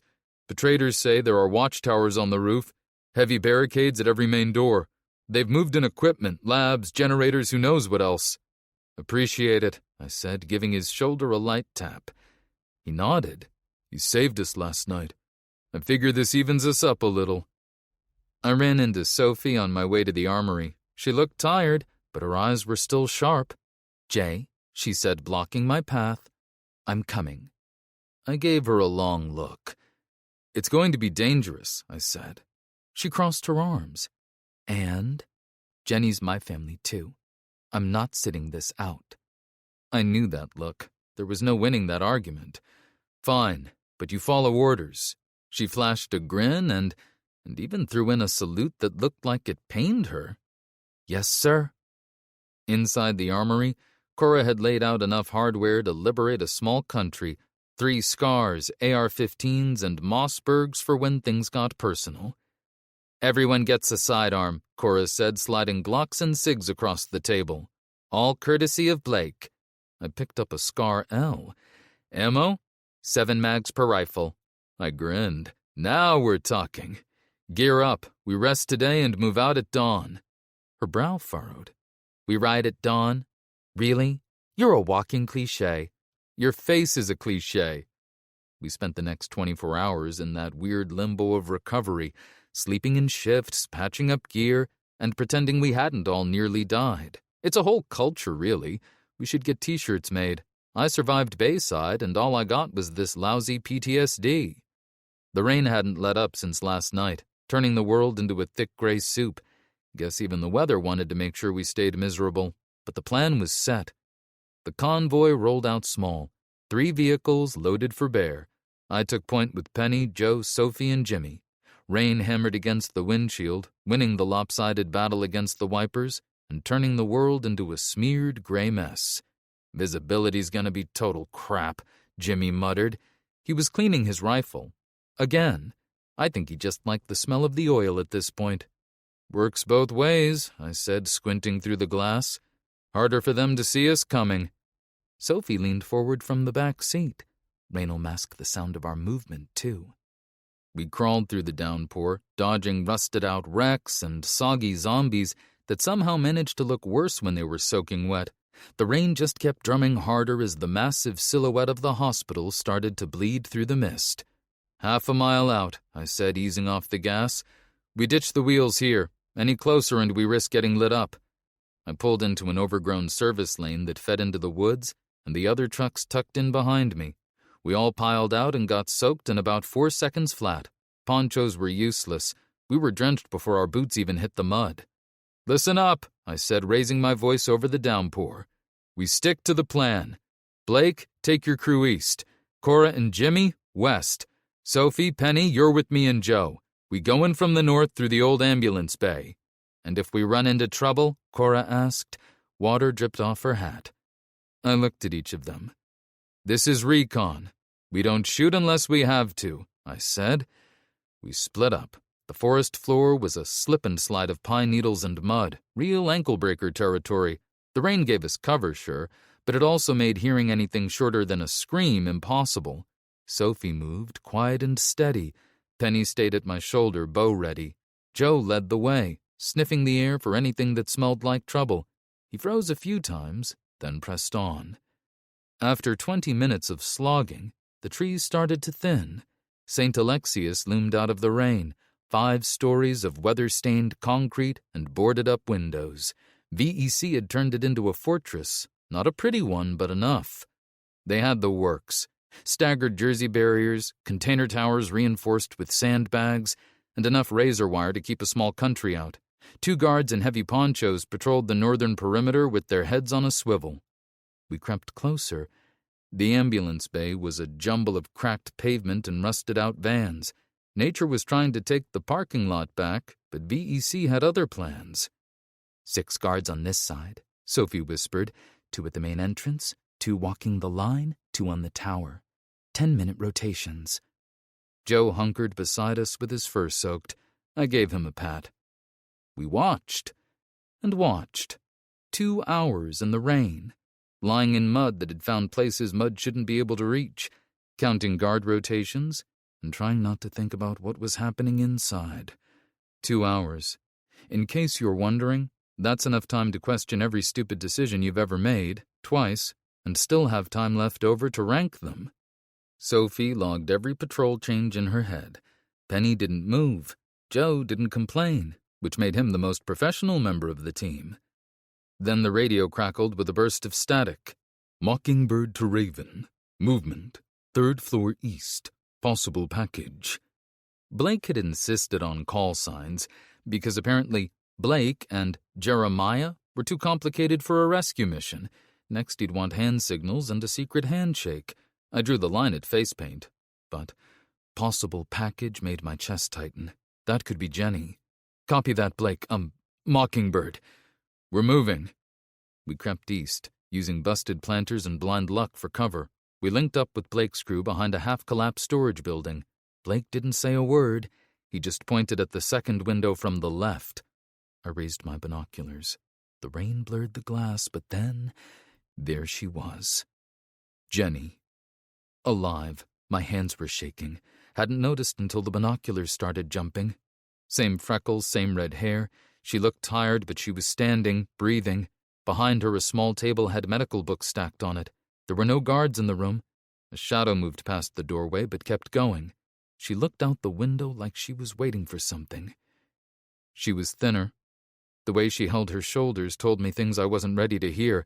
How long she'd been carrying weight alone. How many times she'd looked out that window and seen nothing coming. But she was standing. Jenny was always standing. Even when the world knocked her down, she got back up and looked it right in the eye, daring it to try again. That was the woman I'd chased across 3 states. That was the woman I'd burned a courthouse for, walked 23 miles for, nearly died in a Costco for. And she was right there, on the other side of glass I was about to break. Then she turned, right toward us. Might have been a coincidence, but my gut said better. I pulled the small signaling mirror from my pack, waited for a sliver of lighter sky, then flashed it. 3, quick. A pause. 2 more. For a second, nothing. Just the rain and my own racing heart. Then Jenny stepped closer. She pressed her fingers to the glass and smiled. It was barely there, but it was real. Penny's hand found mine and gave it a squeeze. Sophie kept her eyes on the perimeter. Jimmy and Cora appeared from the shadows to the west. Jimmy looked up at the window. Well, rain dripped off his beard. What are we waiting for? My breath finally came back. I chambered around. The clicking sound was the loudest thing in the world to me. Recon was officially over. I looked at my family, the one standing beside me in the mud, and the one trapped behind that glass. Jenny once said I had a talent for violence. She was right, and VEC were about to find out just how talented I really was.